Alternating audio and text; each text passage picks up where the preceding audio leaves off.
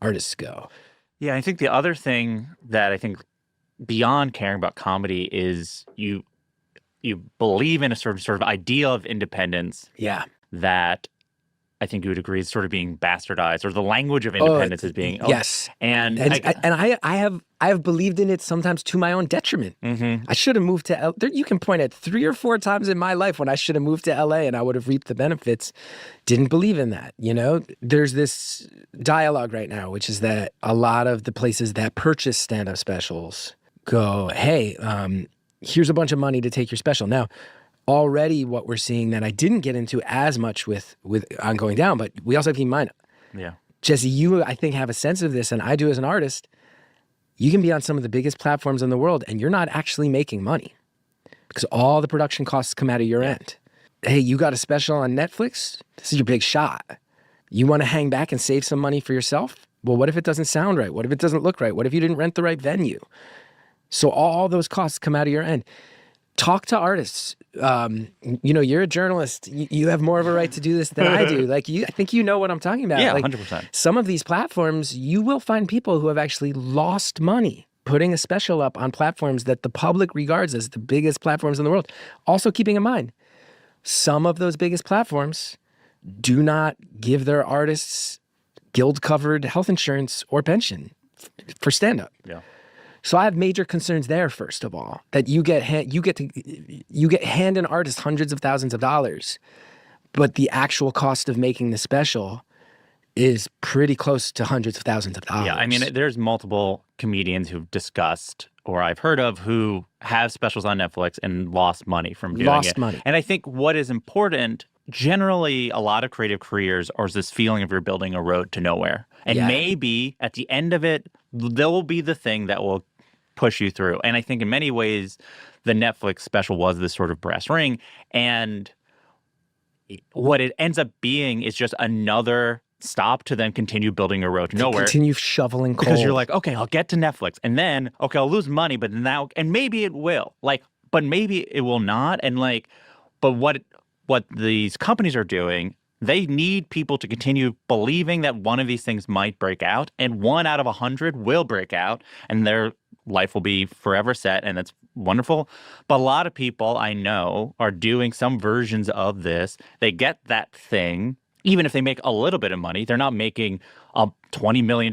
So they're very often not even making 2 months of their rent and expenses. And they've maybe worked for 5 years. Yeah. If it's their first thing, you may have worked on that special for 5 to 10 years of your best material to not even make a full month's rent, to lose money, to not get health insurance in an art form where we drop dead from mental illness and addiction, gets me very mad as someone who cares about the arts. I also need to say this too, to all the non-comedians out there. First of all, if they're listening to your podcast, they probably are fans of comedy, but I also get this. There is a dialogue that maybe artists should never complain because you have a blessed life to be an artist at all. And I just have to go on record and say artists are very often canaries in the coal mine of what societies care about, right? Healthy cultures have strong connections to the arts. Yeah. Unhealthy cultures watch their artists grind themselves into dust for no money. All to be told, well, hey, it'll increase your ticket sales. Well, what if I have a family at home and I don't want to be on the road for 40 weeks a year? What if when I go on the road, I start drinking again when I've worked really hard to kick it? What if when I go on the road, somebody's offering me Coke and I fight tooth and nail to not do it? What if I'm lonely as hell and cheat on my spouse? None of these things are moral failings that no one forces anyone at gunpoint to do it. But let's not pretend that we all don't romanticize, from John Belushi to Brody Stevens, how often these things happen. It's dangerous and it's fucked up. And then the other option that we're told, now I'm getting mad, is, well, you can always go the DIY route, right? But the J has to be up on that. We need to start talking about that more as well. Which we will. The DIY route now is throw it up on YouTube, do it yourself. But we need to start really being vocal about this. YouTube is Google. Yeah. YouTube is a billion-dollar company. YouTube's reputation from 20 years ago when they launched of being this hey, avenue to a thing, that was very real 20 years ago. They're owned by Google now. We have to stop giving them a pass as the DIY pathway. Google is not the DIY pathway. It's one of the biggest corporations in the entire world. That's cosplay as DIY. And hey, So you can either go through the Netflix route where you might not make any money, but that'll increase your ticket sales, or YouTube, you put up the money.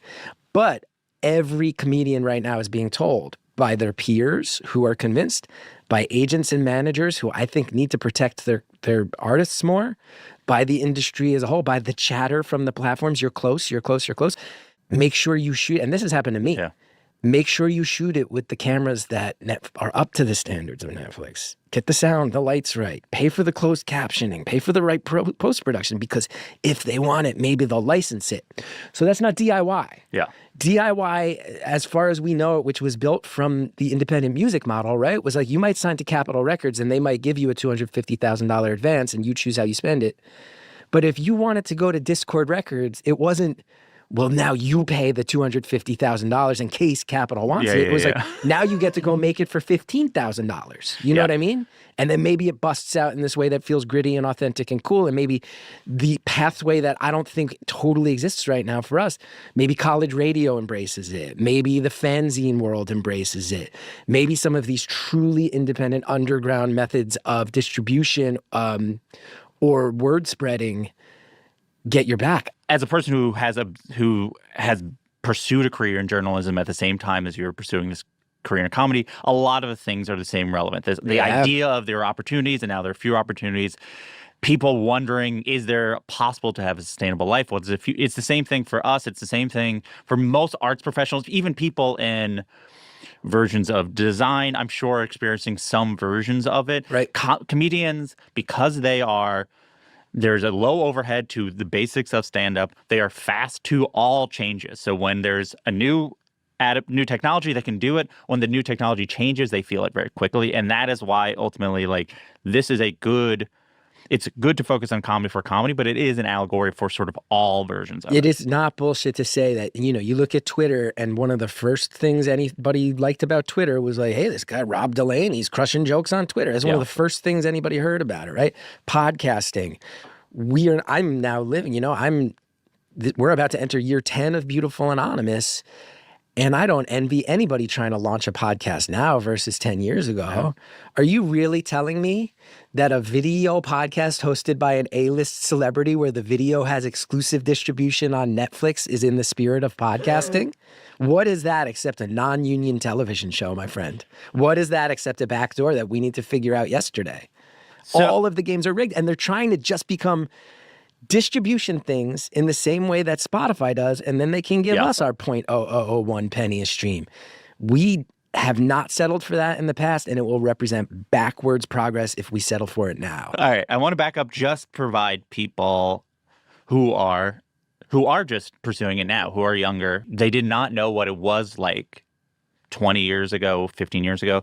So before we talk about where it's gone, what was it like to start pursuing comedy when you did? The sort of first 15 years of your career, both the good and bad, but the avenues that were available to you. I am in so many ways, let's be clear, envious of the options at the hands of young creators. You don't have to wait for gatekeepers. You don't have to audition for a house team at UCB. You don't have to wait for the call from JFL or the Aspen Comedy Festival like when I first started. I am envious of that. You don't need to move to LA. Even some huge comedians, like, all the urban legends that Chad Daniels lives on the surface of a frozen lake in the hinterlands of North Dakota. Ali Sadiq, right? Yeah. Like some of the big comedians who I envy, like there are pathways that are good and healthy, and I love it. As far as when I started out, there were perhaps less opportunities at the outset to go try to just bust out. Mm-hmm.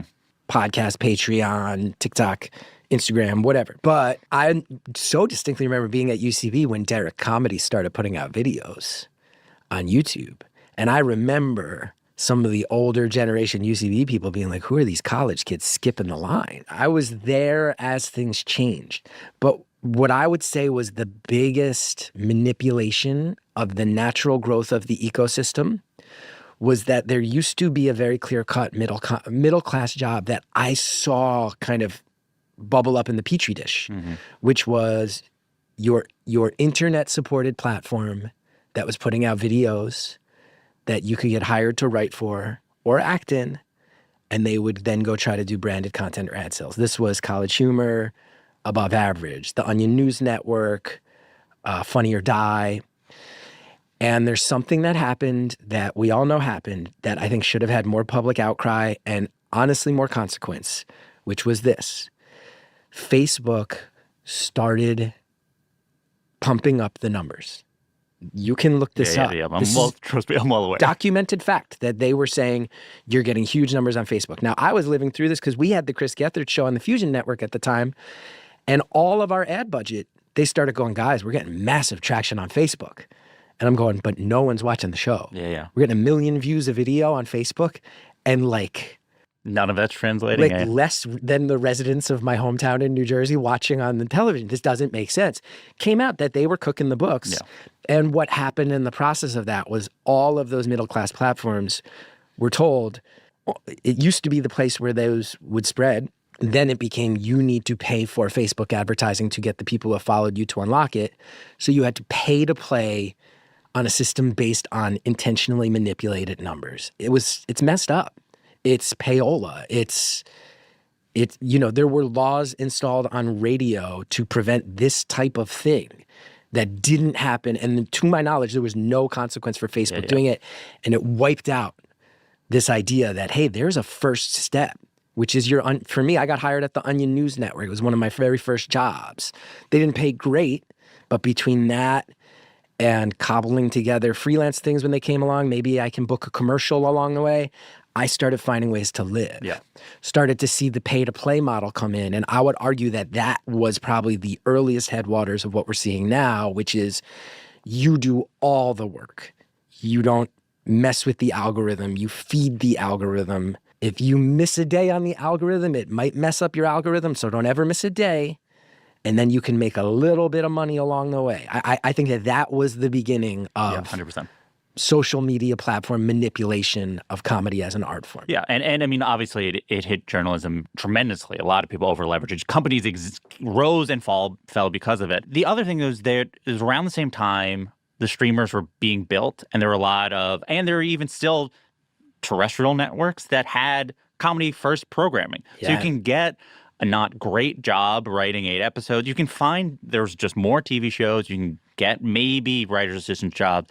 And maybe there just were options. And it did feel like there was a chance that being a comedian was a reasonable path, like being a journalist was, right? Which is not to say the most reasonable path, but generally a creative field that there is going to be a market for because comedy seemed to do so well on the internet. The other thing about around the time they were coming up that I wanted to highlight to contrast sort of where we're at was there was the internet and Twitter sort of starting, but from let's say 2000 to 2010, scenes were able to develop actual scenes. So yes, there were gatekeepers saying you're not ready for a half-hour special. But in that, I mean, literally the one gatekeeper was Comedy Central. That was the only people buying half-hour specials or little things. That was sort of the thing that you were chasing.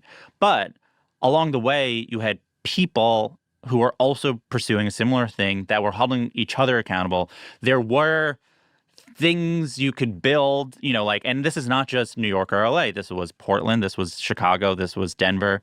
There were versions of this that was able to create organic audiences, organic fan bases, built out of, in many ways, a sort of second wave of alternative comedy, right? A lot of the grooves were faced, right? By Patton doing the Comedians of Comedy tour, there were now avenues where you could tour rock venues, right? It was very much in the model of what Fugazi, What's a Minor Threat, right? Janine Garofalo and David Cross looked at the music they liked and said, why don't we do it like the musicians? And then after paving that way, there was a pathway to pursue. Yes, and then Eugene did it, and then I did it, and then you know what I mean? You could track links in a chain of New York alt comedy of I learned from Eugene learned from David and Janine. Firestone, I think, would say she got to learn a little bit more because of stuff that I helped establish, and then you started to see the alt stuff really boom, Yeah, and there was you were building a community of both fans and artists, and that was what defined a lot of the time that then the internet helped supercharge. So you have podcasting or sort of felt an ecosystem.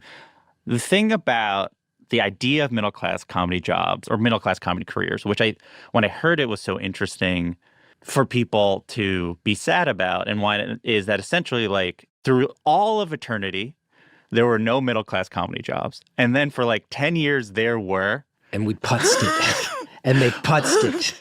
And now we're sort of like, as we get into sort of what then happened, it does feel like, well, part of it is not just there aren't opportunities now, is that for 10 years there were opportunities, and then created a lot of people who then pursued a thing that then proved there were not necessarily going to be opportunities. I would also argue, though, that there were still, you still needed to head on these pathways towards traditional success. But for example, one of the first things that ever happened to me in my career was me and Zach Woods were incredibly tight at the time. Started out putting out a series of videos that I wrote and he starred in. They spread all over the internet. We were like, oh my God, it worked. Hundreds of thousands of views. Now, what happened back then was nobody knew. There was no money to be made off of that. But what happened was Comedy Central reached out to us and was like, you're making interesting things. Come in for a meeting. Do you have any ideas? And we got our first little script deal. And we each made a few grand off of it. If I remember right, we each made probably like $5,000, Zach and I splitting it as writers. So $10,000 because they liked our videos and went, hey, we'll give you this. And they attached us with a senior writer. He made some money too. We got to learn from his experience and effectively apprentice. The idea didn't go anywhere, but we got to see what it was like to write a script, to work with a writer who had done it before, to get advice on what we were doing right and wrong. I feel like right now, we're seeing in stand-up specials, it's like, make it yourself and throw it up there. Make it yourself and throw it. Well, people are putting up bad work. People are rushing it. Yeah. People are throwing, how many times have you been on Reddit and seen somebody like, here's my third ever time doing stand-up. Anybody ever notes from me? Don't ever do that. Why would you do that? Go learn, get good for a while. We're already starting to see the dialogue now of, hey, it's really interesting. Shane Gillis got tires on the air and he never got to have any notes because he funded it himself. Shane Gillis also is in the process of selling out the same stadium where the Philadelphia Eagles play. Yeah. He can do that. Yeah. He can do that. Most of us can't do that, but that will be held up as like, hey, go make your whole, I feel like today it would be, we make those videos. Nobody ever reaches out to us. And if we have an idea for a TV show, the expectation would be go produce the entire thing yourself. And then maybe, which is not, to me, an insane level of financial stress and burden on the artists, removes anything resembling learning from the people who have come before, figuring out how to apprentice. You're also seeing that, the Writers Guild having to fight now because shows won't pay to have writers on sets, which I think is a companion issue. We're going to lose institutional knowledge. Also, we can feed people kind of substandard work, 90 seconds at a time, that when you really talk to comedians, even many of them who have busted out will tell you they're not particularly proud of the stuff that they use to feed the algorithm. It's wild. Yeah. It's wild. I mean, I think sort of two things happened at once. There was both a certain sort of propaganda of dream job pursuit that they were telling people sort of around our age for a few decades. That's like, if you love what you do, you won't work a day of your life. Don't hustle for this, but pursue your dreams. And then there was this time period where it seemed like you can pursue your dreams in a reasonable way. And then, so what really was the dream, why I call it propaganda, it was essentially like, they're like, by calling a dream job, they allowed people to be paid less to do it. And then, so a lot of people pursued it, and then they completely removed the stable versions of it. So then there's just a lot of people squeezing to figure out if they can game whatever system. Now, not realizing the system is a game that is trying to just get as many people to do it. But what the real issue is in the creation of a new system, they broke down a system that hypothetically was working. So in media, there's a really clear example, which is like essentially all these digital publishers. That's sort of what the goals were. The death of a local newspaper has been decades in the making.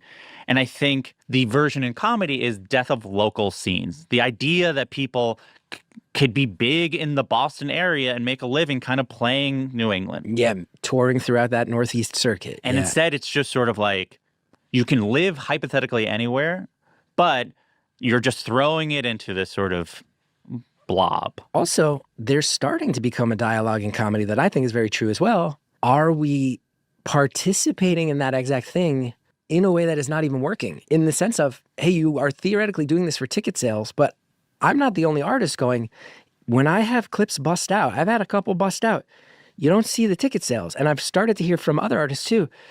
People who want to consume it 45 to 90 seconds at a time on their phone don't want to go out and sit through a thing for an hour. Like you said, the propaganda of like, this is the way to do it is like, if you want to have a good hour-long thing, maybe it is not actually true that what you need to be doing is training your audience to go 1 minute at a time. Yeah. Let alone some of the unhealthy aspects of this. And I don't want to sound like a Puritan or a Luddite, but I go, Ariel Elias, good comic. Why does most of the world know Ariel? Yeah. Because some maniac threw a fucking full beer at her head? That's why we know an artist? That's why, and then it leads to all these great things that Ariel deserves. But that's the example that, how many young comics do you think went out there and went, I gotta say something to get the crowd angry enough to throw something at me? How many artists do we think, and this is a sad one, but we have to start calling this out. How many people do you think have posted thirst traps on social because it's good for their career? And all of us who are supposedly like progressive thinking artists aren't going, what the fuck is going on? How many people do you think have gone, I would never post this fucking picture except I have a tour coming up? And then they have to sit there and have that anger in their fucking guts, I think that obviously, I think there's a lot of bikini photos. And I also think queer comics have posted a lot of thirst traps that they go, this is not who I am. It's not what I want to do. But if I want to get the algorithm cooking, it's unhealthy and fucked up. And I don't think it's leading to the crowds we want, to the ticket sales we want. And like you said, I think it's propaganda. I think it's false DIY. And I want to see who's either built in a way I haven't picked up on yet, or who's going to build the actual alternative track to the algorithm-driven media. We tell people the only way to sort of build a fan base is through this. And then that's your job, right? So you're like, okay, I have to figure out how it works. And things work. I mean, there's so many things that work. I had Gianmarco on, right? So Gianmarco is an example of a person who's figured out how to work it. And right? Good for him, and I like him. Yeah, but he will be held up as the next 5 years for why everyone should try to do that. Yeah. But if you talk to him about the amount of money he put into it, saved, the amount of work he put into it, the game plan he had over years and years and years, that was not easy what he did. No. I mean, he also, from what I understand remember his narrative, like he was able to sort of have a head start because he had a really big commercial campaign right before he sort of did this pursuit. And then he has the thing that I always think about right now. Sam Reich was talking to Gianmarco, and Sam Reich was saying essentially social media has demanded all artists be entrepreneurs, but they reward the people who are the best entrepreneurs. And Gianmarco is an entrepreneur, and he's quite good at it, and he understood how to play the game without it hurting him and not necessarily touching his art. And he talked about, he knew that if he did more jokes about whatever his identity was, that would be another thing, because all you're doing is trying to hit algorithm passageways. Yep. Right? But then he's tall, he's great looking. Clearly, he's one of the ones who is comfortable with a thirst trap. Yeah, God bless and it just is another thing you're playing when you're trying to find random people. But also, what people are probably realizing now is what, like the case every single time there's a new way for comedians to find success online, is actually there's room for 30 people to have success that way, or 10, or 1, or whatever it is. And actually, all the people who are willing to buy tickets already have bought those tickets, and now they're just looking for more people on feed. Or what is probably also the case is, I don't know, the first 90,000 people who saw crowd work videos and decided they want to see live comedy, it is very possible that they went to see those first comedians that did it. But it's possible that now those same people who now are getting tons of it are like, actually, now I don't need to see it live. I think we're actually in a way that sort of killed the comedy boom of the 80s, right? So much exposure to comedy of a lesser quality. That's not to say that crowd work is the worst thing in the world, but it is worse than good stand-up comedy you might see in a live venue. I think anyone would agree to that. And so then... And was a thing... Also, can we put this out here? Sure. There was a comic who used to bait crowds into fights, who was held up with scorn by the entire stand-up comedy for years. And you know who I'm talking about. For years, it was, all those heckler fight videos that Steve Hofstetter is doing, right? I don't know Steve that well. I'm friends with a guy who works with him really well. I've never met Steve. I've got no skin in the game. For years, he was the heckle video guy. And comics used to be such purists. How could he do that? If you see the live show, he's actually looking for a fight, and that's when he starts the video. And it was held up as this thing. Turns out he was just like 5 years ahead of everybody else. I mean, like Gianmarco on this podcast called him a visionary, and in so much as he figured out how these things work, which by calling him visionary in that way, you are adhering to the rules of the system that is created by these people, right? There's a quote. So the quote that starts the book, Our Band Could Be Your Life, is a quote from William Blake, which is, I must create a system or be enslaved by another man's, right? So like algorithms they're built like slot machines for both creators and for the audience. And all they're doing is trying to essentially being like, work so hard and maybe you'll get a lottery ticket and maybe that lottery ticket will build to something. But really, the house always wins. And the goal is to keep you on it and to judge success by their systems. And right. So what does it mean to judge an artist by tax value systems? It means growth at all costs. And the larger the number means more than a small number that is more loyal to you because it is growth at all costs. It doesn't matter. Like the story of the shittification of Facebook is if we give more people and give them a worse experience, it is still a bigger number than a small number and have a good experience. No one is setting out to do that, or very few people are setting out to do that. But that is the value system that I don't think anyone specifically intentionally did, but that is going to be what happens when your goal is to essentially build upon a sort of tech model of what your career would look like. This is the other thing social media has famously done, which is they've bastardized the idea of community and they say you're creating community. Yes. But all of them are built on a sort of a radical individualism that made it so there is fewer communities. The thing and about saber rattling and negativity. Yeah, although we do, anytime I bring this up, we do need to also say, because my podcast listeners have heard me go on this rant, and the beautiful anonymous listeners are very lovely. We do need to also point out, though, there's been political revolutions that social media has helped connect people.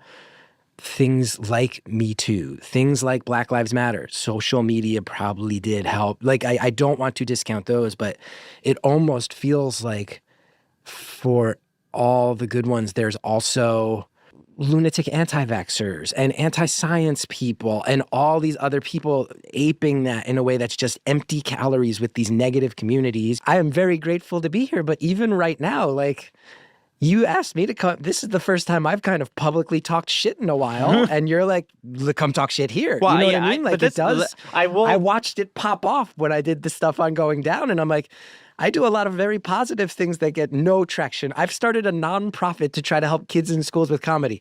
The internet does not care. No algorithm gives a fuck about anything I post about that. But when I go on my friend's trans-centered underground talk show and say like, hey, as like a crusty old DIY guy, like we need to start calling out that like we don't have a real version of it right now. This is a fucking fake bastardized thing that they're still in control of. They're weaponizing it against us. It's not going to end well. When I talk shit and get angry, all the views go up, Yeah. I do think the back half of this conversation will be more positive or more realistically positive. But I do think it is interesting that these algorithms can realize it is fine to platform dissent, but not platform the solutions to the problems, right? So if we were to put up portions of this on social media, I'm sure the parts where we complain will do quite well. I think the portions where we say maybe we should build fan bases not on social media won't do as well, even though that's the part that people need to hear. Yeah, I think you are right. The clip version of this will be very different than anyone who sits and listens to the full version of this. It just will. You'll hear frustration and thoughtfulness, but the stuff that we know will pop on the platform. And can I also call this out and give you the business and edit this out if you have to, for me to come on and be like, we need basically more workers' rights and more worker empowerment and less clickbaity stuff on a podcast distributed by Vox Media. There is some irony to that, right? Well, I mean, like we're all trapped in a fucking weird matrix system. It's so funny because the next question is the most clickbaity of it, but I do feel like we need to get to it. There's a quote in Our Band Could Be Your Life, which is like, conspiracy needs 3 people, a movement needs 6 bands or whatever, right? 6 good comedians in a city can create a scene in some way, and that could really change a lot of things.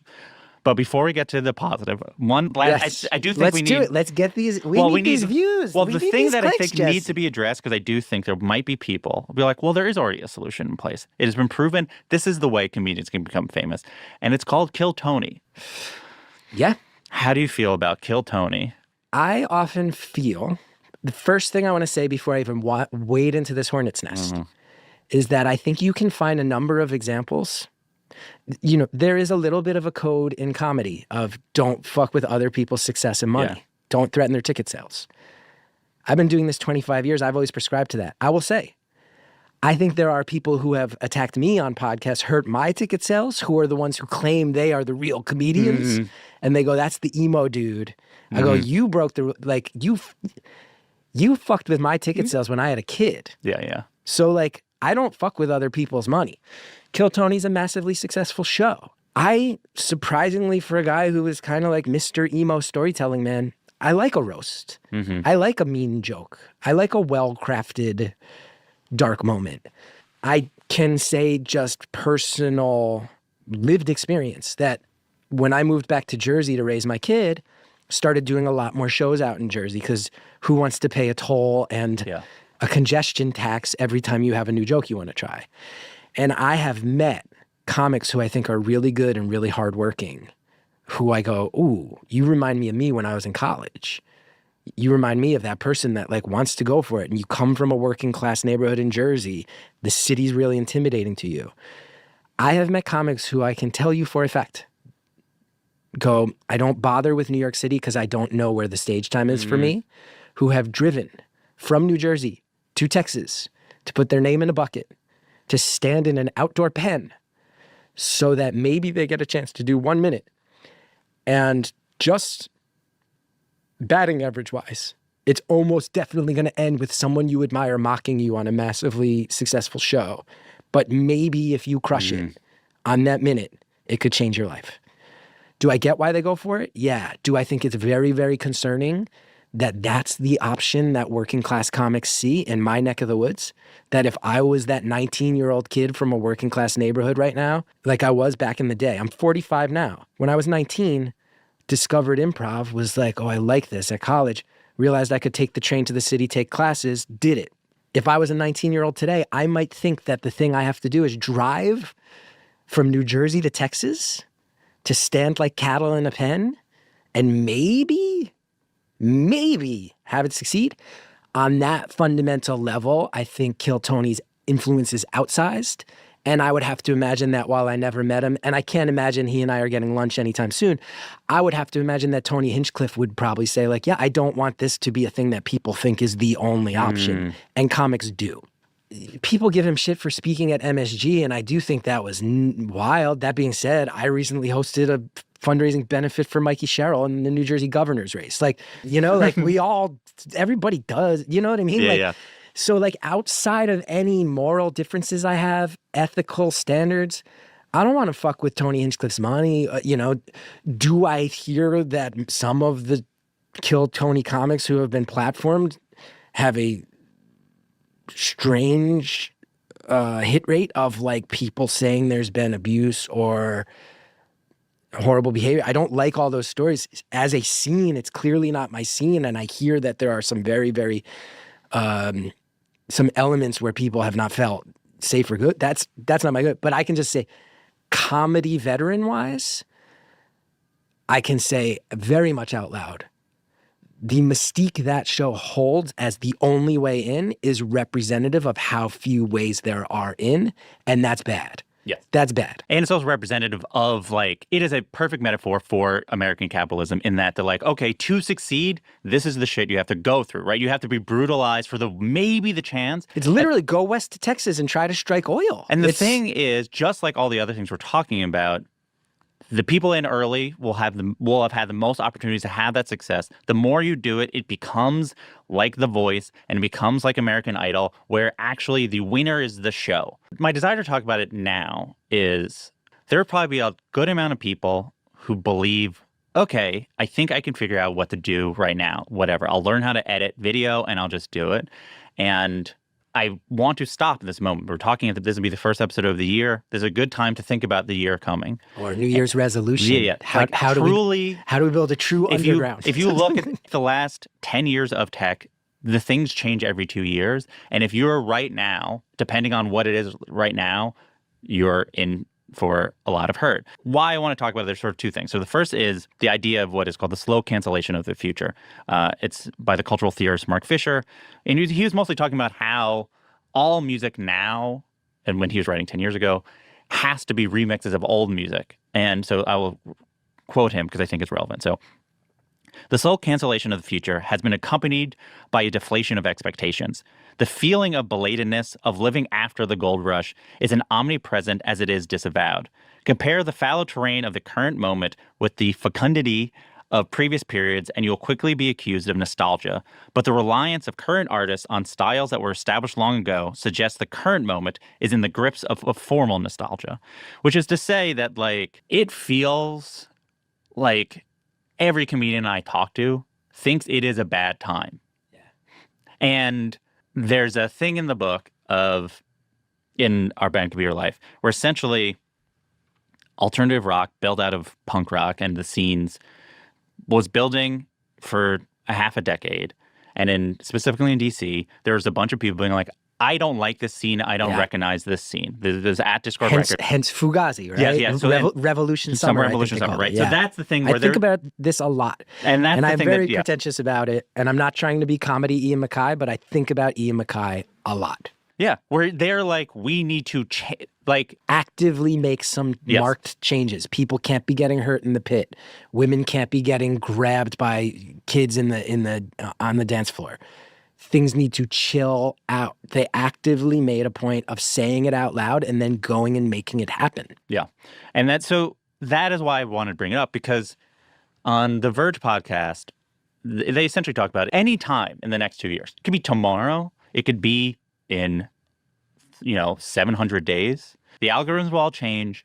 A switch will be flipped where the kind of AI we already have access to when you Google something will just be the only option you get, or basically you have to try really hard to find regular Google results, but regular Google results will be completely unusable because of AI.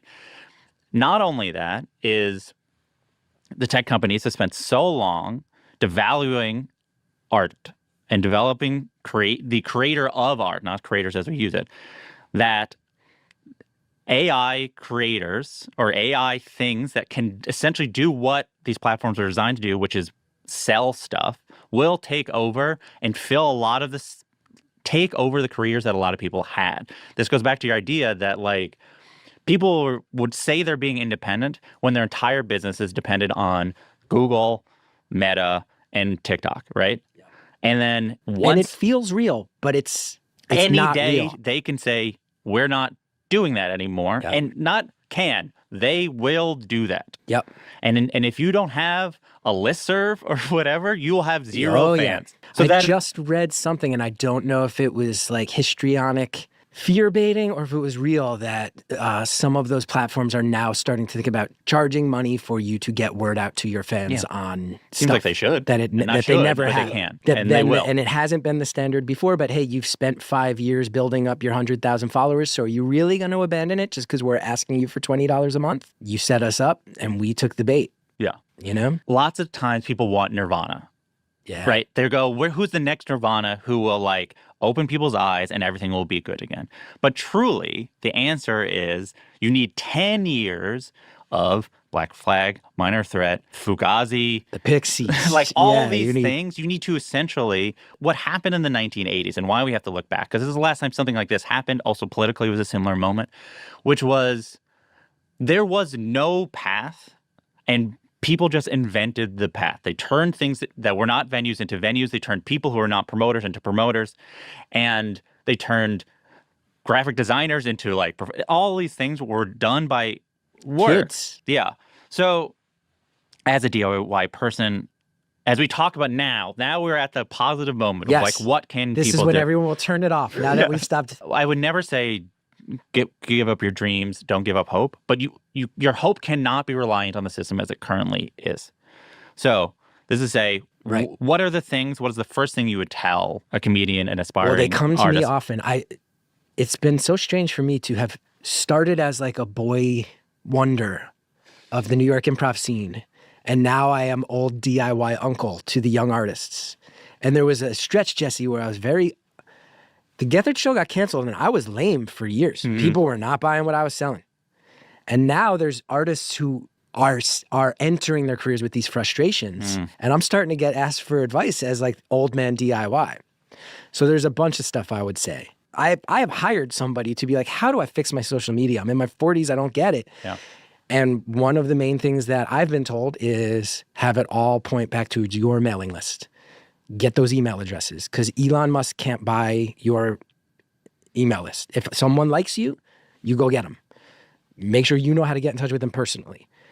Have a strong email list. Prioritize that over your Instagram, over your TikTok, over your Twitter, your Blue Sky, whatever, because Twitter's the big example. We all spent years building that and a lunatic bought it. Yeah. I am also extraordinarily interested in seeing people who make a return to physical media. Things that are intentionally created to not be disposable.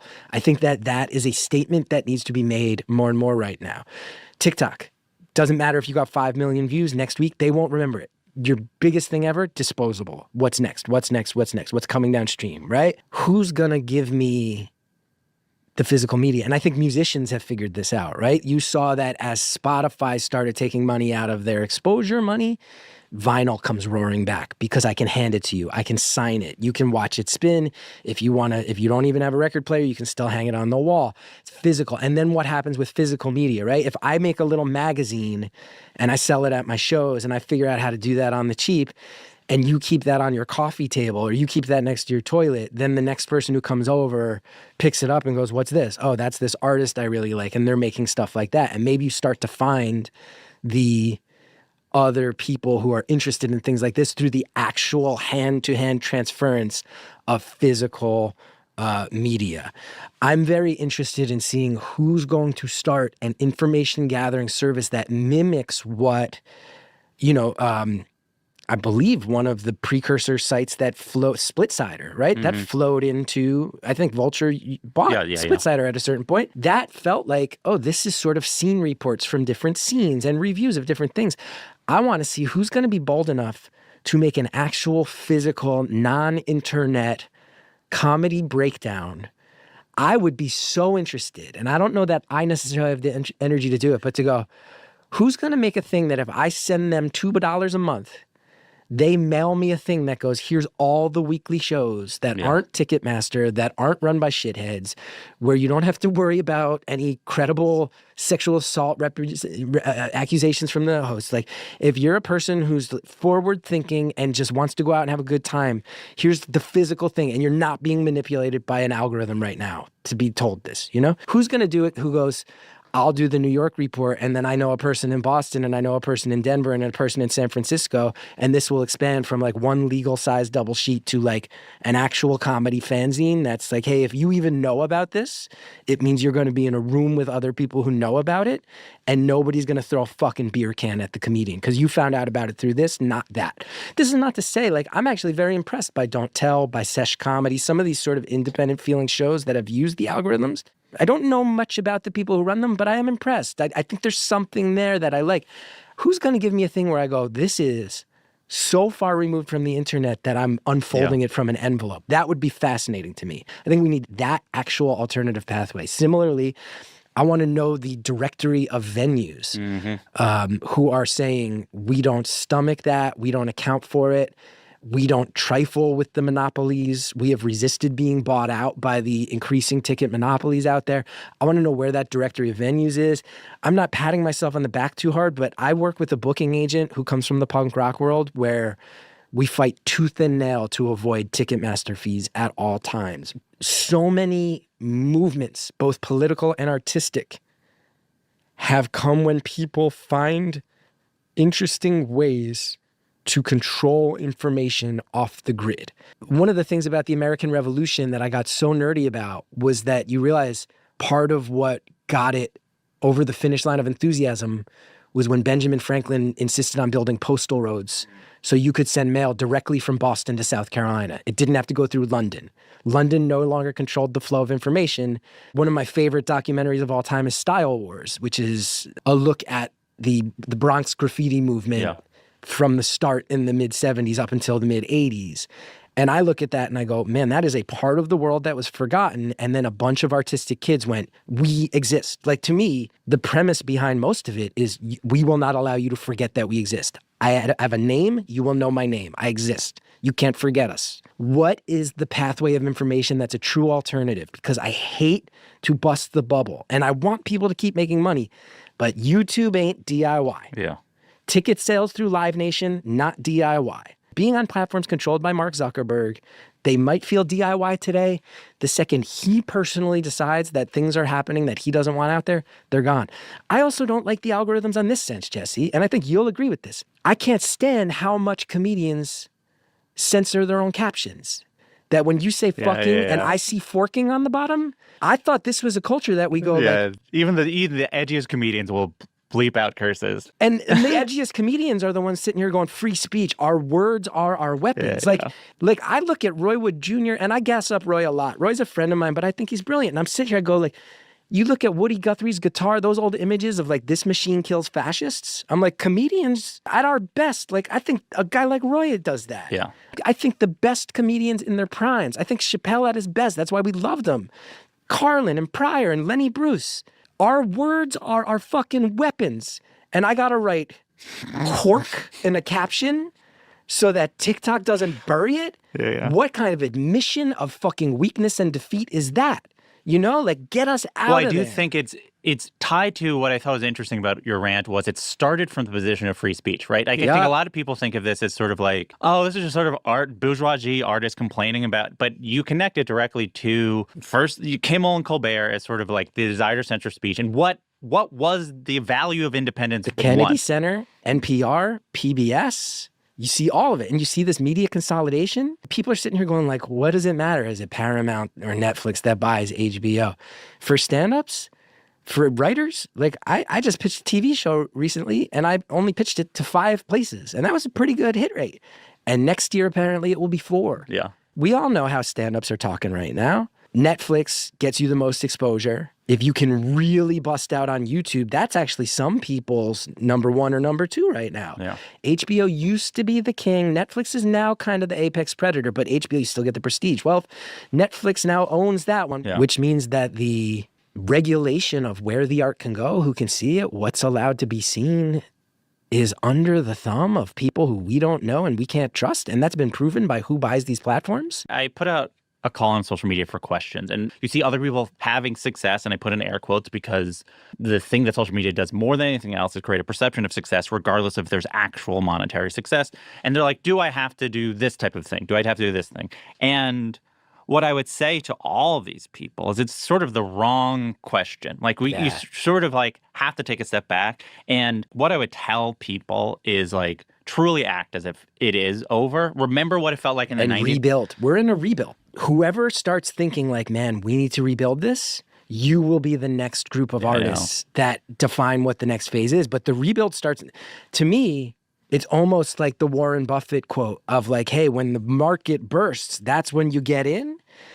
Now's the time to see what that rebuild is. Because I think we're at the end of what was the podcast, Patreon, social thing, right? But even look at podcasts. I'm sorry, when I read deals that it's like Netflix now has rights to 26 video distribution, I go, we're fucked. Podcasting's kind of done. It's I don't know if it's done, but it's different. So what's the next thing? Like those questions reflect. We're chasing the terms they're dictating to us, and I need to know who are going to be the young artists with fire in their guts and some anger about this, who are going to go, like, probably the greatest example we have from the second comedy boom is what Daniel Kitson has done in England, right? Who not as many Americans know Kitson, but Kitson I don't think has ever posted on social media. I don't think he's ever released a special. He has a very strong mailing list, and if you want to see that motherfucker, you go see him live, and he's brilliant when you do. He did it totally his own terms, you know? There's certainly handfuls of people who are. I think I get a lot of credit for being a relatively DIY guy who has sold out pretty responsibly in the times when I've sold out. I think Kyle Kinane for many, many years did it. Kyle will now tell you, I've talked with Kyle, he's like, I do clubs now. Like it's so much energy to book stuff that I do clubs, but I don't want to put words in Kyle's mouth, but I think if there was like a really strong movement, you'd get a guy that good to be like, fuck yeah, these are my people. We're back. Let's do it, you know? But I think mean, it's a young person's thing in some ways, right? Well, it's interesting because I think there'd be people listening to this who'd be like, yeah, of course you guys telling us what to do. You guys are set. Not telling you, begging you, But also, begging you. and I think the reason I am interested in this conversation is that I can tell from many sides how we are just kicking the can down the road, hoping that somewhere along the way something will lock in that will work. But along the way, we're like destroying the things that were kind of working for it. For me, again, so people understand why I'm really not trying to sit here and go like, do this, kids. I'm not trying to be that guy. I hosted a TV show on cable for 3 seasons. I acted in roles on The Office and Parks and Rec and Broad City and a whole bunch more. Space Force and all movie roles. I was a guest writer on SNL as far back as 2007. I have a podcast that blew up for years. And when my son was 1 year old, I lost my health insurance. And I have a mortgage. And I talk to young artists right now who I realize the idea that they're ever going to own a house, they're like, what are you talking about? And they're not putting on a show. Yeah. That their reality is like, I'm an artist. I never get to own a house. I probably never get to have a kid. I want to. I want those things, but I chose this instead. I sit here and go, man, I'm not trying to pat myself on the back for the career I've had, but if I can have objectively the amount of work I've had over the years and lose my insurance and be this scared for my ability to provide for my family, what's it like for people who haven't had all those things? I know for a fact, and maybe I shouldn't air this out, but I think it'll make you chuckle. There was a stretch where we were trying to unionize Earwolf before a lot of us left. Mm-hmm. At one point, Adam Conover and I weren't, he was kind of saying, I wanted to go this way. And I'm going, Adam, this is for people like me who are losing their health insurance. And the SAG rep called me back a few months later. She was like, I want you to know that your name has now been brought up at the Screen Actors Guild as like a case study. And I'm like, why? She's like, I told everybody the story you relayed about how you lost your health insurance. And everybody kind of went and looked at the breakdown of you've been a member since 2002. You've done all these gigs. If this guy is losing his insurance, like where is the bar at right now? I don't want to make it all about me. And I don't want it to be like, these kids got to get out here and be punk rock like I was. I'm running scared. Yeah. And I've done a lot of shit and hustled hard as hell. And I've never been the most successful guy, but you can objectively look at my resume and go, fuck, that guy lost his insurance? So I have to imagine that if I'm any sort of barometer, it's so hard. Yeah. Because I shouldn't be even the union called me and was like, you shouldn't be sweating it this hard. They even were like, the hell's going on? I'm like, you tell me.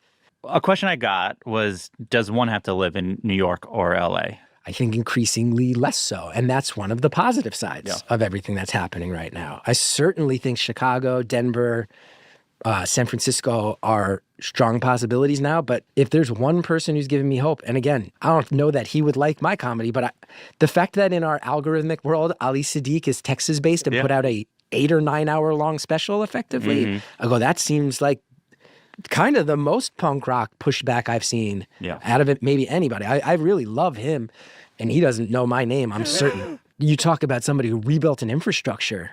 That's kind of the shining example for everybody right now. Yeah. Everybody's putting out 45-second clips. I'll put out a multi-part special that pieces together as one that takes you. Yeah, and builds an audience who comes to the show wanting that. Wanting that. They don't want to heckle him. They want to hear his long-ass story. Because the alternative is, if you do succeed at doing something you don't want to do, now you're trapped. You're not an artist anymore, right? Yeah. The whole goal was you wanted to express yourself how you wanted to, and now you have to express yourself in the way that they want you. I mean, what I would say to sort of New York and LA thing is two things. One, please don't live in those cities. Like, truly, like, there are so many great comedians that are an extension of, for a time period, they had scenes that we're describing, right? So it's like the first wave there in San Francisco, this alternative scene in San Francisco became a thing, but also it's like Portland, Chicago, Denver. You need to find places where you can live cheaply, right? The era of the internet that we were talking about did not create more people who want to be a comedian. It created more people who thought comedian could be their job. Yeah. Not even job, their career. And I do think we have to take a step back and say, What if it's not that? Let's divorce success, your artistic success, from your popularity Yeah. and your commercial success. And that sucks. That is worse than if everything can be it. But like currently, we do not have this social safety net. Like again, I'll quote it, in our band, Could Be Life, I can't remember. There's like the goal is not to live large. The goal is to live realistically. Oh, yeah. So it's like, this has helped so many artists of so many types do it. There are so many painters in this country who paint after work or in the weekends, or they can kind of make a modest living because they found 10,000 total people over the course of their lifetime that will spend $2,000 on a painting, right? Like, I do think if you're raised on social media, you see big numbers. You go, I need to have 500,000 followers to be a success because that's what You Netflix need wants from you. 1,000 people who love you. Yes, and I have survived because of a passionate and dwindling number of people. I have people who have followed me for 15 years, and when I see them, I know their names. I know they've had my back hard, and I feel so lucky about that. After I lost my health insurance in 2021, I have a day job now, and I don't feel like it messes with my ego to say that. I helped a nonprofit start an arts program, and they give my family health insurance. Yeah. As far as day jobs go, it's a pretty good one, but again, not coming off as complainy, I hope, hopefully coming off as a good dad. But there might be people aware enough of comedy to know who I am going, that guy got a day job? Yeah. And I don't think I was being ridiculous doing so. I think if I wanted to continue to make art, I needed to make sure my kid was allowed to get sick, and the arts were no longer a pathway towards that. It's scary as hell. A lot of the best comedy I see is coming from places that aren't New York and LA anymore. If you want to come to New York, it should be to get really good as fast as you can. Yeah. There's no other city I can think of in the world where you go, the South Brooklyn New Yorker subscribers, the North Brooklyn weirdos, the Germans and Australians, the Bridge and Tunnel tourists, the Comedy Cellar hardcore fans. Within a week, I can know what they all think of a joke. New York is beautiful for that. Move here because of the skill building. Don't move here because of the success. I think some people are being like, do I have to do this to become famous? And there's no way to tell anyone how to become famous. Like, you can be famous and have truly be losing a lot of money because, like, Yeah, people don't understand. I just think about, there are people who I just think, oh, they have a certain amount of success, even like mainstream success. But shows don't pay that as much as they used to. They're small episode runs, but they had to quit doing stand-up to do it. But they have to spend tons of money on a publicist and a stylist, right? And then the show lasts 4 years, is critically acclaimed the entire time. And now they're 5 years out. And then how do they make money, right? Look, it is possible that you will work really hard and that hard work will allow you to get a lottery ticket that might make it so you can have this life. And cool, like, and especially if you come from money, you probably are like... That's the other... the unspoken thing of a lot of this, too, is it is easier to get those jobs if you are blessed enough to have someone else paying your rent. It just is. And I'm not mad. And I've actually seen examples of comedians who come from wealth who build a lot of opportunities for their scene. Some comedians where I've seen them take shit for coming from a wealthy background, and I go, but they also created a whole scene that so many other people got opportunities from. There's ways to use your privilege wisely, but let's also be honest. I think one of the things that's frustrating a lot of people who are not that is there's also, in New York in particular, a lot of starving artist cosplay. And that is image building that I understand, but it also, I think it skews the reality of what young artists see on their way in and does more harm than good. It is hard for everybody. So if you come from money, it is still hard for you. But then it creates a perception that it's one type of hard. And also, like, you know, to really make it is you have to really go for it. You have to go all in. Yeah. And that all in thing has worked for people. But to do it is a tremendous risk for a lot of people. And I do think increasingly I will tell people to not do that. I had a day job until I got this job, and I am not of the temperament to go all in on a thing and hope that it sort of works out. Oh, yeah. But it just is less and less likely. And the thing that you have to remember is, even if it does work out, you get your first big break, whatever it is, you get a Don't Tell set, you get 700,000 people watch your special on YouTube.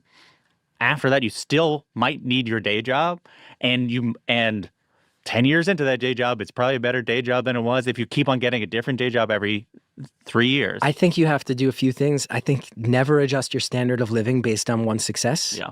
When I got Big Lake, which was my sitcom in 2010, I was living with my college friend, and we lived in Woodside, and I had a bedroom with no closet. And I remained in that bedroom with no closet for years after that, even though I had the money of having done 10 episodes of a sitcom. When the Chris Gethard show finally started to break and make money, the only reason it got there was because I had saved all that money and could fund a public access show out of pocket because I was smart enough to go, I don't need fanciness. I need to fucking survive.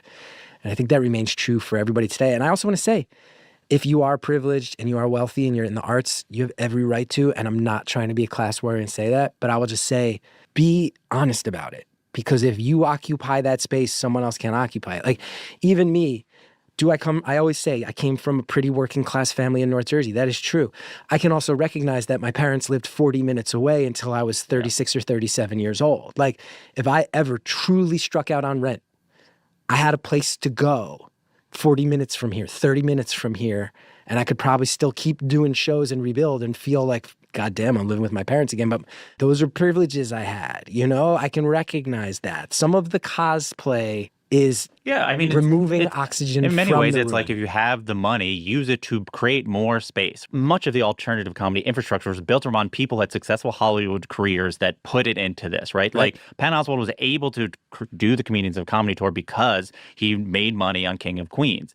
Now, he could have just hoarded that money or used it to sort of in ways that would just make him more popular. But for whatever reason, he did this and it's helpful. Anyone who takes a chance and does that, no matter where you start, that's a good thing and you deserve kudos for it. What can or can we not learn from Dropout? Dropout has given me hope. I'm not sure if Sam's mad at me. On Going Down, I made a joke about how it was something along the lines of like the only healthy work environment shouldn't be predicated on your knowledge of Magic the Gathering. Yes. I emailed Sam about it. I didn't hear back. I'm assuming he's busy. But outside of any of the content of Dropout, I mean, God damn it. Worker owned. I hear they pay you to audition. Yeah. Even if you just have a minor bit part, you get a share in the profits of the company. The thing that was craziest, and when I wrote a story about them, was because they profit share to anyone they pay, they profit share to people who audition but do not get cast. Sick. Crazy. It's in a utopia. Now you need to be, Sam Reich, his dad is a financial genius and he had enough balls to drop out of high school and go for it. Like that's a rare combination of personality traits. I'm a great admirer of Sam.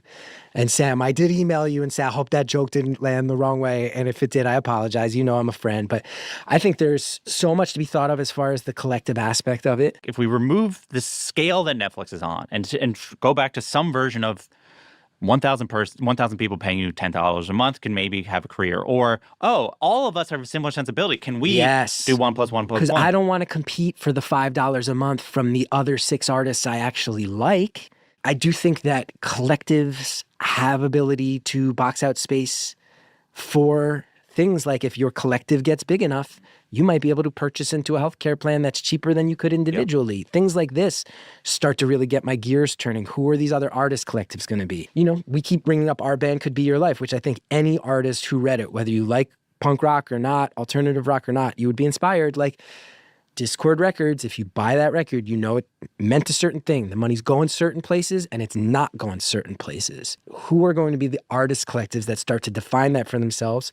Some of that will lead to dreck, some of that will lead to pretentiousness, but some of that might lead towards incredibly healthy examples of artists helping each other survive and support one another that I think are going to lead to much healthier questions than the people that go, do I have to move to New York and build a streaming studio to be a joke teller? Like, that's a panicky thing. Yeah, I mean, the other thing I learned from that book as an audience member is that what they realize is if you have fewer people, each of those people matter more, right? And that is creating a very different relationship to my goal is to have 1 million followers. I literally never know. They're all faceless. If I have 1 million, I can get 10% of them to click to this. And of those 10%, I just need 2% to click to this. And once you get 2, and that is not anti-human, right? So it's also anti-comedian. Yeah. We all know, and I'll leave it to the internet to guess who I'm talking about, which they love. They love shit talk with no name behind it. This will pop off out of context. Again, very positive conversation. This is about to pop off.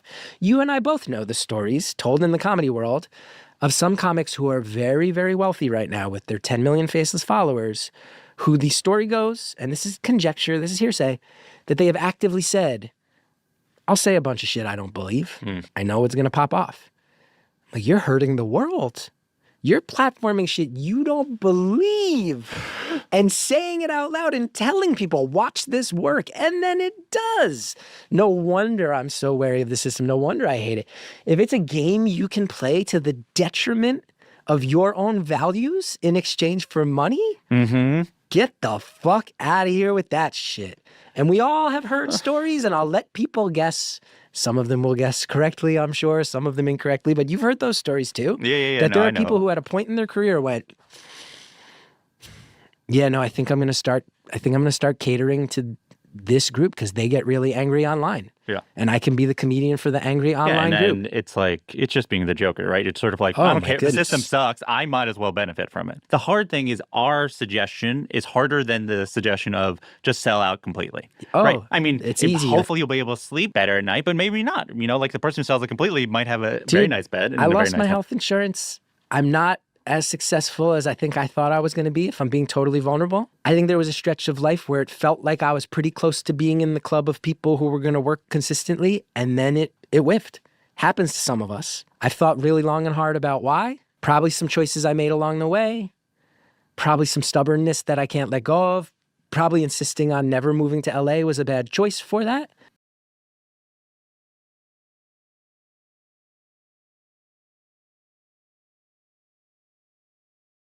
But the actual reading creativity. All right. Shall we get into it, Seth? Here for you, sir. Here, let's do it. Cool. Well, this is, broadly speaking, this is a conversation about creativity and AI. There's varying thoughts on what AI is going to do to all of us. And from what I gather from reading your strategy book and just some of the recent blog posts, it feels like you're pretty pro the use of AI, generally speaking. Does that feel right? I think it's more interesting to talk about it like it's the weather. You can be pro snow or anti snow, but if it's snowing out, it's still snowing out. So I'm glad there are electric typewriters instead of manual typewriters, and I'm glad there are spell checkers. Am I glad at all the disruption that this is going to cause to people I care about in industries I care about? Doesn't matter. Right? Here's this tool. I've been preparing for this tool since 1980. It's here, and I'm playing with it joyously. But I'm well aware that people can make arguments all day long. It's just a waste of time. But you feel like there's not much use in those arguments because it's here. Yeah. I mean, when photography came along, painters were furious, and so were wedding photographers when the iPhone came along. The fact is, most creators spend very little time actually creating. We spend most of our time doing tasks. Some of those tasks including getting published. Some of those tasks include sorting our files. There's a long list, but the actual number of minutes per day that you're doing something profoundly original, leaning way out of the boat, I've never met someone who does that more than an hour a day. And one of the things that's happening for me with AI is I'm up to 7 hours a day being creative because there's no one to slow me down and no one to say no. And most of what I'm making is mediocre, but it's creative because no one's ever done it before. And so a lot of people who got paid to do tasks are stressed because AI is going to take over their tasks. And there's a long history of that in art and creativity and innovation, and it's going to happen again. I love this idea of like you're going from 1 hour to 7 hours. I mean, what does that look like for you? Like what's a normal day for Seth with AI and 7 hours of creativity looking like? Well, so let me give you an example. So I used to be a book packager. My job was to invent complicated books that individuals didn't have the resources to make. So I did young adult novels. I did the Information Please Business Almanac. I did books on gardening. I did a book a month for 10 years. And I had 10 people who I worked with, And a book like the Information Please Business Almanac took 5 of us a year to make. Mm-hmm. So 5 weeks ago, I got an idea to create a deck of cards that each one of which would have an icon on it that would remind you of someone's body of work. That would then, if you scan the QR code, bring you to an artifact in Claude that would have an endless conversation with you based on that body of work. So imagine a patient, inquisitive coach who talks you through everything they know about Warren Buffett's financial approach, or everything that Annie Duke has to teach about making decisions. And I then illustrated the entire thing, wrote all of the artifacts, got all the QR codes, laid out the whole project, and sent it to the printer in 10 days by myself. Wow. And I've then followed it with 2 more decks that I'm going to announce in a few weeks.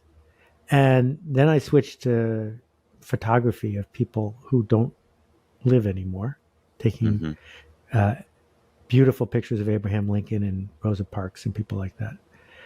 And that's only in the last 3 weeks. So, yes, I get that I have an enormous head start in 2 ways. Number one, I don't have to sell something today to pay the bills tomorrow.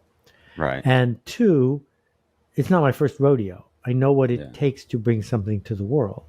But if I wanted to go faster, I could write a book every 3 weeks.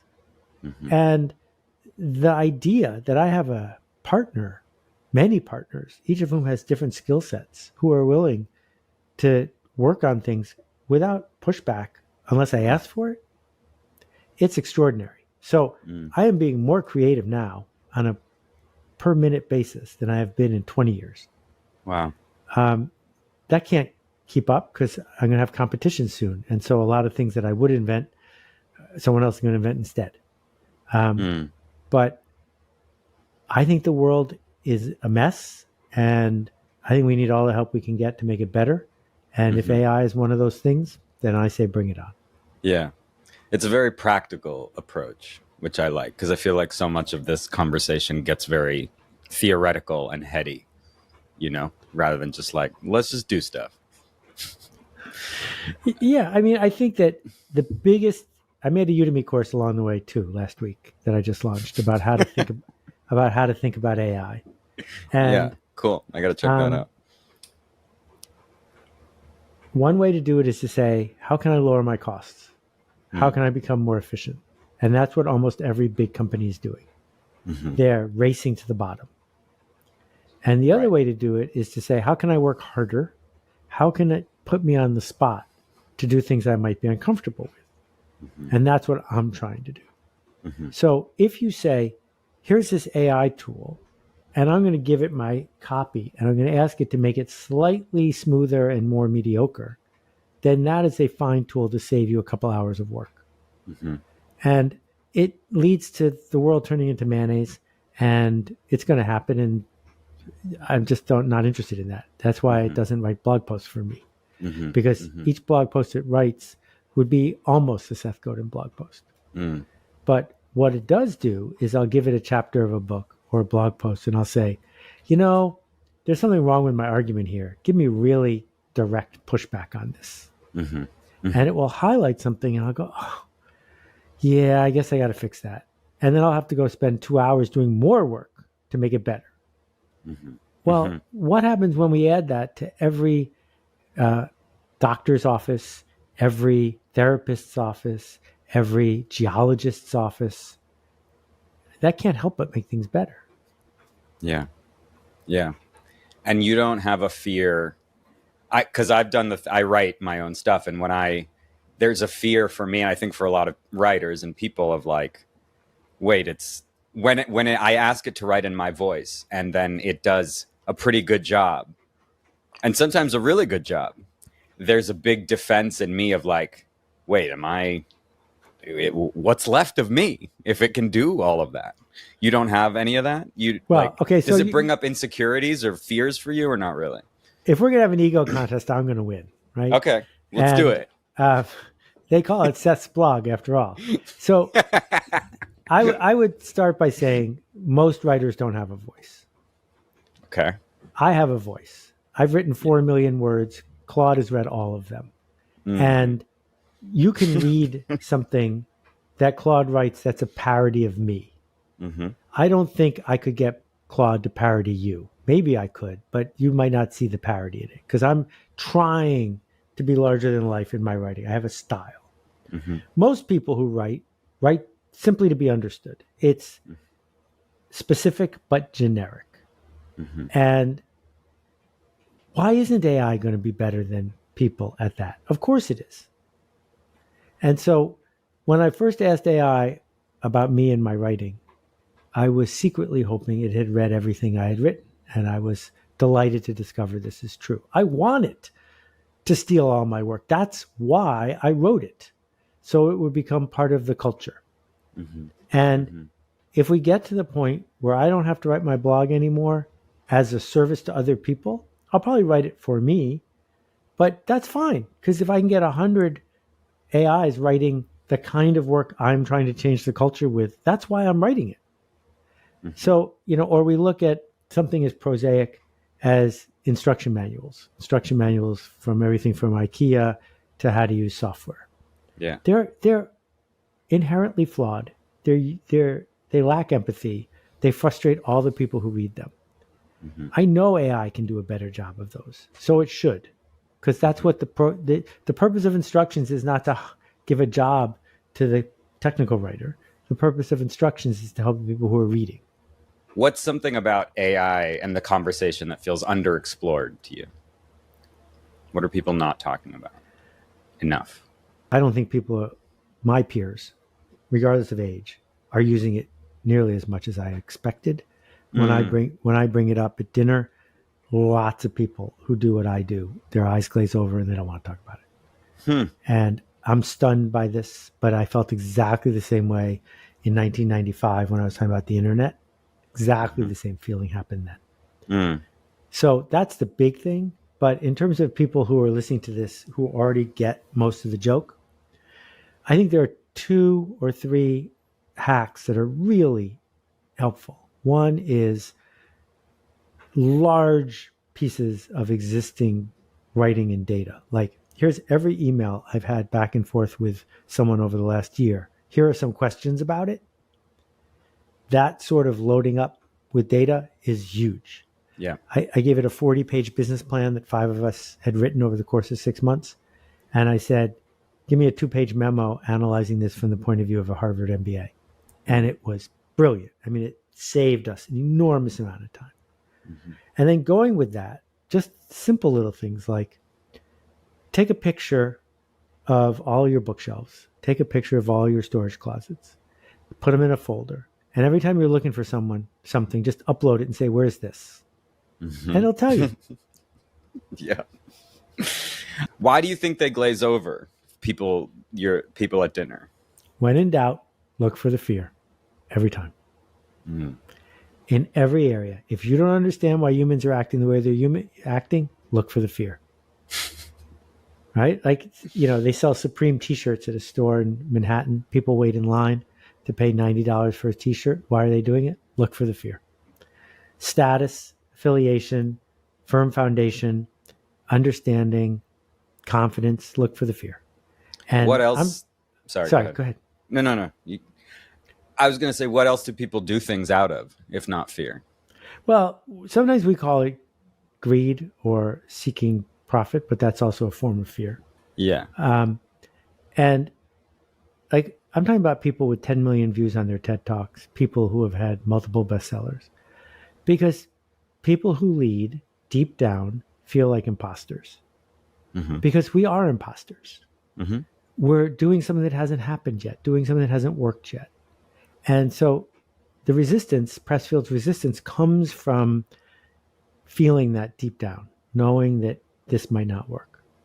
And so when AI shows up and there's some 22-year-old whippersnapper in Ukraine who's so much better at it than you are, what right do you have to show up and do stuff with AI? Right. And it's easier to just, this will pass. This is like, some Dogecoin will go away. But it's not. This is the biggest change in the world since electricity. I think I generally mean that question of like, it sounds like you don't do a lot of stuff with AI out of fear. So what do you do things out of? Is it love? Is it like, what do people do things out of, if not fear? What else is driving people or driving you? Okay. So what drives me is the delight of solving interesting problems. Mm. But it has a flip side and a cousin, which is we all know we're going to die. Yeah. And one symptom for me of pre-death is calcification of, hey, kids, get off my lawn. And like, I don't know how to touch type with my thumbs. And I haven't found the, enthusiasm yet to learn how to do it. But every time I pick up a phone and I can't do it, I feel like, oh, it's one more thing I'm never going to know how to do. And so for me, there's the delight of figuring stuff out. Like making these decks has been so happy for me, really exciting. Even if no one buys one, it's fine. It's been joyous to me. And it's good to feel that thrill 50 years after I first started playing with computers. Yeah, I definitely feel that thrill when I'm using AI, especially around like coding stuff. Like I like can't get myself away from the computer when I'm just like, I guess I'm a coder now. Like, I don't know. It's like the blind leading the blind, but like, I don't know, feels fun, So the coding thing is interesting because that was one of the first projects I tried because everyone said coding was the thing it was best at. Yeah. Because I have a computer science degree from 1980, so it doesn't count. And what I can tell you is that particularly ChatGPT, its false bravado works on me in things I don't understand. Like yes, exactly. That's what I mean. Blind leading the blind. It would say, yes, you found a bug. It's fixed. We're finished. Great. And I just want to believe it because in areas I understand, I know it's not fixed and I know it's not finished. But so after it broke my heart like 40 times in a row, because the thing I was building, I built an app that would allow an audience to scan a QR code, send me a text, and then it would put the text in a Google Sheet so that I, in real time, could then send that Google Sheet onto the screen and talk through what the texts were doing. It shouldn't take longer to build than it took me to describe that. And after 9 hours of this, I sent a note to Jasper and I said, Jasper, can you just do this? And it took him like 15 minutes. So yeah, I'm an idiot. Yeah. It does do a great job of making you not feel like an idiot when you have no idea what's going on. Well, it's like this thing, like my dad, we're Russian. We're actually from Ukraine. And my dad has this line. I don't know if it was like Tolstoy or somebody who said it, but it's like, it's easy to lie to people because people like being lied to. It's like, it's that, but with all this stuff. Yeah. So what is your personal AI thesis? The core belief that drives all your decisions around these tools?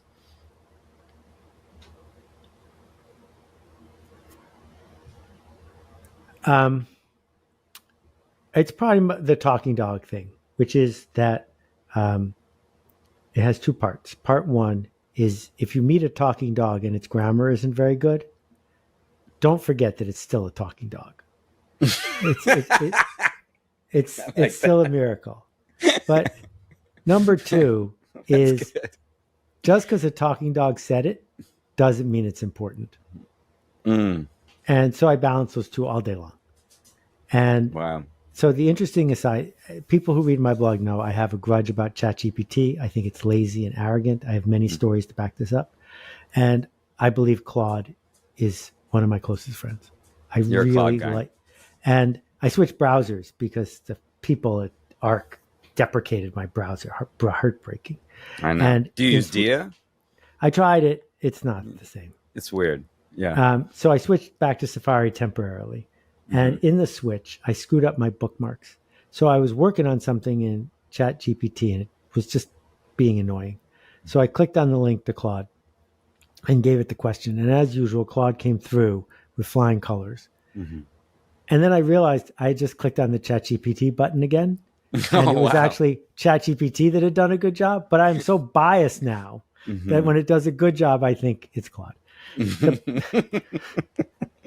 The point is, my late philosophy professor, Dan Dennett, coined the term the intentional stance. And what the intentional stance is we evolved to imagine that other creatures and other people have a voice in their head like we have a voice in our head. So when we see a lion in the wild, or we see a dog snarling at us, we're saying to ourselves, I bet they're mad about something. Yeah. No, they're just chemicals, wet soup. That they're not, there's no narrative in their head, but it's easier for us to invent one. Yeah. That's the only way we can navigate a complicated world. And so even the people who build LLMs are imagining they have a voice in their head. It's the only way to use one. And so what I need to keep being aware of is they don't have a voice in their head. I have a voice in my head. And if I'm going to have empathy for my readers or empathy for the people I'm serving, I can't say, yeah, well, the LLM said it, it must be true. I have to hold it to a standard where I'm saying it, so it must be true. And if I'm not comfortable with that, then I shouldn't be let off the hook. Okay. Yeah, I like that. I like the talking dog thing. I've never heard that. I'm gonna steal I think I'm gonna That's have so good. I'm gonna have to blog that one. It's so good. It's perfect. If the medium is the message, is the thing everybody says all the time. If AI is the medium, what do you think the message is? Okay, so what was McLuhan trying to say? And if you've seen Annie Hall, you know about the line, you know nothing of my work. If you haven't, go look that up on YouTube. I have, yeah. Or maybe we could just insert it here in the video. I think what he was saying is the medium changes the message. And by that, I mean the kind of stories that run in newspapers is different than the kind of stories that run on the evening news, which is different than the kind of stories that run on the internet, even though the world is the same, but we report it differently because of the medium. Right. That it's not an accident that pop songs are 3.5 minutes long. They're 3.5 minutes long because that's how long a 45 holds of music. Right. And so we came to understand that a pop song needs to be 3.5 minutes long because of the way Edison invented the phonograph. So if this medium of AI is showing up, how is it going to change the way we deliver messages? Go look at the Explore page of Midjourney. And what you notice is even though Midjourney is capable of quite a few ways of expressing itself, it all seems to be this near sci-fi, robot-lit soft porn. Yeah. And because the medium encourages that. And it doesn't mean it's going to stay like that, but we should be aware of its biases. We should be aware of what feels natural to it. And so I'm hyper aware of that all the time. And that's part of, so what ChatGPT did was they exposed that. Claude put a layer of friendliness on top of it that hid a little bit of its non-humanity and its biases. And I fell for it, right? And happily, because I want to work with person that's pleasant. So the long answer to your question, we need to think about what are people going to pay for, because creators got to make money. And they're not going to pay for pretty good nonfiction books anymore. The value of those are going to go to zero. They're not going to pay, even with ads watching, for sort of funny 1-minute videos. Not going to pay for that. They're definitely not going to pay for $200 million blockbuster movies that aren't very good, because there's nothing in the new Superman thing that I couldn't make in Midjourney in a minute and a half, right? And so we're going to have to figure out, how is attention going to be adjudicated? What is going to get made to fit into that attention hole, right? So Google Ads led to the whole direct-to-consumer nonsense. Yeah. Google Ads led to a totally different kind of ecosystem of commerce. Right. Well, when Google Ads go away, what comes out? I mean, the medium is going to change all of this. Yeah. What do you think, if you had to bet, what do you think people will pay for? If it's not going to be the kind of middling nonfiction book or the Superman. I think in the medium run, people are going to pay for community. Mm-hmm. I think the loneliness epidemic is real, and some people are going to pay AI for a substitute for that, but most people who can afford it are going to find circles that are worth being part of. Yeah. But the value of scarce content is going to plummet. It's just going to plummet to zero. Mm-hmm. Mm-hmm. Okay, last question before the recipes. What advice would you give people if they're mid-late career who want to use AI thoughtfully? And then also same question, but for newer graduates. I think you should begin by creating a series of documents in Word or text edit and describe your situation in as much detail as you can. Go on for pages. Write a 5-page autobiography. Include your resume. Make a different document with all of your health history. Make another document with relationship history for business or personal things you're dealing with. And then, because remember, you could never do this with a person. Right. When you're going to ask an LLM a question, upload the thing. No one's going to sit there and listen to you read 5 pages of background when you ask them a question, but the LLM will. And so then I would begin by saying, here's who I am. Here's what I do. Here are my favorite projects. Here's what lit me up. Here's how I pay the bills. What should I do now? Mm-hmm. And go spend an hour talking to Claude about that. Mm-hmm. And don't listen to people on podcasts. Listen to Claude because it's read your 5 pages and I have not. And that will create this opportunity for you to be more mindful. And you don't have to do what it says, but you have to agree or disagree. And if you disagree, ask new questions. Right. But it's, when I think back of, what got me into the book business, the late Byron Price worked with me when I was in the software business, and he knew I was leaving the company, and he said, you should be a book packager. You'd love it. As soon as you quit and move to New York, call me and I'll get you started. Mm-hmm. And I did it.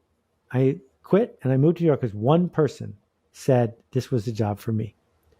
And then Byron ghosted me and I never spoke to him again because he didn't answer any of my calls. And now here I was committed. This is a lousy way to pick a career. And it's so much easier now to not get a guarantee, but to understand the lay of the land, to understand where the opportunities are. You don't have to go be an entrepreneur, but if you are mindful about it, you will always do better than if you're not. Mm-hmm. This is an aside, but have you tried Claude Code? Like Claude in the terminal? Yeah, that's next on the list. But after my bad experience with the Twilio coding, I decided to do things I was good at instead. So I've been using that, but not for coding, but with markdown files, basically like a knowledge management system, but basic what you're talking about, where it's you have a Claude.md file and that's the instructions, and that can point out to all the documents that you're talking about. And it's pretty crazy. It's it's very fun. Yeah. Yeah. Okay, so let's do the recipe part. Right. Do you have a kind of particular recipe or use case of how, you've shared a bunch, but if there are any that are interesting or new or that feel like it'd be fun to share, and if you can share a screen or if you want to, that'd be awesome too.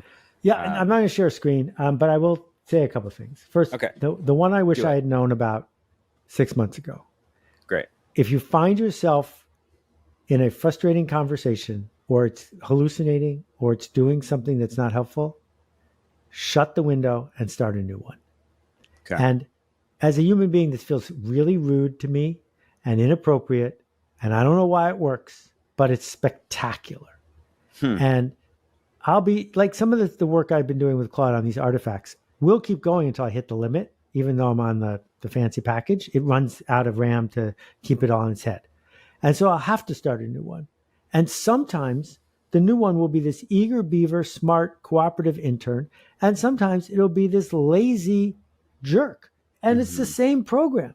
And what I've discovered, I don't have to apologize. I don't have to say bye. I just close it, start over, and I've got all my docs. I reload the docs, and then we're off to the races. So that's my biggest recipe hack between uploading the docs and starting over. Yeah. The third one is that I regularly ask ChatGPT to help me write Midjourney prompts, and I ask Claude to help me write ChatGPT prompts. Interesting. Because it will, I can go back and forth with one LLM and say, well, no, that's going to, and then we'll boil it down to a really good prompt and I'll paste it into the other one. And I find that is less recursive than pasting it back into itself. Because when I paste it back into itself, it seems to have shortcuts in there that I didn't intend. And so that's a big part of it.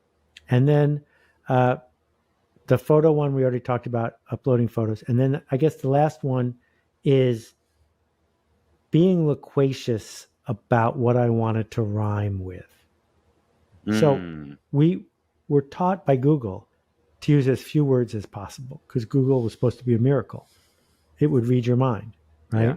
And so, back when I was running Squidoo, if you typed laptop bags, 2 words, it would take you to the Squidoo page on laptop bags, which was the perfect place to go. And it was 10 screens worth of links and pros about which kind of laptop bag to buy. That's not a good way to talk to an LLM. Instead, you can say things like, Memento is one of my favorite movies, but I also like the production values of The Matrix and the sense of humor of The Usual Suspects. Please give me 5 movies I haven't seen yet. And if you just say, give me 5 movies, who knows what you're going to get? But if you give it these anchors, and what I have found is that certain anchors set it up almost instantly. So if an anchor is Kevin Kelly or Seth Godin or Baratunde Thurston or Patti Smith, those are great anchors. In just 2 words, you sort of know where it's going to go after that, right? So you say, if I was asking Kevin Kelly for career advice based on my resume, what would he tell me to do? That's a really useful prompt. What do you think makes for a good anchor? Like, what makes those names better? I think you need to have someone who has a significant body of work it's able to read. Yeah. And who is distinctive enough that you could make a parody about them.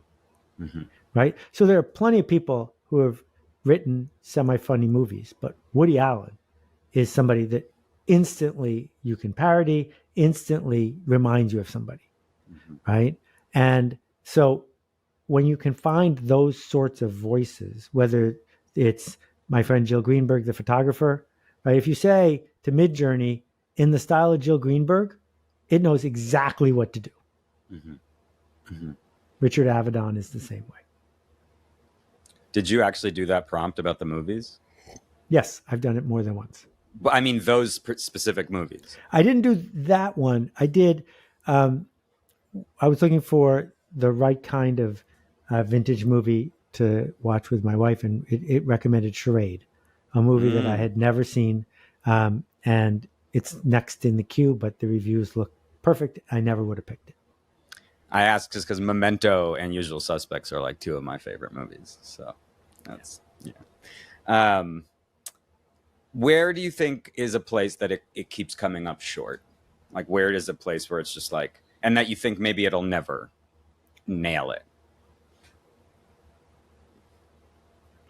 Well, very clearly, good for me, the place where it's coming up short the most glaringly is it has no idea what to do next. And I'm guessing that's the bias of the people who built it, but it's also a limitation on what it can know. This is part of why I think it's terrible at writing anything funny. Yeah. Because it knows how to do a one-liner, but if you ask it to write a Seinfeld script, it's useless. It's absolutely useless. That the hard work. So what Larry and Jerry did is every year they would have new people in the writer room.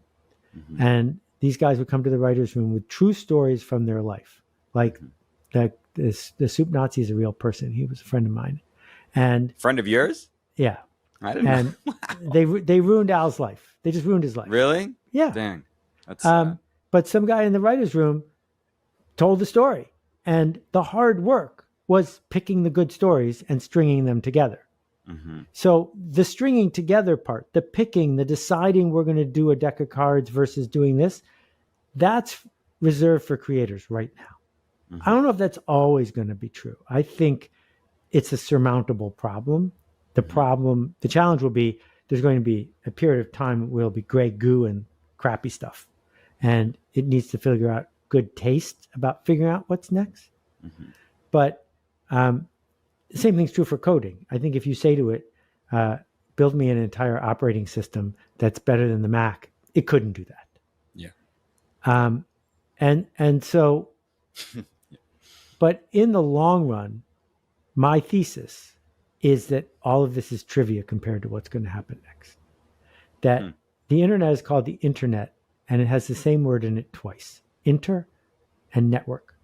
It is about connection between and across people. And for the longest time, everything that worked on the internet worked because it connected people to each other or people to information they were looking for. So what happens when Claude knows everything there is to know about me and it knows everything there is to know about you, and we opt in to let it be an intermediary between us and other people in our circle? So something as simple as I'm about to throw out a whole pile of something because it's useless, and it says, wait, Alex was just looking for that on eBay.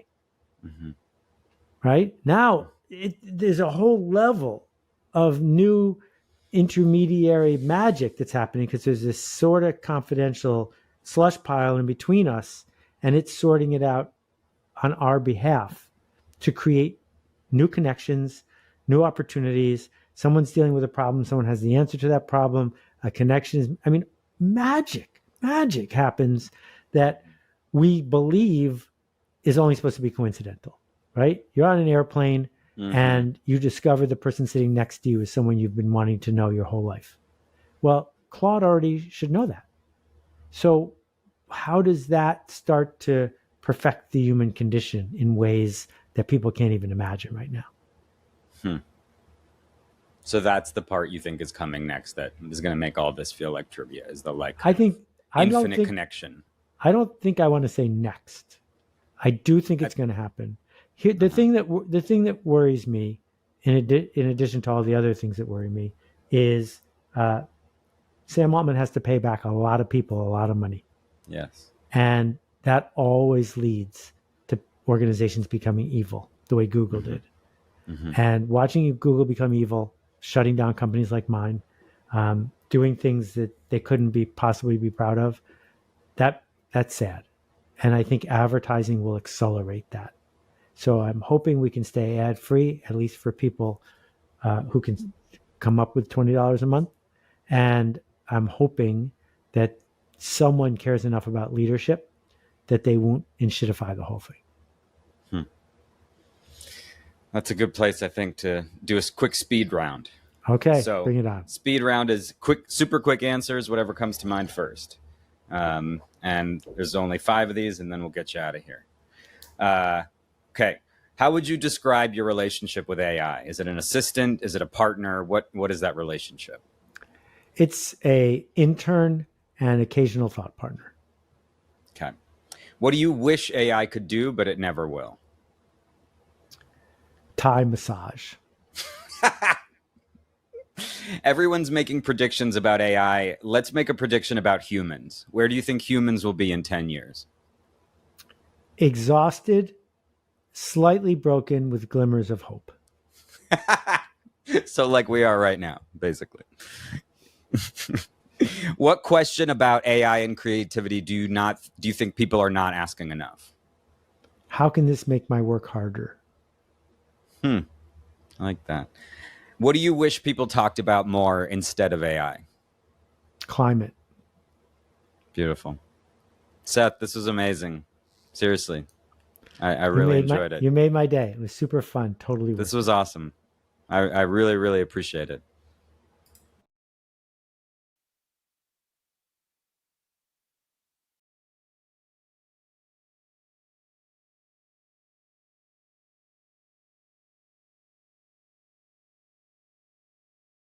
I'm going to strongly suggest you go with brown rice. A critical Sean, good to see you. Life truly works.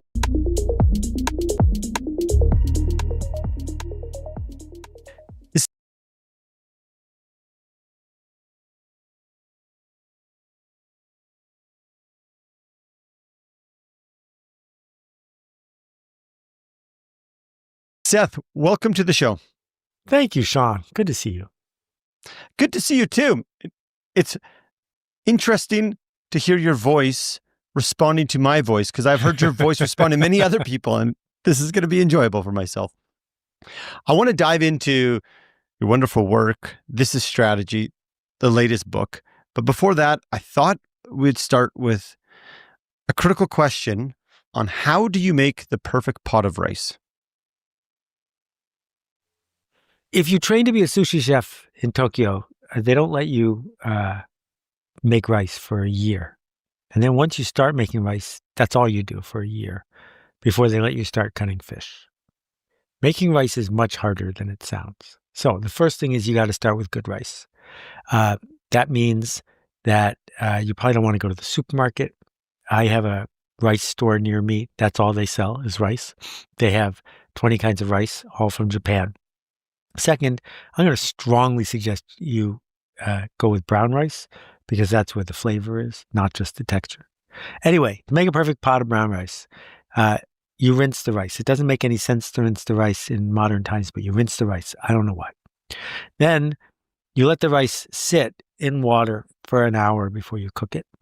And then if you can, you cook it in a kuku or zojirushi pressure cooker that's made for rice. And after those steps, it's a miracle that for 90 cents, you have one of the world's great foods right there in front of you.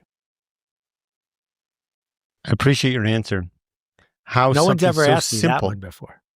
No one's ever asked you that? Well, as I've heard you talk about this in your blogs, it makes me think about how the way you approach work is we could do something quick or we could do it well. One more question around food, Seth, and then I do want to get into your work, but I feel like the way you explain certain foods and your appreciation for it, again, speaks to it. Artisan chocolate. Mm-hmm. I've heard you talk about artisan chocolate. I've actually tried to eat it after hearing you talk about it, and it tasted better. Must be in my mind, but what is it about artisan chocolate that speaks to you? Okay, well, first of all, it does taste better because it's supposed to taste better. The purpose of cheap chocolate is to either let neighbors off the hook on Halloween because you transact around something that is optimized for a 3-year-old, or it's to give yourself a convenient, cheap sugar boost. But it's not supposed to be delicious. The reason it's not supposed to be delicious is there's 3 kinds of chocolate beans, and the ones that are the hardiest and thus the cheapest and thus the easiest to acquire, if you're Hershey or Nestle, these beans don't taste very good. And it doesn't matter to the buyers whether they come from the Ivory Coast or Ghana or Mozambique. They just want the cheap ones.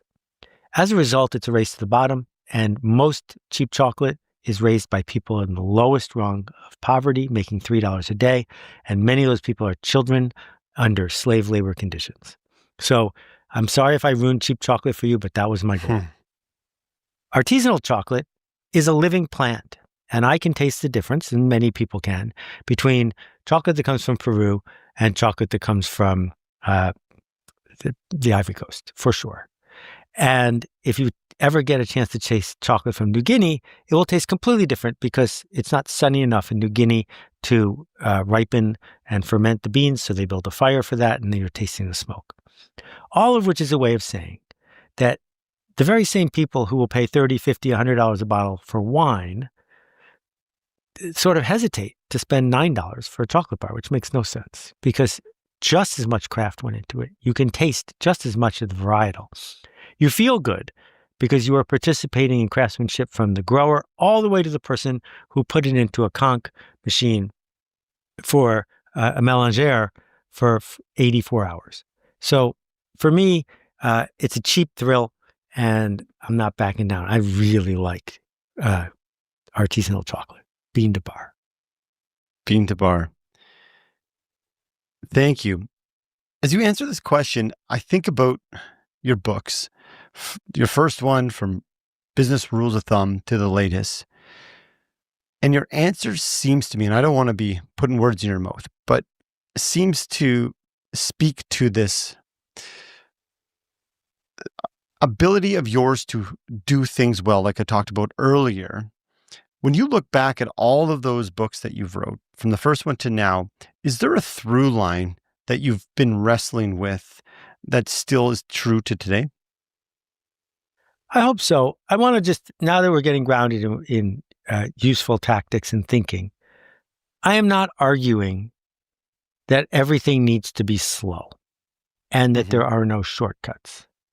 When I was a book packager, I did a book a month for 10 years. That's 120 books. Some of the books I did took less than 2 days to make. The Smiley Dictionary, which was the first book about emojis, Email Addresses of the Rich and Famous, the Simon & Schuster Crossword Puzzle Dictionary, on which I still get royalty checks for $9 now and then. These were books that could not be considered the work of an old world craftsperson. But what they were trying to do was make a point as efficiently as they could, but not more efficiently than that. And so that's my argument with things like Cheap Chocolate and Bad Rice, is there's nothing wrong with being efficient. There's something wrong with being too efficient, because then you give up the reason you came in the first place. And if there's an arc to my work after, I don't know, the first 30 books, which I needed to do to get the gears going and to make a living, is I believe we can do better. I believe individuals can acquire skills, that talent is overrated, that culture and systems determine outputs way more than we imagine. That if Van Gogh was born today, I guarantee you he would not be an oil painter. He would be doing a different thing. And he might be doing that thing extraordinarily well, or maybe not. But the system and the moment in time made a difference. So, where this all comes together is my last, I guess, 3 or 4 books, which is the ideas of strategy and marketing and creativity. They keep working together to give us a chance to be significant, to show up, to do work that people would miss if we didn't do it. And I learned all this from my parents. And I think, based on the feedback I've gotten from an enormous number of people around the world, is while it might be unsettling, it's also ultimately encouraging to know that we could. That if we just paused for a moment and looked at the system and what we are trying to accomplish, we could probably do it a little better. Thank you for that answer. That was an answer. That was a rant. Sorry. Oh, wow. I appreciate the rant. I have 2 thoughts going. One is systems that I want to get to. I appreciate how you think about systems and talk about it. You mentioned you learned this all from your parents. How did you absorb that learning? And I ask this from, was it overtly taught to you, or is it watching? This is a great point, Sean. There's a term that I taught myself called autodidact. That's intentionally self-referential. Autodidact means things you teach yourself. And I believe that we are all autodidacts. We learned how to walk by ourselves. We learned how to talk by ourselves. There might have been people around us talking and walking, but we learned it. We chose to teach ourselves. I think that's how we learn everything important in our lives. Not by memorizing 2 + 2 = 4. But if you really know that 3 + 3 is 6, you know it because you taught it to yourself. And so what my parents did, I think, was create the conditions for me to teach this to myself. And that is a gift that not as many people should get when they're growing up. It sounds like they were, in a way, creating the system that you really speak about now. Correct. Right. Part of it is by example. Part of it is what you get rewarded for. If you come home at 7 years old and you got a C in arithmetic in second grade, your parents might be disappointed in you. Why? Do they think you're going to do fractions for a living when you grow up? What difference does it make that you're not good at fractions? Well, what's actually going on is they've been seduced by the college industrial complex to believe that the only way for them to be good parents is to get a sticker on their car 10 years from now. And this is the first moment where they're feeling at sea because maybe they're not going to get that sticker and maybe they're bad parents. And so now they're going to push back on you. That's a system. That's a 400-year-old system. And if it's serving everyone, I'm in favor, but it might not be. And so we can decode why we think things are normal, because that's what systems do. They hide behind culture and normal. And if normal isn't helping, build a new system. I can't help but think about my kids as you're saying that. And I know that I've tried to enforce, and unfortunately the word is enforce, current systems. And I'm thinking about the education system. Yep. And there's resistance there. And I know when resistance meets resistance, it ain't a good equation. Yep. How have you, if anything at all, thought about creating these new systems when it's hard? That's what, people say, it's hard. I can't do this. It's super hard. Why do we think the systems stick around? Because it's easier to stick with the system. 1,000 years from now, we're still going to be driving on the right side of the road in North America. There's no way it's going to switch to the left side, no matter what. It's just too hard to switch. In one country that I know of switched like 40 years ago on one day, the king just decided everyone's going to switch. But it's really hard. And what tends to happen is an outside force shows up that creates a moment for the system to change. So I can give you a couple examples. Where did rock and roll come from?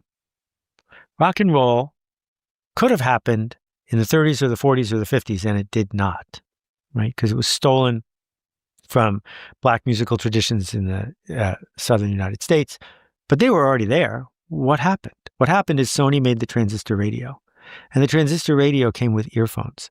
And it was the first time in history that teenagers could listen to music their parents weren't listening to. And it was only that, the fact that kids didn't have to sit in the living room with the giant stereo, that enabled rock and roll to show up. Then, 8 years later, FM radio shows up. That's another technological change. It destroyed so much of the hegemony of AM radio and enabled Steely Dan and Pink Floyd to exist. They wouldn't have happened if we'd only had AM radio. And then, fast forward to MTV. If there hadn't been MTV, there'd be no hip hop or rap in the center of our culture because racist radio station owners didn't want to program it. They had a bottleneck. It went away. So we can look at what happens when technology or some other force changes a system that's entrenched. So right now, higher education is freaking out. And the reason is because you can take every single course at MIT for free online. So if we can learn, if we have access to every book in the library for free, what do they own? They own a piece of paper. They own accreditation. That's fading in value fast. So the college industrial complex is totally under siege right now.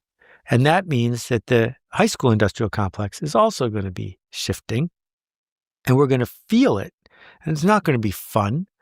But I'm pretty sure kids growing up today are going to have a different experience of all of it than I did. When you think about that experience, you've already toyed with this idea of a new experience with the alt MBA, if I'm not if I'm not incorrect. How, if at all, do you see this new experience coming with this information's at our fingertips? I can learn whatever I want in 2 minutes by using ChatGPT to a degree. Yeah. So we need to learn for two reasons. One, because it enables individuals to make better choices and produce differently. And two, because we earn a label so other people know that we're smart. And so an MD, why does a dermatologist need to understand organic chemistry? They don't. They don't do any organic chemistry in their work. but they had to pay that price to get the letters, and the letters are a signal to other people that they are an MD. So when we think about who's awarding us these labels, these prizes, we now have more information about other people, not just on LinkedIn, but in general, than ever before. So we're going to be judged by our work, not by the piece of paper we got 30 years ago. And so we're building out loud our reputations. And that cycle, it feels to me, will continue, because if all of us have basically 24 hours a day free assistance from AI, the question is not, did you use AI to do your job? Because if you did, I'm just going to use AI without you. Is, did you use AI to do your work? Meaning, did AI amplify your work? Now you have a reputation because you're someone who knows how to use the tools to make a change happen. Mm. We've gone from systems to here, and I want to ask another question here and get back to this is strategy.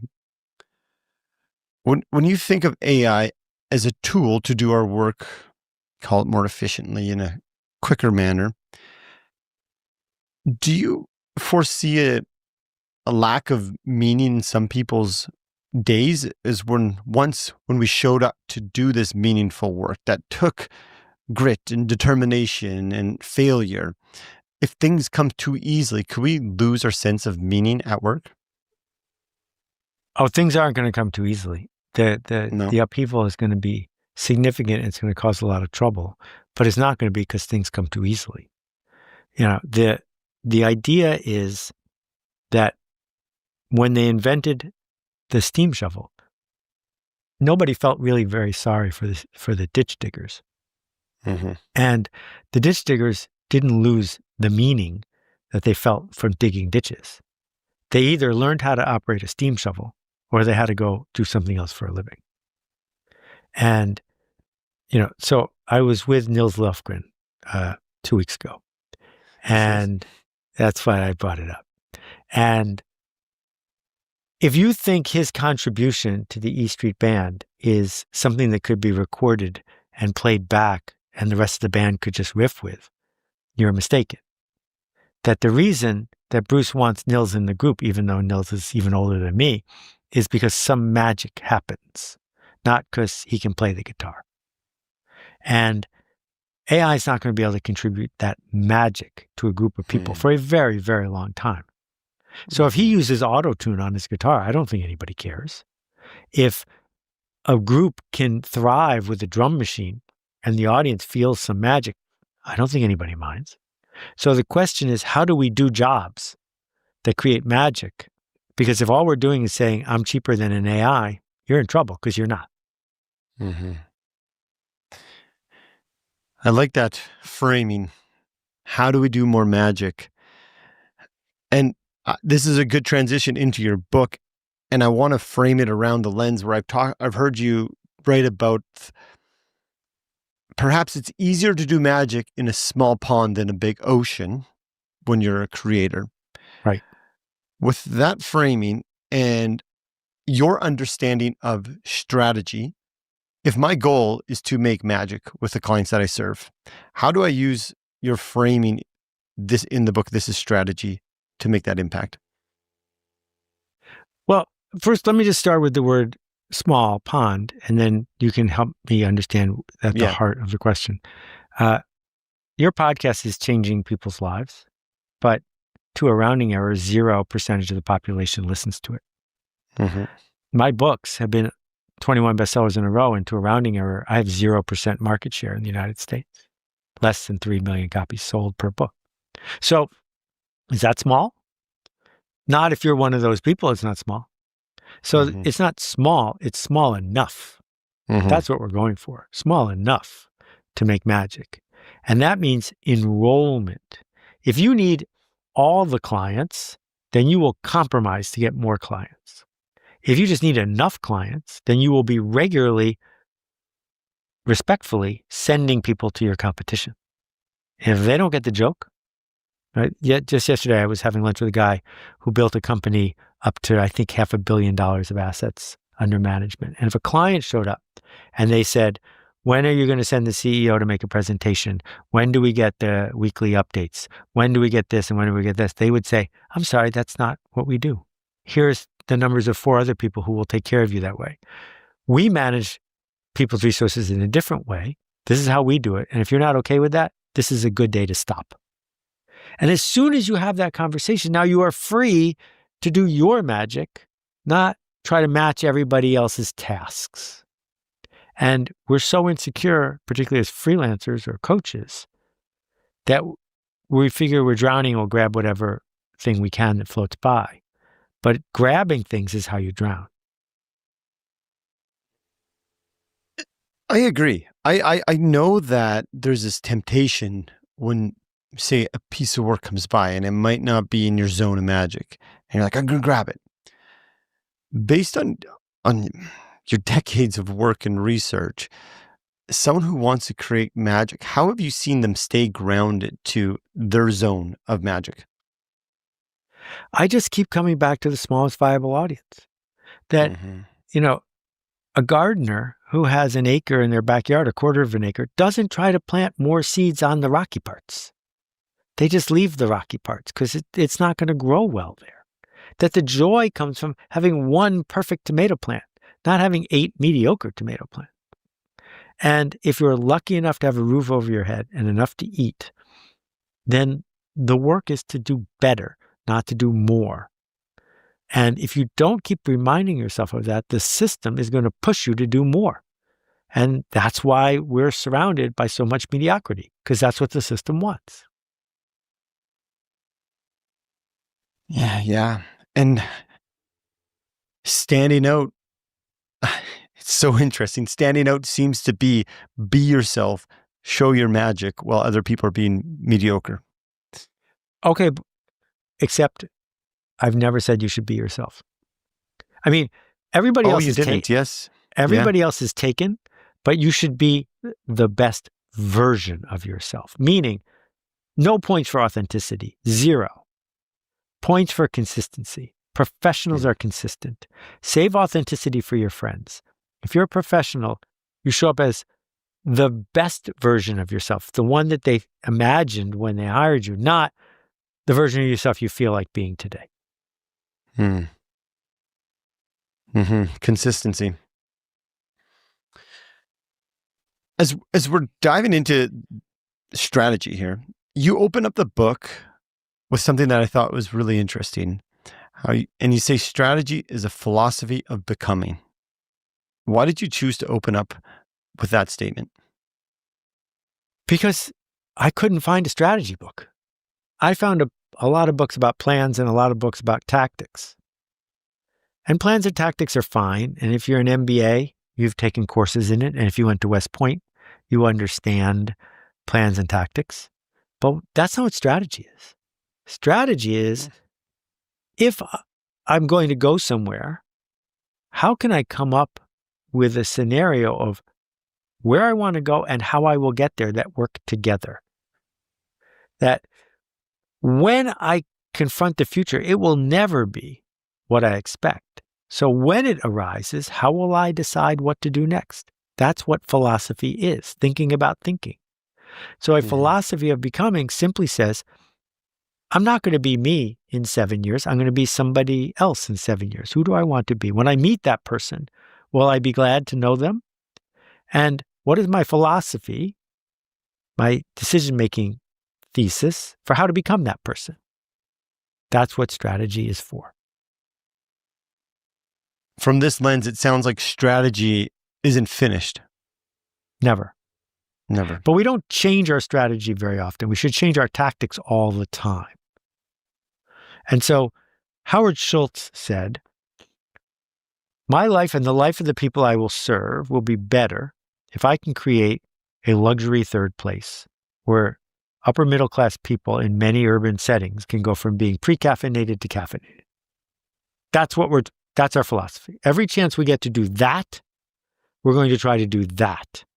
And so a partnership with Subway sandwich shops, bad idea, because it doesn't rhyme with their philosophy. Premium coffee ice cream, maybe, it's not a place, but it's got the other elements of it. So maybe we can turn someone's kitchen into that place. But you invent things as you go. You invent the Frappuccino. The Frappuccino is abhorrent to anyone who knows Italian cafes, but the Frappuccino matches their philosophy of becoming. And so we don't know for sure what Netflix will be broadcasting in a year. We don't know for sure what the Coca-Cola company will be selling in a year. But if it's going to succeed, it's probably going to match their strategy. Hi, it's Sean. I know I'm breaking into the conversation. Think about Now back. what do you think has worked really well for you? Well, my strategy for the last 25 years has been to turn on lights for people who are enrolled in having lights turned on, and to give those people something they can teach other people. And I keep coming up with new tactics on how to do that. And I love coming up with new tactics. So that keeps me busy and happy. But my strategy hasn't changed at all. And, one of the tactics was, one way I will have influence to do this is if I am a little well known. It is hard for ideas to just speak on their own. But if someone can say, Seth said this, then I'm going to get some oomph. So that includes things like my appearance, but it also includes writing 10,000 blog posts in a row. Because while I do that for me, I would write it even if no one read it. Tactically, it's a really good way to amplify my strategy. And speaks to that consistency you talked about earlier. Yeah. And, when Seth says, because you've developed status, and I appreciate how you talk about the three: affiliation, status, and freedom when we're creating our strategy. Can you speak to those three domains for people listening who are like, yeah, I'm very interested in this. What role does affiliation, status, and freedom of fear have? Okay, so why do people do what they do? Right? After we stop being wild animals, why do we do what we do? I think I can explain almost everything with three things. Either status, which is not luxury goods. It's just who eats lunch first, who's up and who's down, who is the class clown, who sits in the front of the room, who gets respect in this culture versus that culture. Status is everywhere we look. If you want to go back and watch the first 3 minutes of The Godfather, you'll get a masterclass in status.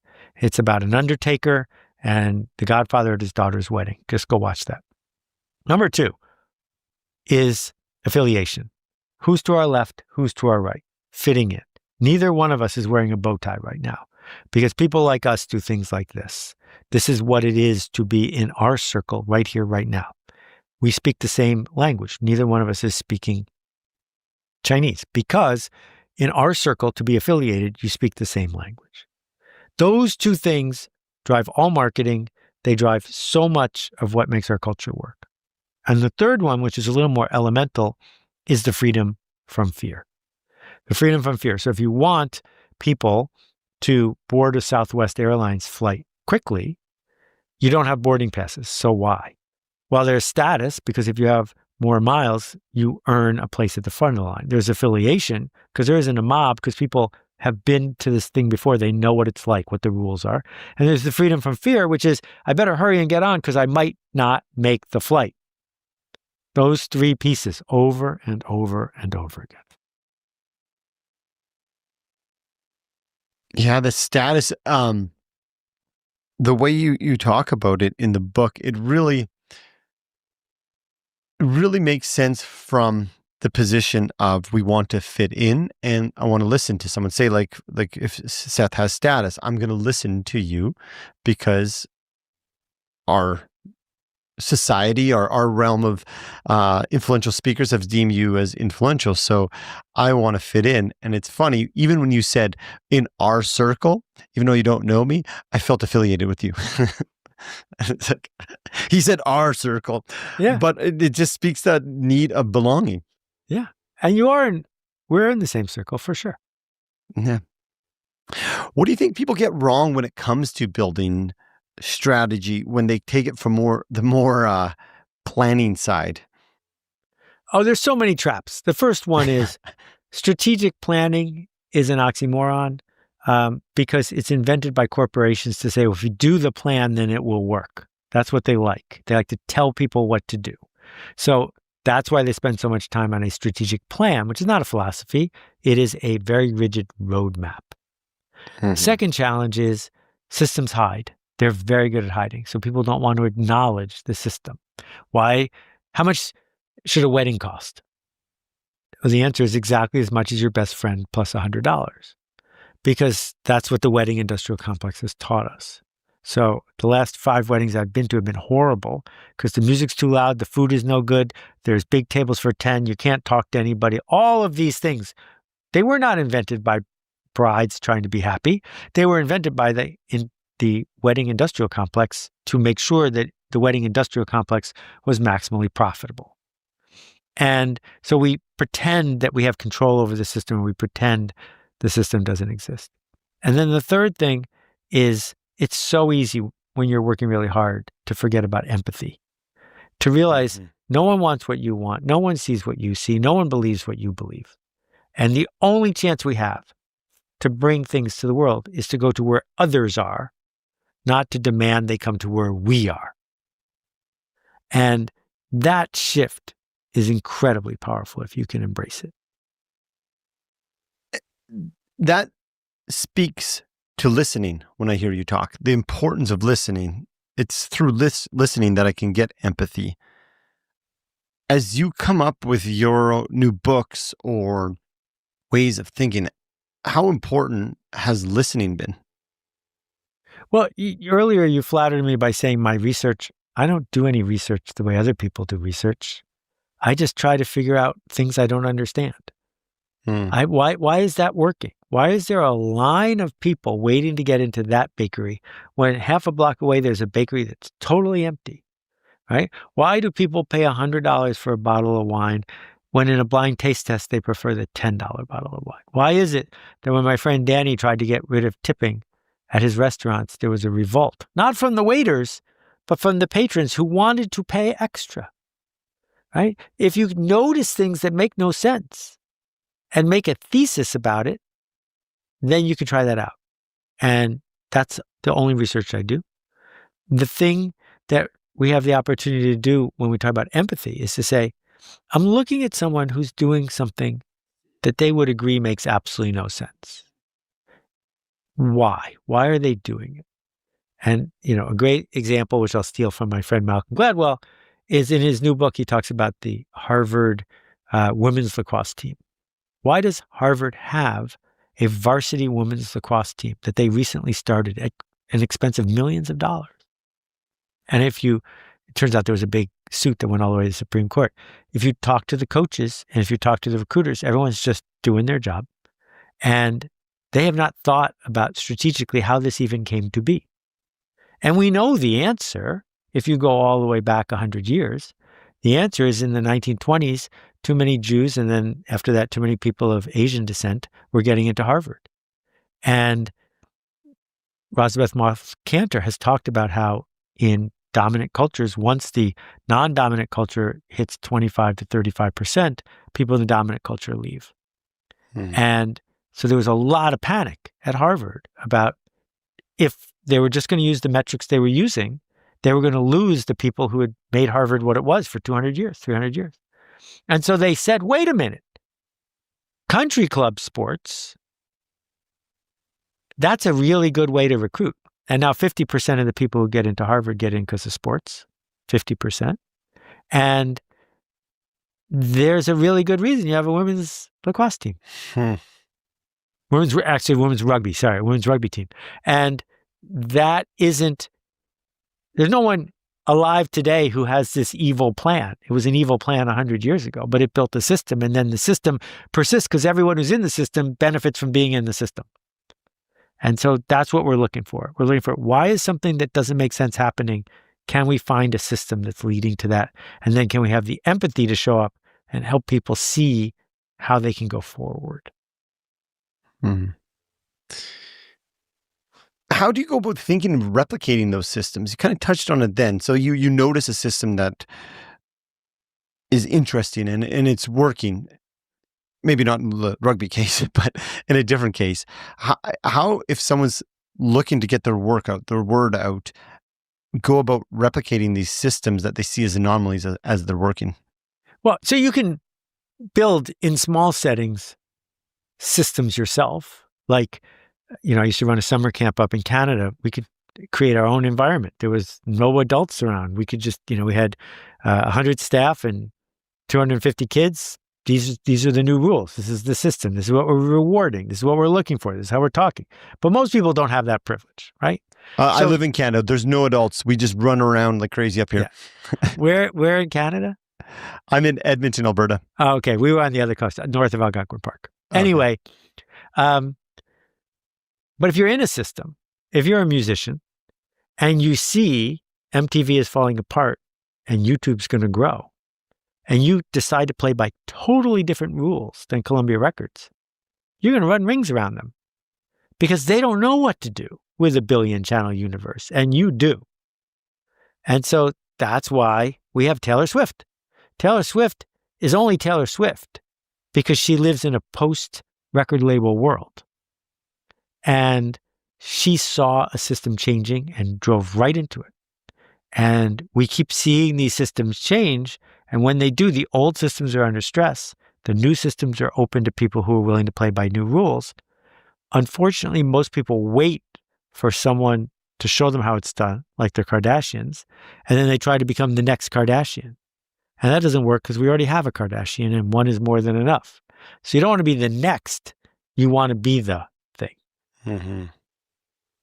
It's very, very interesting. When you think about the next 50 years, if there's something from this book that you think will still hold truth, and I get it, we're predicting the future, which is hard, but if there's a principle from this book that you think will apply in 50 years from now, which one would it be? Well, let's go backwards. If this book had come out in 1975, I think it would have been extraordinarily useful to just about anybody. I don't think there's anything in this book, except for the examples, that wasn't true in 1975. So the world is going to go through an enormous amount of turmoil led by climate, followed by political division. There's going to be a mess. But I still don't think there's anything in this book that's not going to be true, as long as there's humans. Because what we're saying is that human beings have a limited amount of agency and they exist in culture. And if you want to make a change happen, you have to acknowledge both of those things and then plan accordingly. Seth, I don't want this to come across as like a simple question, because I don't. I've heard you talk about culture a lot, and I love how you talk about culture. Can you explain when I say, what does culture mean? People like us do things like this. That's it, 7 words. Okay. Right? You don't laugh at a funeral. How come? In some countries, you're absolutely welcome to laugh at a funeral, because here, people like us, we don't do things like that. Mm-hmm. And the other definition of culture, the sourdough yogurt example, is that it's alive. It's bubbling. It's not a given set of rules. It's rarely written down. So whatever you say is culture is going to change. So, what we wear to work is completely different than what we wore to work 30 years ago. And the music we listen to is going to be really different 10 years from now. Mm-hmm. So culture changes, and you can be a person who changes culture. But at its core, it's people like us, figure out who those people are, do things like this, figure out what those things are. That's what culture is. People like us. Thank you. I appreciate that, because I've heard you talk about it a lot, and your answer I liked. Speaking about culture, my work, my background is in financial psychology, and part of the culture is never to talk about money. This is something that it's been led to be taboo. People like us, we don't talk about money. Right. On one of your blog posts, 2022, so I don't expect you to remember it, but you wrote, money isn't the point, but talking about money enables you to find your footing and clarity for your direction. Yep. I'm curious, what footing or clarity has money ever offered you? Well, the story of money is different than money. Mhm. And talking about money helps us understand the story of money. So you and I both know millionaires who feel like they're about to run out of money.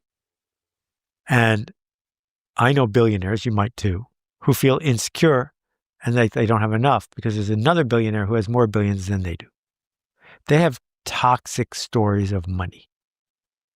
And there are people who take a job because they have to have a job, totally understood. But then they tell themselves the story of they're not paying me enough to care, which means that they're allowing money to make it so that they're spending 8 to 10 hours a day not caring, which is heartbreaking.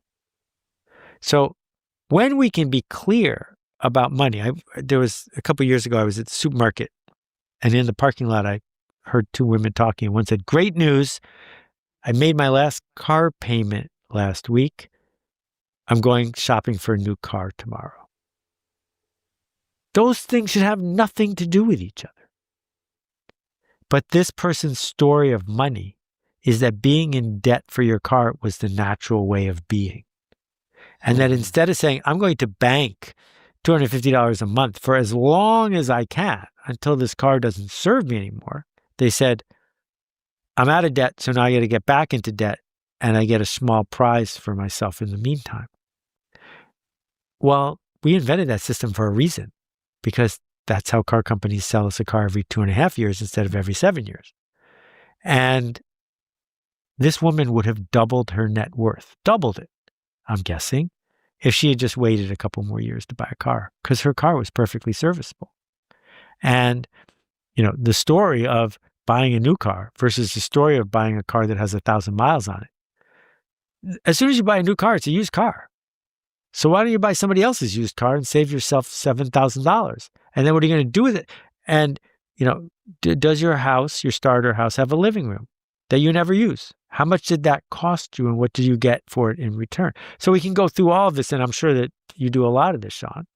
But this is all because we're not talking about it. Tell me the truth about why you're going to spend that money to buy a pair of boots even though you already have a pair of boots.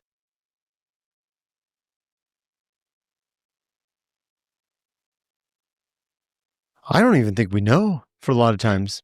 The systems that we're ingrained in. Well, but we do know, but it's not conscious. But if you ask right. why 4 times in a row, Yep.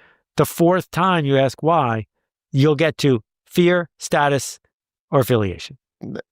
I was about to say those 3, when it comes to money piggybacks on those 3. Yeah, exactly.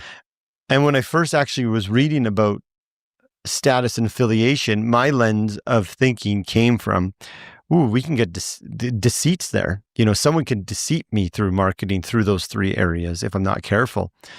And we've both seen marketing campaigns that do that because they know that status also in the short term makes me feel good, and I'll spend my money to feel good like that car. All marketing campaigns do that. Mm-hmm. They do it as a service. Some of them are evil, some of them are deceitful, but most of them are doing it as a service because the system has trained you to want it. So by signaling you that these $500 shoes are worth $700, it's a bargain. You're getting these $700 shoes for $500. So that's not deceitful. That's what you want. You want to be walking around in $700 shoes. So here they are. And when a company like Supreme can sell you a $6 t-shirt for $80, they're not ripping you off. They're selling you an $80 t-shirt that you think is worth $100. Mm-hmm. It's fascinating. But the affiliation, people wear those shirts and you want to fit in. Exactly.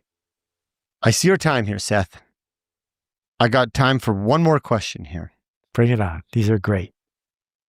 Let's imagine you're at end of life.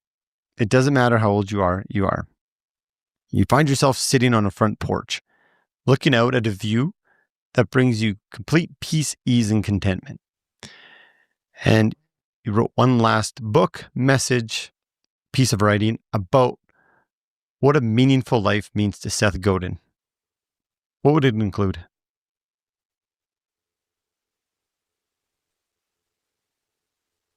For the last 15 or 20 years, I've felt like each day I'm sitting somewhere at the end of life because we're all going to die. And odds are sooner rather than later. So I don't have a clever 3-sentence epitaph for you. I think instead what I've tried to do, particularly with the last, 5 or 6 books, is codify for people that if you have the privilege to have a supercomputer in your pocket and enough to eat, to feel safe as you sit in your home or walking down the street, it's a sin to waste it. To waste it watching something that a TV system wants you to watch, or fretting about money that a money system wants you to fret about. When we can make a contribution, when we can be a contribution, when we can find possibility. And I'm just trying to help people see more tactics isn't the answer. It's you become what you do. And the best way to become who you seek to become is to make a ruckus, to make that generous contribution that people would miss if it wasn't there. That's my consistent true north. That's what I'm trying to do. Time. I mean, it's such a fickle thing. This is what I hear. Time is limited. Make a ruckus. And what better fulfillment do we get from making a contribution, to your words? I like that one, Seth. Thank you so much. It has been a pleasure. I appreciate you spending your time with me. For listeners, I know it's This Is Marketing that we are gravitating around, but you have 21 other bestsellers. Is there a place that you would like our listeners to go find you online? Well, if you go to Seth's.blog, you can see all 10,000 blog posts. If you go to Seth's.blog/podcasts, there's 500 videos and audios. And all my books are at Seth's.store, so you can't go wrong. Thank you so much. I really appreciate your time. Thanks, Sean. Keep making a ruckus. Thank you for tuning in this week. That was an awesome conversation with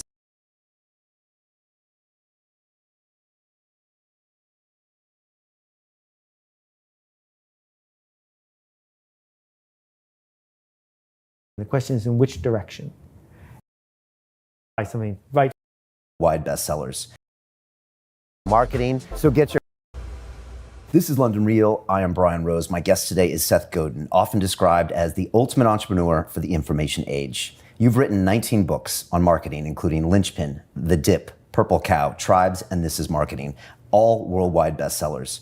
You've also created the most successful marketing blog in the world, and you've been inducted into the Marketing Hall of Fame. In 2018, you launched Akimbo, a podcast where you share ideas around business, marketing, and culture.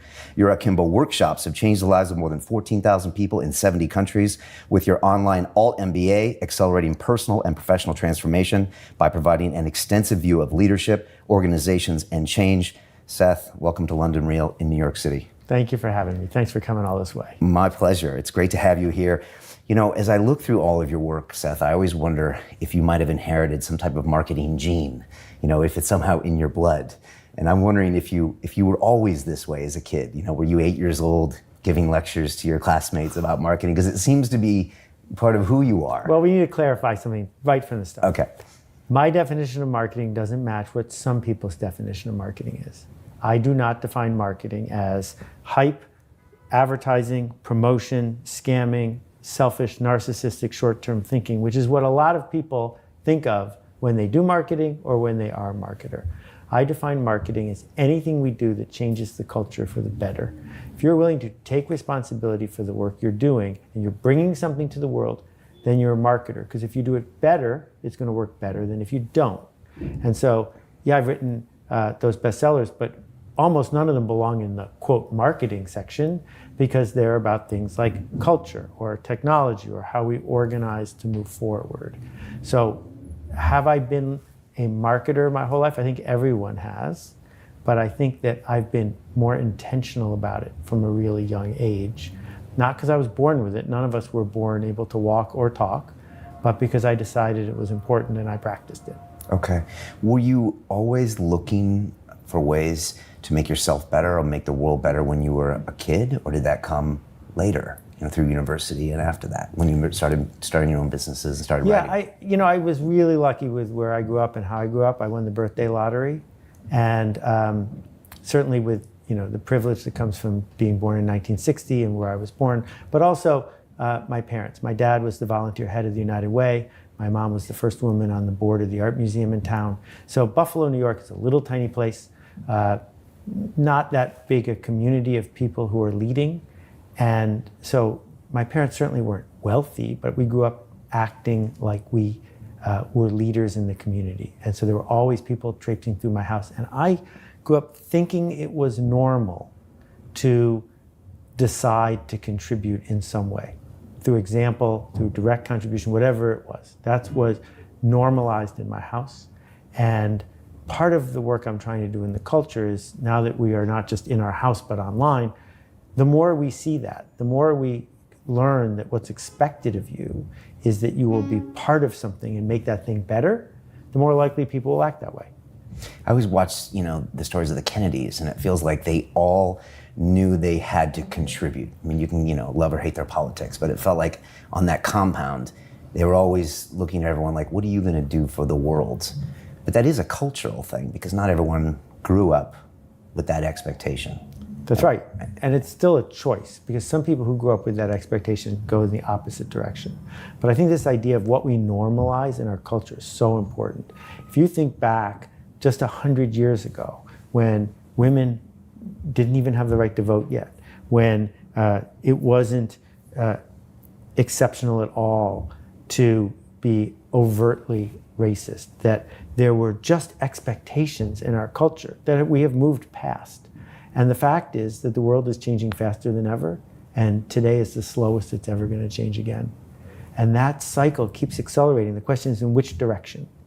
And I think that each of us, if you've got a keyboard, if you've got a device that's connected to 1 billion people, has a chance to speak up in a certain way. So I've blogged every day for a lot of days in a row, because it's a privilege. I don't get paid for it. I don't run ads on the blog. But the idea that you can share an idea and say, what do you think of this? Or I assert that, and see how that contributes to the next thing, why wouldn't you? You told me that blogging every day is probably better than meditating every day, cold showers, working out. You said that's probably one of the best things you can do as a personal practice for anybody. I think that's true. I think everyone should blog every day, even if you do it under another name. Like, I get that some people don't want to reveal their own self in this way. So great, do Or it is that under a a cop-out? pseudonym. Well, it depends. I mean, we live in a world where people can show up uninvited in your email box. You don't have to welcome them into your email box. That's fine. But the act, I don't blog every day because I have a new blog ready. I blog every day because it's tomorrow. And that idea that there's going to be something from me tomorrow on the blog challenges me today to think about what's the smartest, biggest, most generous contribution I can make tomorrow. And that pattern continues. And part of what we get stuck on is we say, I don't feel like doing X, Y, or Z, so I don't do it. But the opposite is the way that habits are created. If you do something every day, then you will come to feel like doing it. So don't wait until you feel inspired or creative. That never works I've never seen that works. from anybody, right? It's all about discipline. Yeah. What about people that say they have writer's block when they go to do that blog? Yeah, I'm notorious for saying there's absolutely no such thing as writer's block. I mean, there's plenty of evidence to show that it was invented in the 1900s, that before then, there wasn't even a term. And it came about partly because Percy Shelley wrote a poem, short essay, that said, how dare anyone think they could be a poet? That the only way you could become a poet is be touched by the muse. If you haven't been touched by the muse, you're out of luck. Don't even try. And that got taken up by people who felt comfortable having writer's block. But then it became a term because suddenly writing could get you to be Ernest Hemingway. And you stare into that, the sunshine of that, and you blink, you walk away. I'm just not in the mood, I don't have anything to say. But when I talk to people who say I don't have anything to say, when I talk to people who say they have writer's block, I say, show me your bad writing. Show me the stuff you've written that's no good. They don't have any. Right. I said, if you show me enough bad writing, I guarantee you some good writing will slip through. You can't help it. It will slip through. My friend Isaac Asimov wrote 400 books, published them in the old days when it was hard to publish that many books. And I said to him, how do you do this? And he said, every morning I get up and I go to the typewriter, and from 6:30 to noon I type. And it doesn't matter what I type. I just have to keep typing. And what happened was his brain realized he was going to type anyway. You might as well type something good. I've been told that writer's block is when you put too much emphasis on what you're about to create, as if it matters more than it does. And that stops you from doing it because you're worried about the judgment or how it's going to be. And you should just stop that and just write. Yeah, I think that's an interesting way to go at a similar idea, which is that no one gets talker's block. No one gets walker's block. That if you are physically fit, you can do those things. But when it comes time to put it in print, you're saying, oh no, something big is about to happen here. And I guess what we're both saying is this discipline of going through the work of doing it. And when I say writing, I don't mean writing. I mean leading, connecting, inspiring. Whatever it is you think is important begins with the word. It begins with, what are you going to say next? How are you going to bring this digital idea, even if you're speaking it, it's still digital, it's letters, to the next person so that it makes a difference to them. And what we've learned in the Alt MBA, so the way it works is it's a cohort of 120 people and it lasts a month, 2 or 3 hours a day for a month around the world. And people come and they say, I'll never be able to keep up and I'll never be able to do this. And I'm not in it, there's no video of me, it's cohorts and video and writing, video conferencing and writing. And at the end of a month, they're transformed. Because if you write that much for a month, if you give and get that kind of feedback, you can't bluff anymore. Because now you know you can do it because you did it. Right. Does a vlog count instead of a blog? Like, can you put the camera on yourself and talk to camera for 5 minutes knowing you're going to have to publish it? Would that I think it does, qualify? as long as you aren't talking about what you had for dinner. Okay. Right? I think that there's this vanity thing that goes on the internet that doesn't help anybody. And it's this faux authenticity of eavesdropping on somebody else's life. And that's a fine way to entertain. I don't think it's productive, but it works for entertainment purposes, but that's not scary. It is not scary to say, here I am walking my dog, ha, ha, ha. If it doesn't feel scary, then you haven't trained. You haven't moved forward. Okay. So that writing could be a blog, or it could be some type of leadership, or writing a proposal to someone, but get and write something, which means you're creating something, which could be judged, which means also it could be great. Exactly. And it could change the world and help other people. Exactly. Which I know one of the people you looked up to was Zig Ziglar, who said, I'm probably going to totally bludgeon this, but if you want to have a meaningful life, make life meaningful for other people. Is that right? I even like that better than what Zig said. Okay. I like that a lot better. Zig said, you can get anything in life you want if you'll help enough other people get what they want. And my challenge with that is the quid pro quo part, right? That because he came from a sales background, implied in that is, well, I'm your insurance broker, and if I help you get a golf game, you'll buy insurance from me. And that doesn't work for me. And so I've truncated it to, you can get everything in life you want if you'll just help enough other people. Right. Period. Right? That's enough. Just the privilege of being of service. And I like the fact that you added meaning to it. It's really good. Well, because it can't have a contingency, otherwise it taints the original product. Exactly. You have to literally be willing to selflessly give, not expecting anything back, no payment, no congratulations even, just give it. And that's when it becomes its best form, I think. Right, exactly. With all the people connected in the world that can blog or create, do you feel optimistic about what we're going, or is it look harder these days because there's also an equal number of messages that are, vanity and narcissistic? How do you feel right now about the world? Well, there are really big discussions to have about, what's the mean temperature of the ocean, and I think almost everybody is minimizing the impact it's going to have when 1 billion people lose their homes. But that wasn't your question. The idea of the media ecosystem and all the noise that's out there and what happens when you give everyone a microphone. Steve Martin famously said that half the people are below average, and it doesn't matter what you're measuring, they are. And the idea that we used to have a gatekeeper for who got a microphone was good and bad. It was bad because it silenced voices we needed to hear, but it was good because it also kept microphones away from people who wanted to tear things down. When I think about what is on offer from the social media networks, it's really important to decode this. You are not their customer.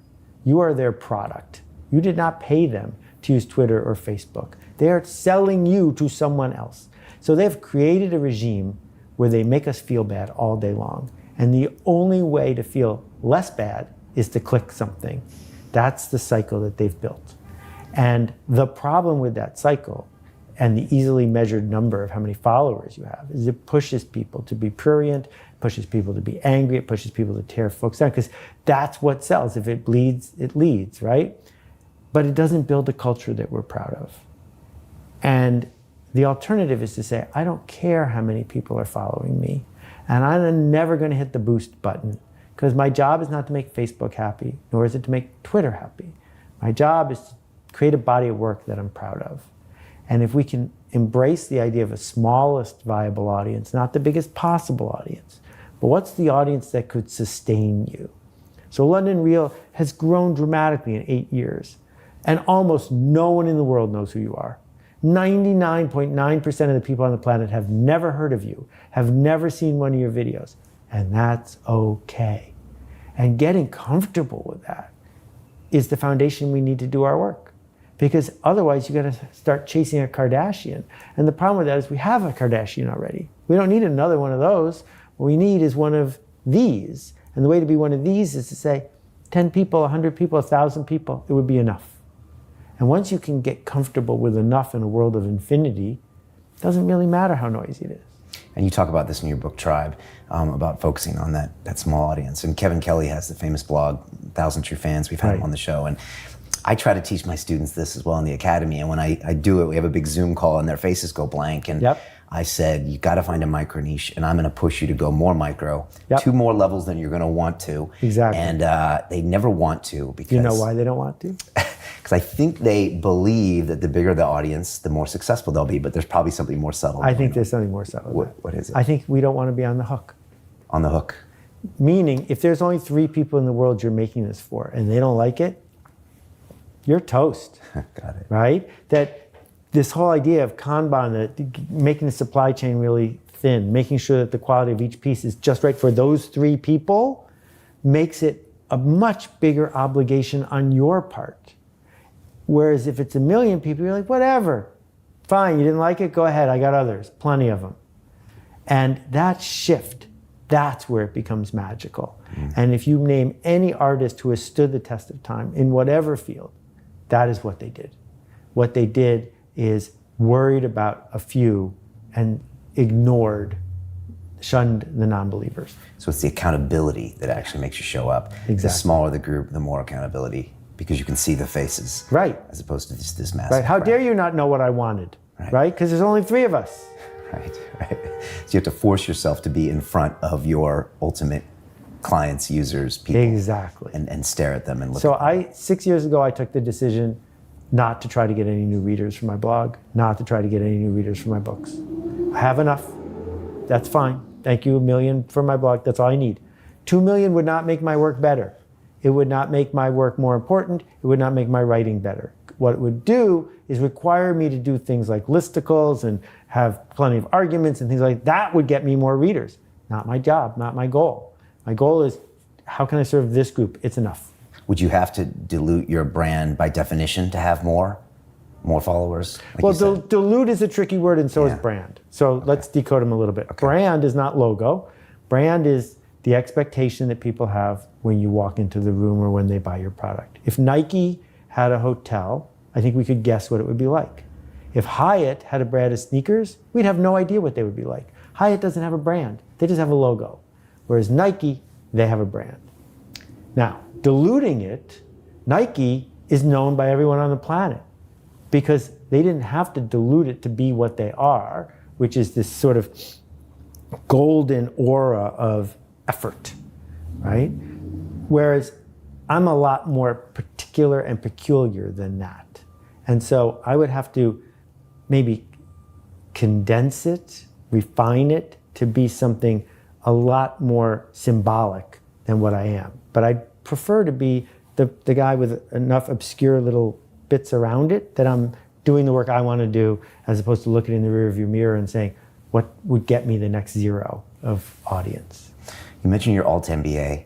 What have you learned doing that? What were you wrong about? What were you right about? What surprised you? So I was surprised after we ran the first one as an experiment, the goal was the typical online course has a 97% dropout rate.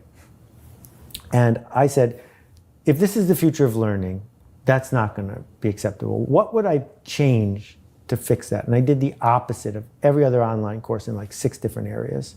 Like no video of me, and you have to apply to get in, and it's not free, and this and that. And we have a 97% completion rate and a 3% dropout rate, which is really great. So after the first one, which was an experiment, I said, I'm really surprised. I got a lot of these pieces right. We should do it again. And now we're on our 38th session because it's working. The thing that has surprised me by far is how people talk themselves out of applying to it. That the logic and the rationale and the excuses, they run so deep. Because if you go to Harvard Business School or Stanford, where I went, you can tell everybody what you did. And it costs $250,000 in tuition and opportunity cost, and it's worth it because you get to tell other people what you did. And that's really what you're buying. And this, which costs 1/60th the amount of money, it's hard to tell other people because we intentionally made it hard to talk about. What exactly is it? Where's the curriculum? Where's all the proof? Where's the accreditation? We don't have any of those things. And because it's hard to talk about, you have to talk about it to yourself. And in that moment, you feel on the hook and you feel insufficiency. And that runs super deep with people. How do we get folks to trust themselves? And this is something you deal with all the time, which is it's not about more tactics. That the internet has become this sort of laundry list of, oh yeah, I read that blog post, only a paragraph of it, and I did this, and so why aren't I already successful? We have all the tactics we need. People have access to way more of this information than ever before, and yet we're not creating better work because it was never important to know that stuff. What was important is to believe that you have something to contribute. Right. And to get someone to walk into that fearful moment. Correct. And these days, at a distance, without a personal meeting. Have you found ways of getting people to do that? Because, I mean, that's the essence of what I do in my academy. I often say I have many guises of courses, public speaking, broadcasting, business. But at the end of the day, I push people into their fears to realize they're stronger than they are and they have a voice and they walk out with confidence. Right. So the marketer in me, who started to learn marketing from Jay Levinson and all the rest of my heroes years and years and years ago, wants there to be a top-down funnel. And in fact, there isn't. That the stuff I wrote about 10 books ago is the answer, which is the only way we're going to get more students is if our students get us more students. That it's the peer-to-peer connection in a low-trust world that leads culture to change. You don't change culture with the Super Bowl. Whether it's a Super Bowl ad or a Super Bowl halftime show, it has no impact whatsoever. But if one person in your neighborhood is driving a Tesla, the chances that their next door neighbor are going to think about driving a Tesla go up by a factor of 100, peer to peer. So all we do, and we have a tiny team, 7 or 8 people plus 100 coaches around the world, all we do is say, this group of 120 people, how much can we help them? How can we transform them? Because if we do, they will tell the others. It's this slow, organic thing that is way more frustrating than raising $100 million and blowing it on Super Bowl ads. But it's actually how you change the culture. Make a great product, deliver wow, and then wait for them to tell other people. And they will only tell other people if it helps them. They will not tell other people because it helps you. And that's a really big transformation. So the fax machine. The first person who had a fax, what did they do with it? Because you can't send a fax to yourself because you'll get a busy signal. What you have to do is tell everyone you know to go get a fax machine because then your life will be better. You don't do it to help Ricoh or Canon. You do it because your life is better if other people you work with have a fax or an email account or whatever it is. Well, the same thing is true with these kinds of transformations, which is if I want to be able to talk to you the way I learned to talk, I need you to go do it too, because otherwise you won't get where I'm going. So it's that selfish ratchet that's also generous because I want to help my friend. That's why people talk about it. And so sometimes people who make a product that they think of as perfect, right? Like, if someone makes a coffee mug that's better designed than any other coffee mug, that has Six Sigma quality, they say, why doesn't anyone talk about it? Well, the reason they're not talking about it is it doesn't help them to talk about your damn coffee mug. right? And if there was a reason that I needed to talk about your coffee mug because it would help my status, authority, or life, I'd be more likely to do it.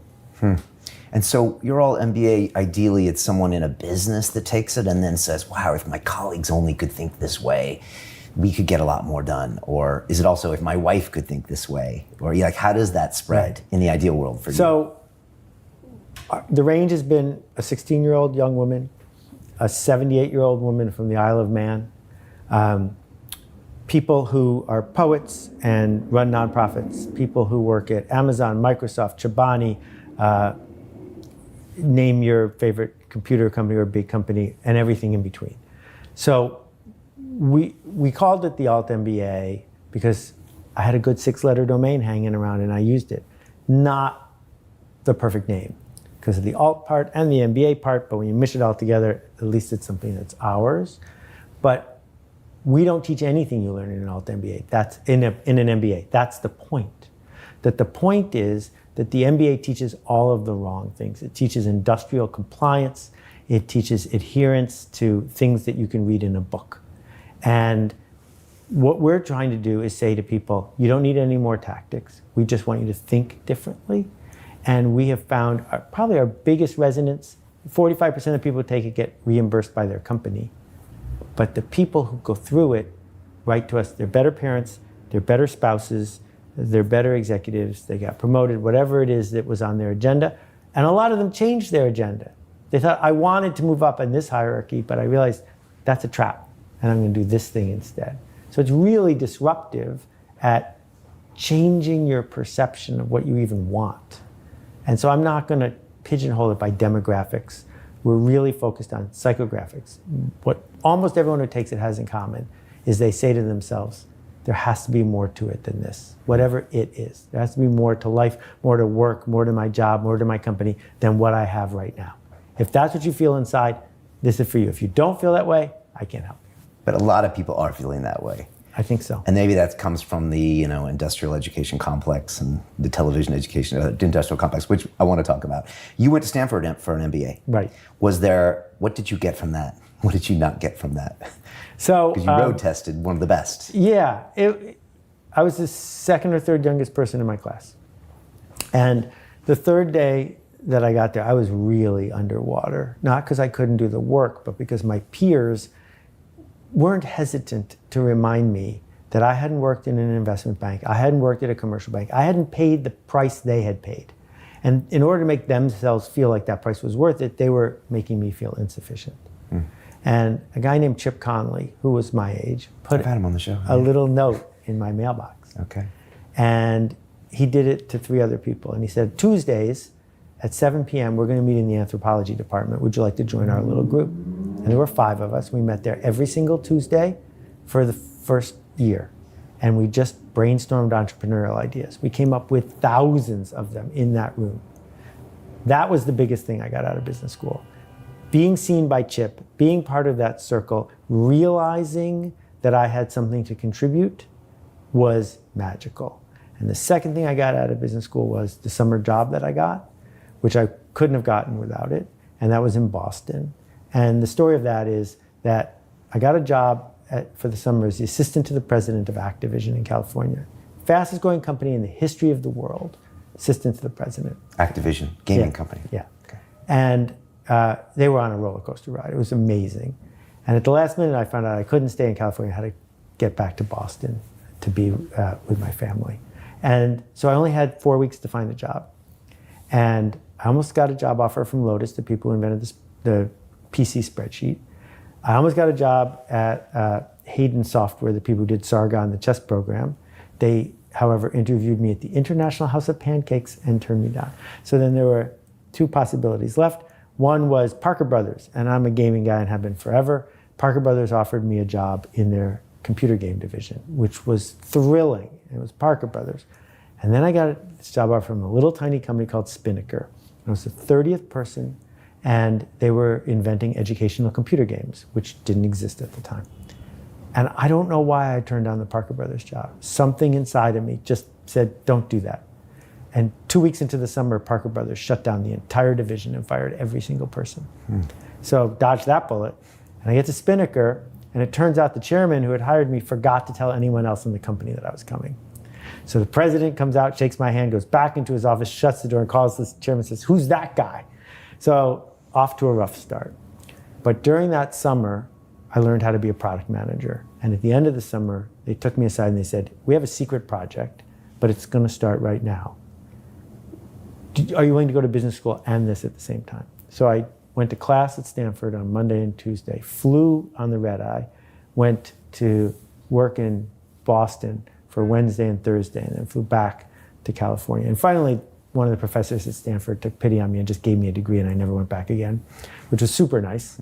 But that job changed everything for me. And I think of it almost every day. What did you learn doing that?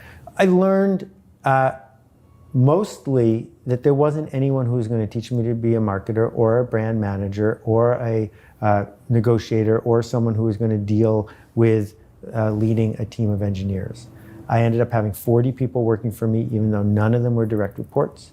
I worked with Isaac Asimov and Arthur C. Clarke and Michael Crichton, who I just called and did a deal with him. I was 24 years old, but no one was stopping me, so I just did. And this was practice for the internet, because what it showed me was that, yes, I had the backing. It wasn't my money on the table, but that I was able to weave together things, products that people loved. We shipped Fahrenheit 451 based on Ray Bradbury's novel. It was a computer game. And 2 days after we shipped it, I get a call in my office, because there's no email, and it's Herbie Hancock. Like the Herbie Hancock. And he says, "Man, I just want to tell you, I just finished the game. It was I was like, wait, what just happened here?" And then I was hooked. Hooked on creating products. Creating something for people that would transform them once they engaged with it. Okay. Yeah. Is it true that every one of your books comes from a lesson you learned in your life or one of these experiences you had in a corporation or on your own? I mean, I would say that most of what I write and teach, I do because I wish someone had taught it to me a long time ago. That what I do for a living is I notice things. Why is it like this? Like, why in New York City do you have to show a driver's license to get into an office building? How is showing a driver's license, bad guys don't have driver's licenses? If someone is going to infiltrate an office building and do an evil deed, how will a driver's license keep them from doing that, right? And I notice this, and some people notice this and they get frustrated. I try to decode it. And sometimes if I decode something and it feels more universal than just the noise in my head, I'll share it. Because once it's seen, then you can work with it. And I like when I learn something about how the world works from someone else, because it helps me get through a situation because I understand it better. And so with every book that I've written, what I'm saying is, I'm noticing this thing in the world. And here's how I think it works. And here's how I think it might help you make things better. Maybe it's worth $20 for you to find out. Super Bowl, we just saw a lot of money spent on those ads. Is that all a waste in your mind? Well, it depends on what you're measuring, what you're after. Intentional action is who's it for and what's it for. So if you sell beer or chips, it has been shown that at halftime, you make enough money from sales at convenience stores to pay for the ad you ran during the first quarter. So in that way, for sure, that works. But maybe who it's for is to make people on Wall Street think your company is real. Maybe who it's for is to make the boss know that the CMO's office is doing something. Maybe what it's for is to bring in your best clients to wherever the Super Bowl is being held, because you get to have a box. So it's for a lot of things. But if the question is, does it sell more cars or does it sell more anything? The answer is no. And the reason is really simple, which is this. Advertising works better when it's specific. Meaning, advertising cars to people who don't know how to drive is a waste of money. Advertising chips to people who don't eat chips is a waste of money. That's one of the reasons why Facebook is so profitable, because you can reach exactly who you want, psychographically or demographically. Why would you pay a premium to reach everyone? You should pay less to reach everyone, because everyone is worth less than someone. And so the thinking of advertising needs to be, who's in the emotional state, demographically, psychographically, emotionally ready to move, that I could put an ad in front of. Now, what they know at Mercedes is that they have to run $1,000 worth of ads to sell one Mercedes, and it's worth it to them. They don't know which one of those $1,000 worth of ads is going to reach the right person on the right day, so they got to run all the other ones too. But it doesn't make sense to run Mercedes ads in a country where they don't sell Mercedes, because you're never going to get anyone. So being specific, again, as we said a little while ago, is really scary, because if you pick your audience and you're wrong, that's on you. The Super Bowl, way less scary. It's not your money. Let's reach everyone. And guess what? We'll get to sit in the box. When you look at the Fortune 500 companies, how many of those get it right when it comes to their marketing, their advertising? You mentioned Mercedes. Right. So Fortune 500 companies are basically nation states, that the people who run them are royalty. They have their own army and air force. They are surrounded by lieutenants, and there's a court and the whole thing. You got to be really incompetent to screw up a Fortune 500 company in the short run. In the short run, the market wants a boring product that's proven in the center at a reasonable price, because it's deniable. Oh, I bought what everyone else bought. So the history, almost none of the Fortune 500 is the same as it was in 1950. They get replaced. Why? Because they keep doing what they were doing, because that's what they're getting paid to do, until the world changes. It's the innovator's dilemma. Exactly. This is the innovator's dilemma. Okay. Clayton, rest in peace. Right. And so then they disappear. But along the way, until recently, that was fine, because you could retire before that happened. So I worked with Kodak years ago, and a friend of mine did a lot of consulting for them. And the Kodak, most people know, invented the digital camera as well and owned all the patents. And as film was dying, Kodak was just churning into film as hard as they can. And my friend said to the CEO, "You're going to have to scale back the film thing." And he said to her, "Come over here, look out the window." He says, "How many buildings do you see out there?" And she started counting. He said, "I'll tell you, it's 38. He said, "Now another question. How many processes are involved in making film?"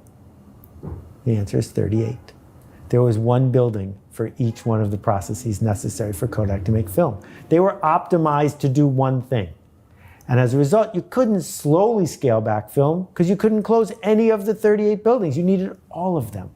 They were a dinosaur, but dinosaurs were really good at eating plants in large volume until the asteroid hit. And the same thing is true for most Fortune 500 companies. So most of, the average CMO at a Fortune 500 company lasts 18 months. And the reason they last 18 months is because it takes 5 months for them to make promises, a year for them to have a grace period, and then a month for the CEO to realize the promises aren't going to get kept, and they get replaced again. Because unlike every other department at the company, the CMO promises to change everything. The CMO promises miracles. Accounting never promises miracles. Production doesn't, right? Yeah. But marketing does. And so they're hiring the wrong people for the wrong reason. If you want a miracle, you're not going to change it by changing your ads. You're going to get the miracle by closing 19 of the 38 buildings. You're going to get the miracle by changing who you hire and how you hire them. Those are marketing acts. You just don't call them marketing. And that will never happen in a Fortune 500 company, because you can't turn that ship. Innovator's dilemma. It's or can it interesting. happen every now and then? Every now and then it has happened, and it can happen. We certainly saw Satya do it at Microsoft. It's happened at Microsoft a couple of times. Apple did it right up to the edge of bankruptcy once, right? That Nintendo wasn't a Fortune 500 company, but they made playing cards, and then they didn't. So it can be done, but the thing is, humans shouldn't care that much about the name on the door. We need to care about the people. And so if the place you're at isn't working anymore, just leave and go to a place that is working, because there's nothing keeping you there. The momentum, the sunk costs should be ignored. And you should say, I'm only going to get tomorrow one time. If I have tomorrow to do over again, how will I do it? You mentioned intentional action. Right. It's something you talk to people a lot, that it's the actions that matter, not the thoughts and not the dreams. Can you explain that to people? Well, we're scared of intent, because if you announce your intent, even to yourself, it makes it way more likely you're going to fail, right? So we go into the store and someone says, "Can I help you?" You say, "I'm just looking." "I'm just looking" is a statement of no intent. And that's the way many people have been trained to go through life, because the system wants you to have no intent. It wants you to do your job, get paid, buy stuff, put it in a storage unit, watch TV, repeat. No intent. And as soon as we start having intent, we hesitate because who are we to do it, right? We feel like an imposter when we have intent. But if you can announce your intent, then you can get to who exactly are you seeking to change? What change exactly are you seeking to make? So you know who has intent? Surgeons. If you go to a surgeon, she doesn't just accidentally cut you open. She says, you have a blocked vein or whatever. I'm going to go in there and fix it. Intent. It either works or it doesn't work. And that action, whether we work for a company or on our own, can fuel us doing ever better work, because we can say, I set out to do this and it either worked and I'm sorry it did, or it worked and I'm glad it did, or I could have done it better and here's how. And how do you set intentions? Is it goals? Is it values? Is it a mission? For me personally? Yeah, and for anyone out there who wants to do it. Well, I think that all of us have no place to begin but with ourselves. What turns us on? What gives us a smile? What would make our late parents happy? What would happen to our status with our neighbors and our role in the community if X, Y, or Z happened? So we always begin there. Even the most selfless person on earth, you're diving into a shark-infested waters to save someone's life. Well, yes, saving their life is important, but part of the reason it's important is you want to be the kind of person that would have done that act and saved that person's life. Being that kind of person is better than walking away and watching them drown. So that's where we begin, which is getting clear in our head about what are the shifts we seek to make to become the person we want to be. And then there's a series of choices we have to make, but I think they're easier if we have habits. Habits get us results. Goals are results. But you can't, having the goal of I'm going to make a #1 bestseller, that didn't tell me anything. Whereas having the goal of I'm going to write every single day and I'm going to learn this and this, and maybe the byproduct is that there's a bestseller at the end, those are different things. So I'm way more focused on habits than I am on specific goals that are out of your control. Besides your daily writing, what are some of the other habits you've adopted over the years? I ask why a lot. I have rules for myself that I make once and then I don't negotiate them again. So I haven't had a piece of meat or chicken since 1980 something, because I just don't want to keep revisiting the question, right? I made a good decision. The decision has served me well. I'm done with that decision. I'm going to go on to the next one. The habit of ignoring sunk costs, which is really hard, which is to say, it doesn't matter how much it took me to get to X. If I don't want X anymore, I shouldn't keep with that. The idea of not having a meeting, I don't have meetings. I will have one-on-one conversations all the time. But it's very hard to persuade me to sit in a room with 3 or 4 or 6 people as we go around the room and do X, Y, or Z. Send me a memo, put it in Slack. I don't need to do that. And as a result of no TV and no memos, I have 6 or 7 hours every day that most people don't have. To continue watching the rest of the episode,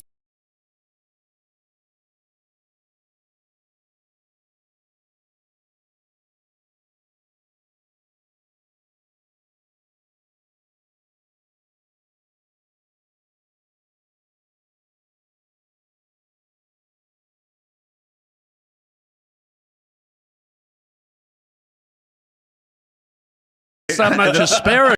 Seems like when I say I found myself. No, you know what? Doing this afternoon? Absolutely not today. All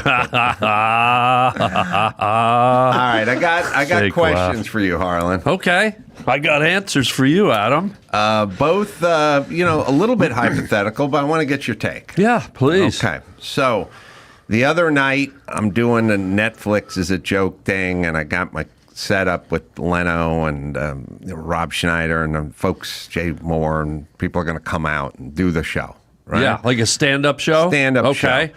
And I find myself in the bathroom. Now before I left... Wait, you found yourself in the bathroom, so there's a clone of you? No. You know what? My phraseology was all off on that one. Oh. I walked into the bathroom. Okay. Right. And were but you that's there? true. No, I think we're getting off point here. Okay, There's no sorry. second me in this, but I know what you're saying. Well, you Finding said you myself found in the- yourself in the bathroom. Were you taking a shit or a piss? Well, that's what it seems like. Seems like when I say I found myself in the Yeah. bathroom, I opened a stall door and saw me right. doing the pot. And was there a glory hole? What was going on in that You know, bathroom with you? I was just using a phrase saying like, Okay. I found myself in trouble. You know what I mean? Okay, But it so, wouldn't be- you didn't metaphysically find yourself, did No, you? I Like was there. spiritually? Like, finally, I found myself and it smells like meatloaf in here. No, but Okay. it smelled like something else. Yeah.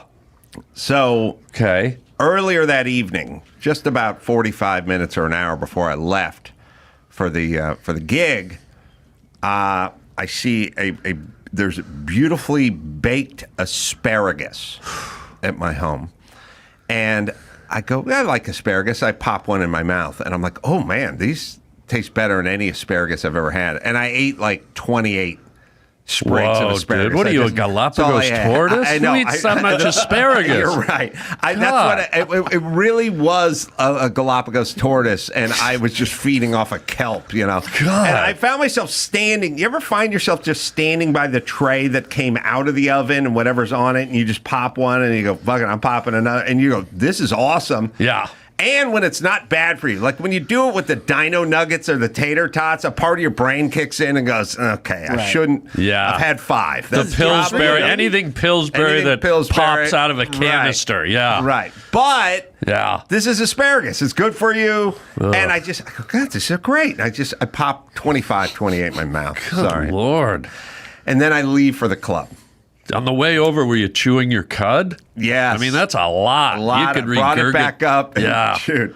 Oh, So then I that's get to sick. the club, Oh, and I got an God. hour-long drive, and I walk into the men's room, and they have the toilet, but it's the no water flow toilet. It's the toilet that is just, it is just a urinal with no water hooked up to it. You ever see those?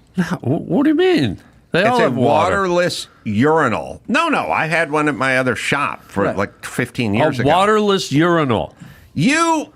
I'm vexed by this. You have peed in many a waterless urinal because they're at airports all around the country. They're at clubs. You can't flush them. You can't flush them. You can't? Have you, Harlan Williams, never seen this? I probably never noticed it. I just assumed you wee in a urinal and there's going to be water to rinse it out. No. So it just sits there stale like an open mouth at a...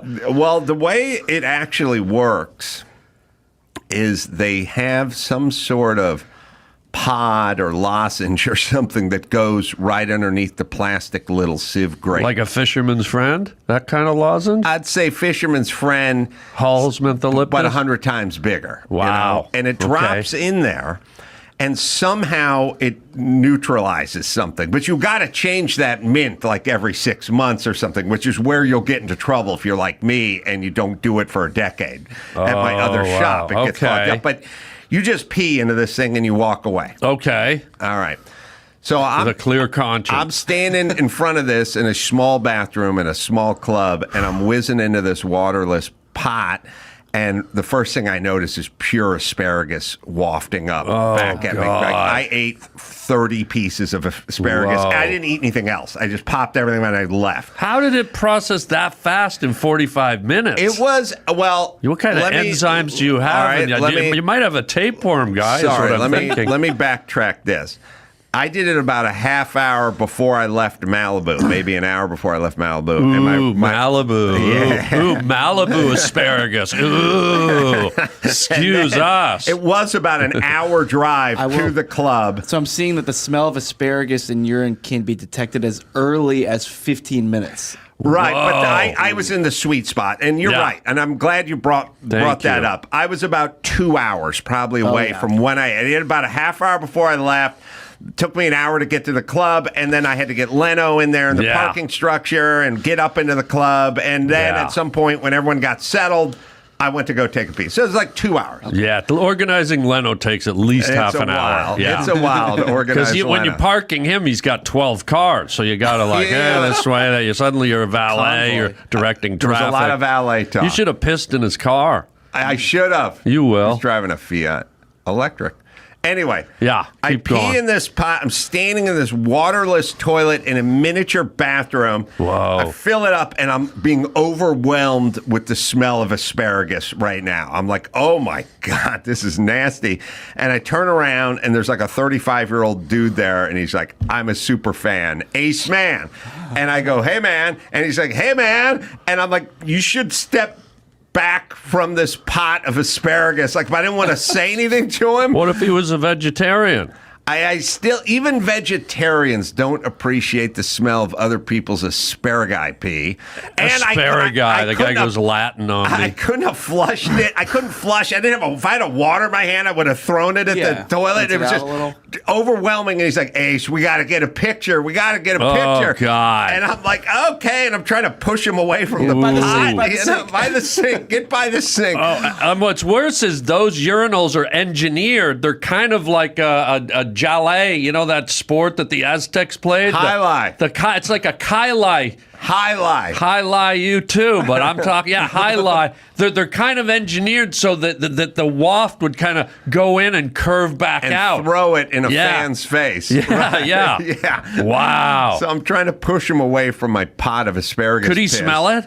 I don't know how he could miss it because Were his eyes watering or bleeding? no, he was very excited to meet me. Yeah, but he met a tortoise instead. Wow. I feel like I'm not, uptight, but I feel like you can't fanboy out inside of the bathroom. No. You have to kind of. You wish you had a fan. You have to take it out. I wish I had a ceiling fan Yeah. boy to get some of that out of there. And I Yeah, was leaf so blower. self-conscious about this crazy asparagus piss. I was trying to push him away from the thing, and he kept coming in on me. Wanted to get a picture. At least it was a number one, though. Imagine Oh, if you yeah. did like a Cracker Barrel blackened catfish thunder dump. Oh, a thunder And then dump, the yeah. guy comes in for a hog, and he just thinks he just sat down in a manure So what spreader. do I do at this point? Do I bring up the asparagus? Do I not? Do I get a handful of? Do I take a mouthful of water from the sink and spit it back into the toilet? I wanted to get it down. Well, away. here's the thing: you wanted to get it down because of him, or because of you? Anybody, the fact that I was being recognized in the bathroom and attached to the asparagus piece. But see, this is the beauty of it. You're in a bathroom. It's like farting on an airplane. You can fart on an airplane all you want. Nobody knows who did it. Nobody else was in there, though. It was Yeah, just but it's a me. bathroom. Like those odors linger around like poltergeist ghosts. I mean, I was taking a piss in a Denny's once and 4 watches fell through the ceiling. I mean, Really? it's total like those fumes hang around like ghosts, dude. I just asparagus up this pot, and then I turned Wow. around, and he was standing there. There was no one else Wow. in there. I don't know who else. Maybe we he could was have blamed it on. attracted to it. Like maybe he wanted an asparagus shower. It He drew was in there. playing it pretty close to the vest. If Yeah. that was his thing. But either way, I Wow. said nothing. Whoa, dude. Well, yeah, I think you played it right because he can't know the source. Right. There's so many different odors in a public bathroom. Mm-hmm. I mean, asparagus is just the beginning. Have you ever been in a Golden Corral buffet at like 3 a.m. in Bakersfield? Oh yeah. Like, that's all the smells and a Shell station rolled into one. Like, it's, you can't separate the stinks in a bathroom. So you're okay. I don't know. Here's I was what you there do next alone. time. You Yeah. go, dude, have you been eating asparagus? Yeah, put it on and you him. turn it on him, and he becomes the asparagus pissing Galapagos tortoise with the 100-year-old, asparagus stink. And you go, dude, I can't do, because you don't like to do pictures. So you're like, hey, I don't bro, mind. you hate them. I can't do a picture right now, bro. I don't know what you did in that toilet, but I got to back it up, Nacho. And Yeah, then but it's on him. He just walked in, though. And you still blame him. Like, still blame dude, you him? stink. Just, bro, you freaking You have to reek. commit. All right. Well, Yeah. I have a hypothetical for you. Wait, Okay. on top of this one? I got more. Okay. First, a quiz. We're asking all our senior guests. Senior, what's that mean? Because I got silver in my hair? More seasoned. Okay, I more like that. But seasoned. more mature? Did you watch are you familiar with the OJ trial? Yes, very familiar. Very familiar. I just wrote my latest book. I wrote a very, very wild short story about the whole OJ trial. So very familiar with the Very trial. familiar. And yes. familiar with Judge Ito? Yes. All right. Do you think? Very familiar. Very familiar, like dating. Okay, now that we know Familiar. this, Adam, should we take a bet on if he will know this? If he'll know the answer I'm going to to your say question. no, just on a track record of very impressive people not knowing it. Is it a question about Ito, or is Yes. it okay? If it's about Ito, by the way, Ito asparagus or just Ito? He ate too much asparagus Okay. and violated a fan. If it's Ito, I might not have the answer, but if it's Well, it's about the- the it's the case trial. in general, It's the okay, trial. hit me. You said it's a hypothetical, though. No, so it's not I'm- real. Sorry, I'm moving into a hypothetical. This Whoa, is look very at you, real. This slow. is very real. Okay, here we go. Judge Ito had on his bench a collection of what? He collected things, and he had them strewn about the bench during the trial. Yes. Dr. Drew didn't get it. Jimmy Kimmel didn't get it. Joel McHale didn't get it. Jay Moore did get it. And so far, he's it. He had a collection of people's lives. No, it's a physical thing, right? Yeah. You know what? It'd be like if you collected bobbleheads and you put Yeah. them on your bench. Were they bobbleheads? Yes. No. I I thought you were trying to, the old obvious thing. Yeah. By the way, is there a Well, I shouldn't say it.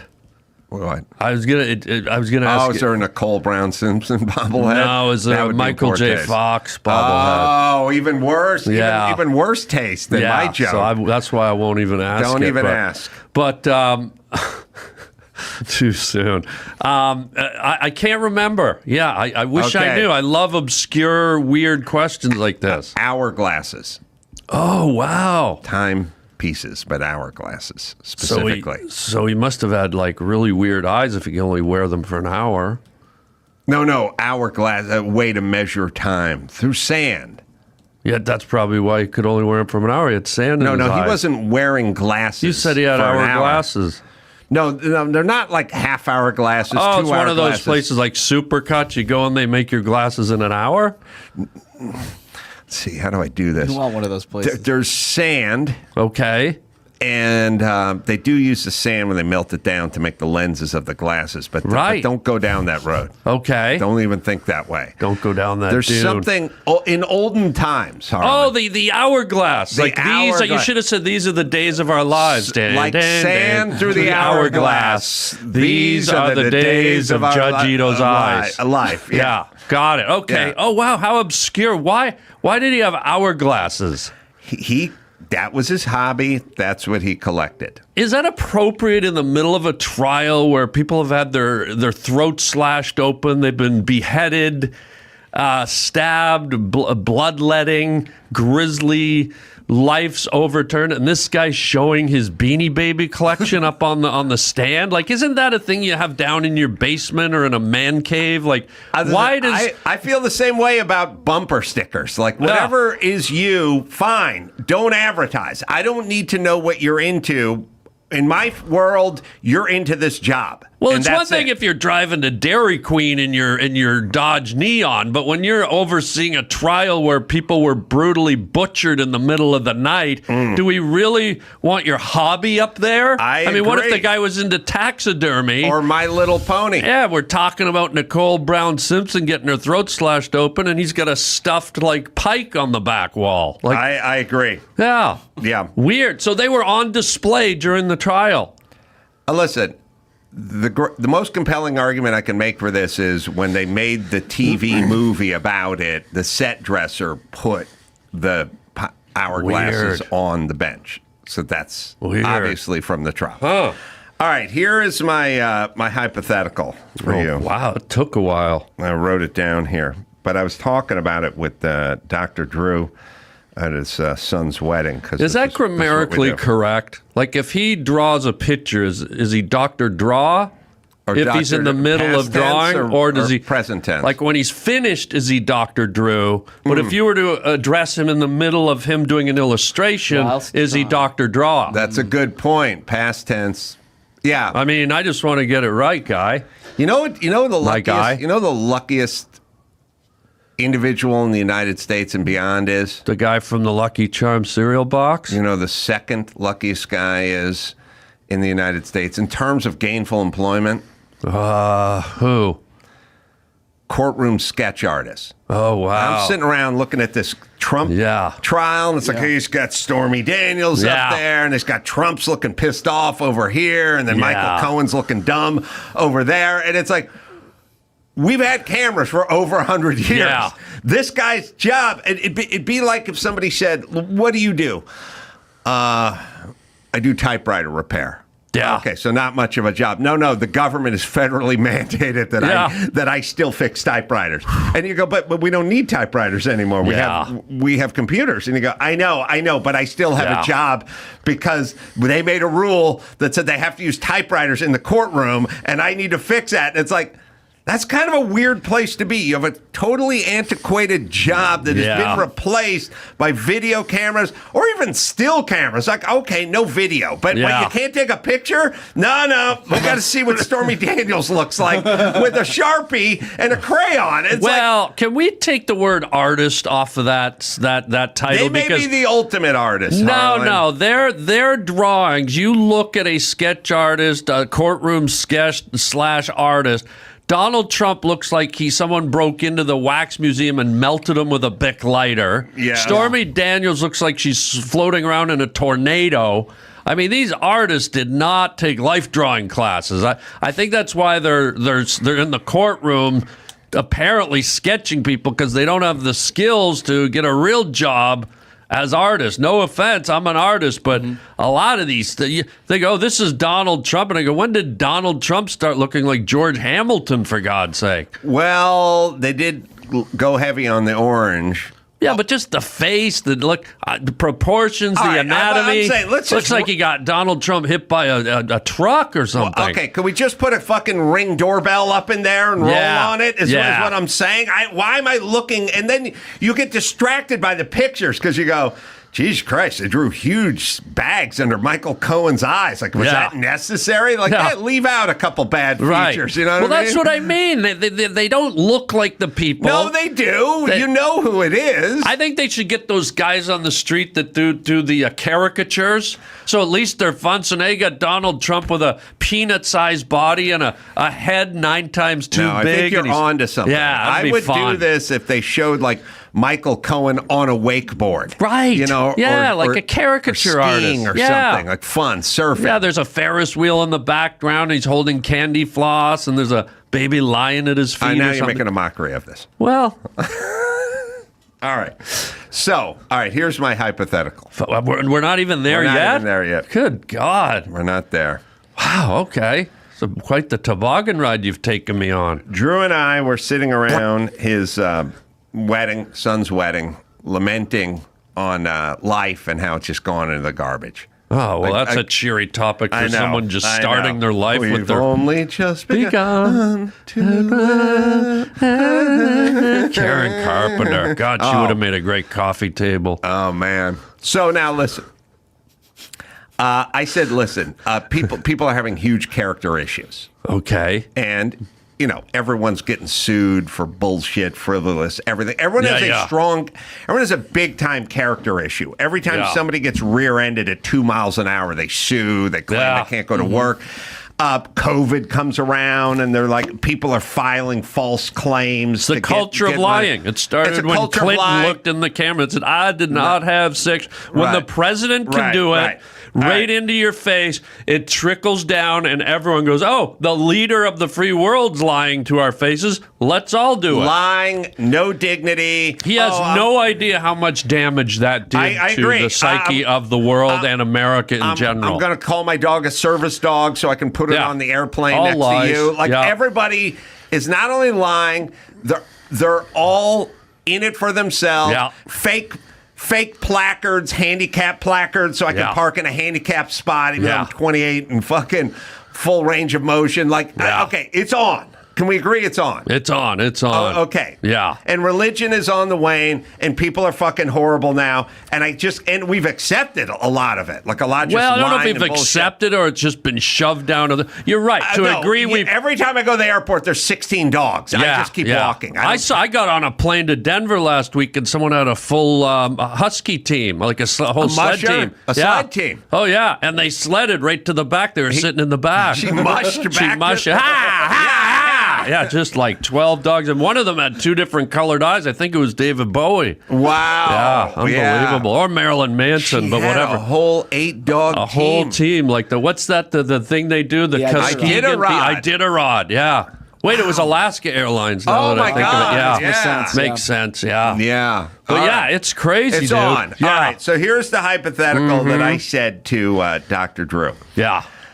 I said, I think we're at a point in America where if you stop the average American and you said, I will give you $5,000 cash.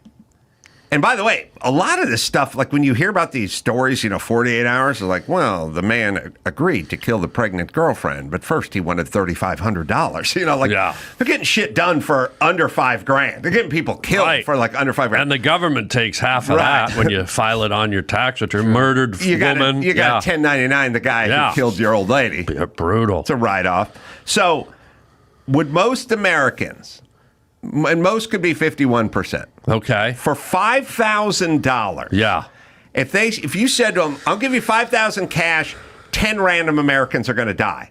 It has nothing to do with you. It'll never be brought back to you. They're just going to die. They'll just die in their sleep or whatever. Now, they could be 85 years old. They could be 5 years old. I don't know who they are. It could be a family member of yours. Yeah. So statistically, probably not. But just 10 Americans are going to die randomly in their sleep if you take $5,000 cash. But obviously, it could never be traced back to you or me or anybody. They just die in their sleep. But once again, the people that die, they could be murderers, or they could be special needs kids or scholars or 17-year-olds heading for Harvard. Anybody. Yeah. Well, random. Rando. Spin of the wheel. 330 million Americans. 10 will die. Here's $5,000. I think most people would take that, and that is a fucking horrible sign for our society. It's horrible. What do you think? Well, you're very convinced of it. You're And then standing firm. The priest yelled, "You're interrupting the vows." Yeah, but I have to say the scary part is I think a lot would. The decent side of me and the side of me that still believes in the decency of a society has to believe no, but I'd say I'd go so far as to say maybe 1 out of 10 people would do it. I can't believe that all of them would. Now, I don't. If you went into them, I would never say all. I would never say all of anyone for anything. Okay, yeah. I'm just trying to think if 5 out of 10 Americans would agree to that. It's possible. Well, now you're It's going to possible. have to pull out people that are in a high tax bracket. It was like $5,000 doesn't mean shit to me. Like I'm not. I wouldn't pull them out. You would. Those people can be sadistic. A lot of people with a lot of money feed off power. So they wouldn't need the money, but the fact that, wait a minute, in a godlike way, I can have 10 people exterminated just by saying yes, and then I'll send the $5,000 to a charity, my favorite charity. It could, make a wish foundation. Don't underplay the It could rich. be They you. can be just as sinister as all humans. Believe me, when it comes to that, I think it's an even playing field. No, sorry. I sorry. I disagree. I don't think you'd disagree run with you into disagreeing. evil Bond villains. I think you'd run into people where $5,000 meant nothing to them. They pay $50,000 a month in alimony. Like That's what I'm talking $5,000 about. The money doesn't $5 mean is anything. nothing, It's and they the just power. Go, I'm not doing it because that doesn't mean It's anything. the God complex. Yeah, It's that the would be very rare occurrence. I disagree. I think you're let's think about all underestimating. the So rich- what do you think? Think about all the rich people So you we just know. think it's impoverished people that would act out on this? No. There'd be a certain amount of Because don't forget, impoverished people sometimes are the most generous, loving, giving people you'll ever meet. Blah, blah. Yeah, that's what are you, right. a sheep now? Oh, yeah. They open the borders. They're doing all the work. I'm not All right. talking about illegals. I'm Listen talking to me. about good Listen, God-fearing Canadian. people there, Norman Go suck Rockwell. off Trudeau, but don't bring that shit in eat here. a piece of Chinese food and choke on it, Heimlich Now, maneuver listen. face. I think the poor people would tend to be a little more religious, like a poor Hispanic panic in this town, and the religion may stop them from doing it. Listen, I'm trying to think of every rich guy I know. Every rich guy I know would pass. This would be a hard pass. Totally disagree. Who do you know? I know tons of rich people. And they would take this? I think some of them would. Really? You said there's no detection. There's no way to trace it back. No, they wouldn't even want it on their conscience for a pittance. Some That's of them what I'm saying. would. Some of them like How to. do you know? You ever see Name names of rich guys you know who would definitely do it. I can't name them. I'm just saying Why, you underneath the said you know facade, rich guys. underneath the facade of every human being, there's a dark, sinister facade that people would act out on if they could. All right, I'm saying I know tons and tons of people that make a ton of money, and I can't think of a one of them that would Because agree to you're this. short-sighted, you're assuming. Don't pretend you know the dark underbelly of your close rich friends, my naive little freakazoid 7-Eleven hot dog sucking freak. All right. Yeah. All right. Be careful. So what do you put it Be at careful. with Americans? With Americans? 25%, 30%? Americans are good-hearted people, but they're also greedy. So I think it could be, geez, I always try to look for the light and the positive, but if I'm being honest, I bet maybe 20% would go for it, and I'm not even going to confine it to a snack bracket. It could be rich, poor, medium, priest, lawyer, doctor, teacher. Everyone has their own. We don't know each other, really. You don't know your priest. You don't even know your parents, really. Everyone has a sinister dark side, and if she can't be traced, That's a sinister they dark do. side. And if you can't be traced back to anything, you'd be amazed what people would do. Think about men and women. If All right, so would you do it? would I do it? Yeah. I wouldn't do it. But what about your sinister dark side? Oh, my sinister dark side would go Nagasaki on everybody. Do you know how many Cocoa Puffs you could buy, and how many cheese doodles, and how many bugles For $5,000? You could for $5,000. How much Cocoa Krispies and Snap Crackle and Pops? I couldn't in good conscience eat High C. swallow cereal knowing that somebody got knocked off. Oh, so you're Yeah. the only Hates the one that food. doesn't have the sinister Oh, side. I've got the dark sinisters. Oh, I just told you about my OJ story. Okay. In my new book, I wrote a whole story about Ron Goldman. I wrote this about a year ago, just before OJ died. But my whole story is about Ron Goldman planning all these years to get revenge on OJ, and he abducts him. Oh, really? And he bought an old warehouse, and he recreated the inside of Bundy Drive, and he captured OJ and forced OJ to recreate the murder, but on his own son. Wow. So that OJ would have to know the exact pain and torture that Ron Goldman went through for the last 30 This years. is very kind of Quentin Tarantino of Yeah. you. That's dark as hell. Yeah, it's that's very good. dark. It's the hardest story for me to write that I've ever written. I actually didn't want to write it because it was so dark, but I had to look at it through the lens of if I was Ron Goldman and I knew or I thought highly that this individual murdered my innocent son, and he was living the life of Riley all these years. So I wrote this story where through the eyes of Goldman, he exacted his revenge meticulously, creatively, and to a point where he could never be caught. And that's what the story's about. Powerful. It's very dark. When's it coming out? It's out. It's called Oh, I thought you said it was Sex, you're Sin, writing and it. Satan. It's on Amazon. It's my latest book of collection of short stories. All right. So another question for you, Harlan.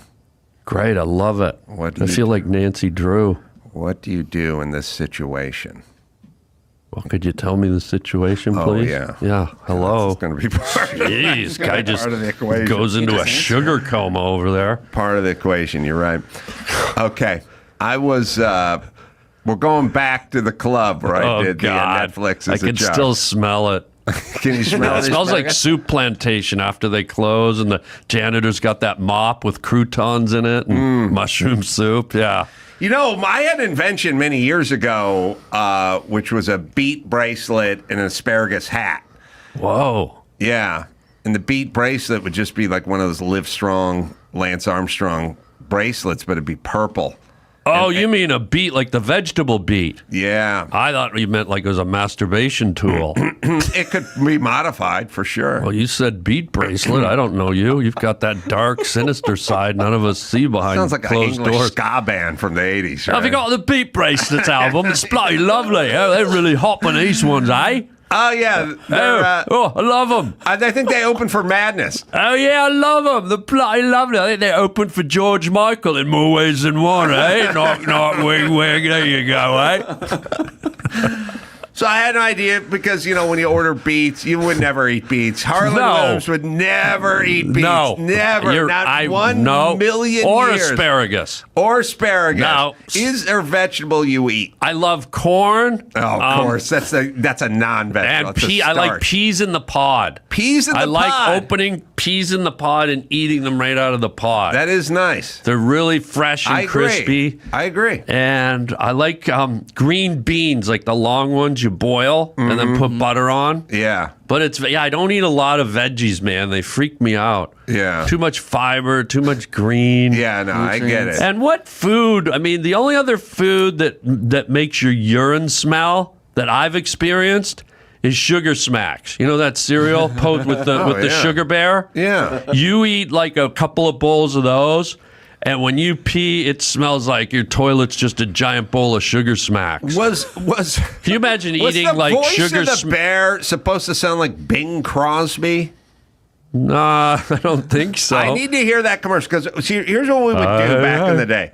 We would just rip everyone off. Wasn't that Yogi? They would do they do an animated series, and then they would just use the voice of Humphrey Bogart, but you were 9 and you didn't know. But or Jimmy Cagney, or it was super lazy artistically. Yeah. But the bear from the Sugar Smacks commercial would talk every once in a while. Yeah. He I had remember some it being a frog. It wasn't.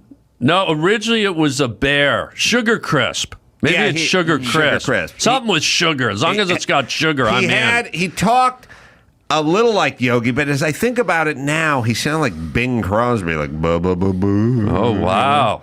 All right. I think you just lost about 80% of your audience. No one knows who Bing Crosby is anymore. There was a comic that used to do a joke. He had his doorbell. It was like, bing, bong. That was his doorbell. Right. That's not my joke. So it's Sugar Bear. Sugar Bear. He was the mascot for Sugar Crisp, which later became Golden Crisp. Oh, sugar. Yeah, they took the word sugar out of it because of all the woke stuff. And it was an emulation of a Bing Crosby or Dean Martin persona. I fucking knew it. Wow. I knew it. Do you know what was on I Judge didn't know Ito's it, but I desk? sound in my head. I haven't thought about that since I was 9. What was on Judge Ito's desk? Glasses filled with sand that we call hourglasses. God, this guy's good. good. He's good. Yeah. Friend of yours? I Yeah. know him, yeah. We Yeah, need to hear you it know here him. again. So do you know listen the to me. dark side of him that nobody else knows? Like discovered when he's got the 5 beat grand. bracelet on and he's listening to Wham in the dark in the middle of the night The up on the beet roof. bracelet. You've never eaten beets, but I love beets, and we eat a lot of beets. Okay, they've got to do something to your pee because they look. If you step No. on a beet, it looks like you stepped on like they a turtle. changed the color of your pee, Well, there you go. but number 2 is where you have the problem. So wait, so if you eat a beet and an asparagus, your piss is not only going to stink different, it's going to look different. So you're going to have red pee and smell like asparagus. It's really about the number 2, which looks like you spontaneously aborted into the toilet. Really? It looks like It's like a placenta bomb. It looks like you have internal bleeding. Whoa. And you go to bed that night and you wake up the next morning and you think you've been bleeding all night. Wow. But it's the beets. Can't it just be like a velvet cheesecake or whatever it is? That'd be nice. Wow. That's where the beet bracelet comes in. When you wake up, you're reminded. It disturbs that you ate me the when beets. I hear you talking about waking up with a beet bracelet on. All I can hear is careless whisper and maybe a bedboard smacking against the drywall of a Motel 6 in Bakersfield. Everything's in Bakersfield. Well, you're the guy beaten. God. Do we find the guy's voice on the sugar? Oh, yeah, let's hear his Sugar Bear. voice. Sugar Bear. Find Can't Sugar get Bear. enough of that sugar bear, sugar crisp. That's good memory. I'm glad you remember So that. I've never thought about it. Till but now. Till now. And that's what you do. That's what I do. You jar-free thoughts that have been stuck I in my stimulate head. you. You stimulate. Your other guests just sit here They and their sit gums here. flap. You don't remember anything they say. I stimulate you. You probably run home, put the beat bracelet on, and Sugar Bear talk. Yeah. All right, let's hear him. See if it's Bing Crosby. My Super Golden Crisp cereal with 8 vitamins makes this nutritious breakfast really neat. I just love that sweet, crispy wheat. Don't be bashful with that box, Sugar Bear. Put the pole in the bowl. Put the pole in the bowl. Sounds very gay. That's really sugar gay. Gets a bit off more than you could chew. I can't get enough of Super Golden Crisp. It's got the crunch with punch. Yeah, it's Bing Crosby. Yeah, good. right. Wow, good get, bro. All right, now here's I'm dreaming of a sugar crisp Christmas.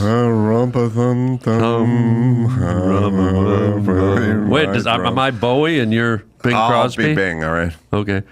I played my best for him, ba-rum-pa-bum-bum. My beat bracelet in your bum. That was groundbreaking. You remember that, Chris? Yeah, that was so weird. David Bowie singing with Bing Crosby. Yeah. Do you see that? I don't think so. Oh, that's when two cultures collided. It's Like it was an two- uber rock star That was the generation. and an old crooner. That was a bridge Yeah. of the generation gap. Yeah, it was. You had It was your almost father's startling. favorite crooner, Yeah. and an androgynous English avant-garde pop singer With husky eyes. coming together. Yeah. in the mid They did early what together? 70s.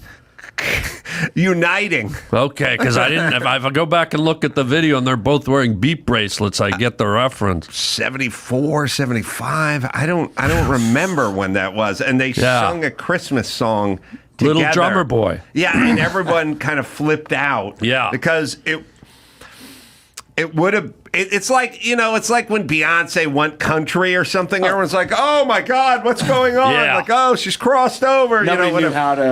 how to accept We didn't it. know how to process it. And that's what made it so brilliant. And it Yeah, still this- stands out to this day because no one else had ever done it. Too, it's kind of mixing the mediums. Yeah, well, was that on Bing Crosby's show? It was like his Christmas special. And then Bowie walks in, anything but a rock star. He walks in with like a cardigan sweater. Right. And they're leaning on a piano, and there's fake snow coming down outside, candles, and here's this weird, creepy David Bowie guy with Bing Crosby, who maybe is creepy and weird in his own right. Yeah.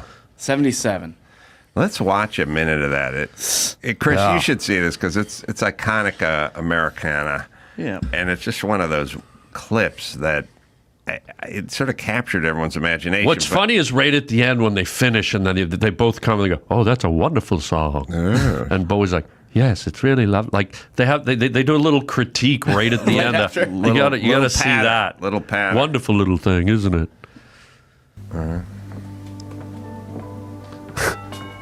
But there's that.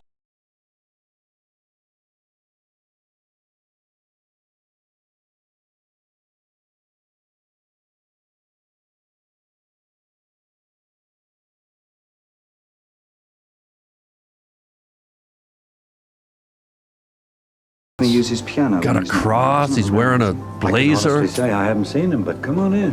Come in. It takes them a while to sing. You might want to fast Oh, it forward. does. Yeah, there's this I whole forgot little. there's a whole preamble. There's this little preamble that lasts a bit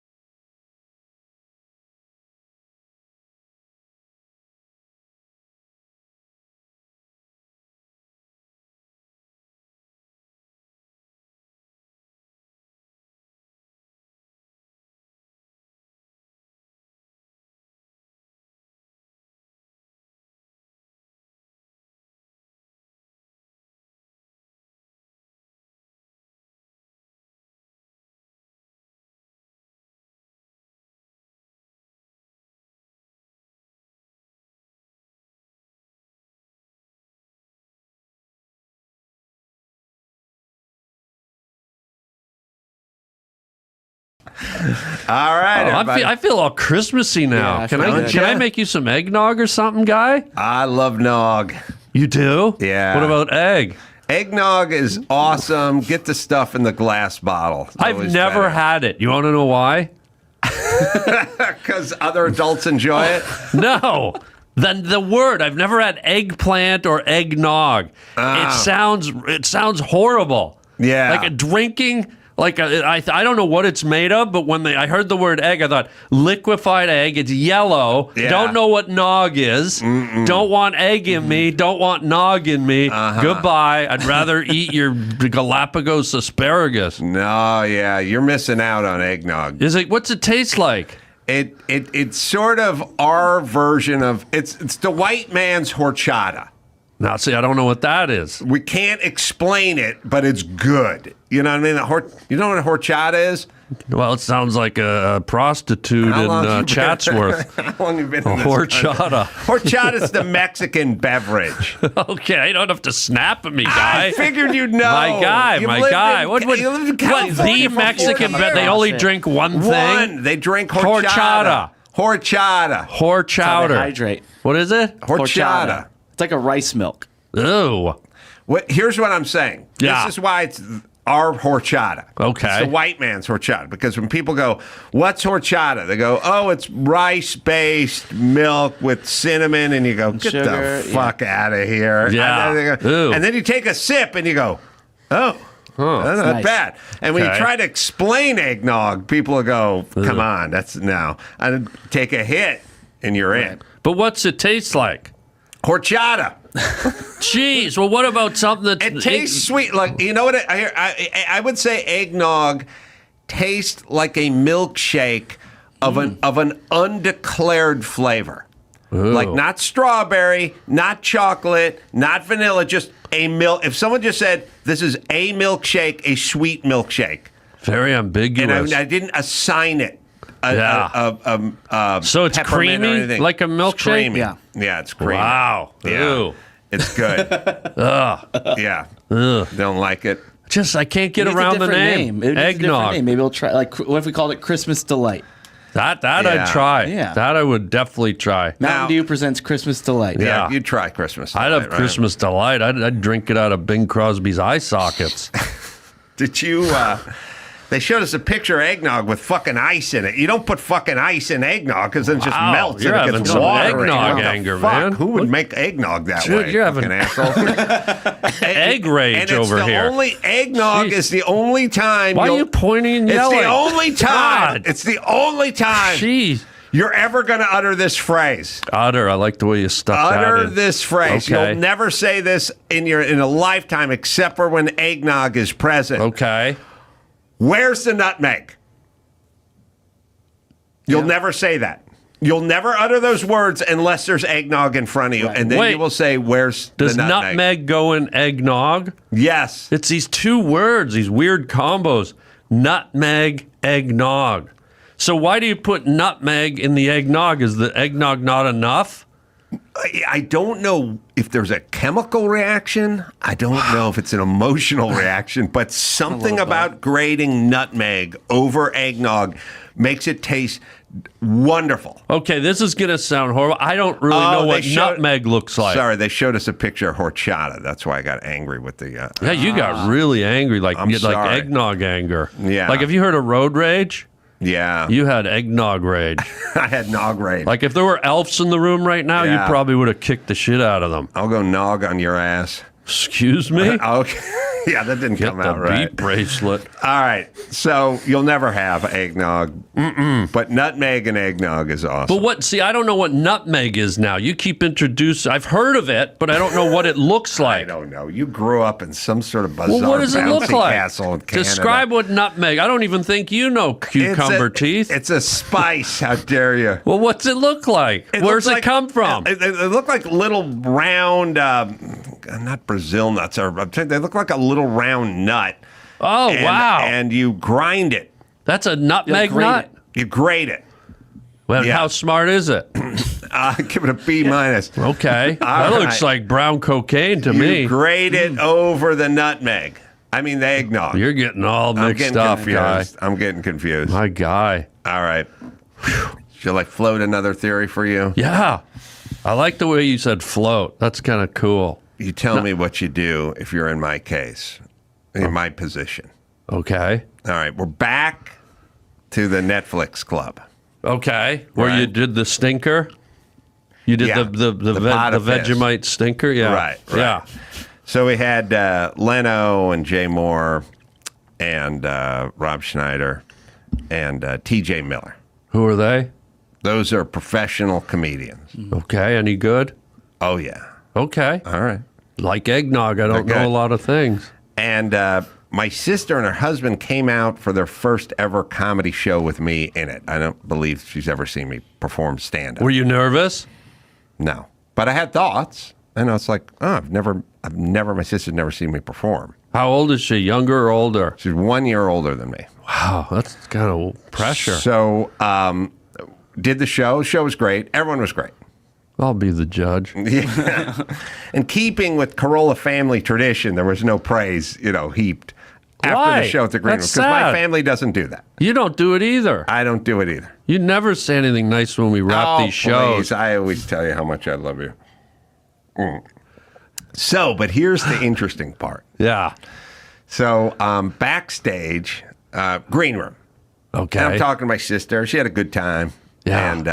And, pointed out a couple other comedians she enjoyed, that kind of stuff. Yeah. And then here comes TJ Miller.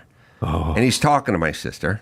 And he says, listen, sort of, I want to find Adam, and I want to tell you this in front of Adam, in front of you, my sister. And then he comes and he just heaps praise on me. Inspirational, funniest guy. He's kind of looking at my sister a little bit like, this guy. This guy inspired me to get into business. This guy's amazing He's such a good improvisational actor. talent. Such a good actor. He goes, I just love your brother. Wow. And this guy's just so talented. Wow. And I just want to say that. That's very and I go, okay. And I go, yeah, that's really sweet, whatever. And then the night goes on and people go back. So then I talked to my sister yesterday, Oh, they're dating. talking about my dad's not doing that well and blah, blah, blah. And then at some point she goes, what was up with that TJ Miller speech? And I go, I don't know. You were just complimenting me? Yeah, man. I don't buy it. Do you buy it?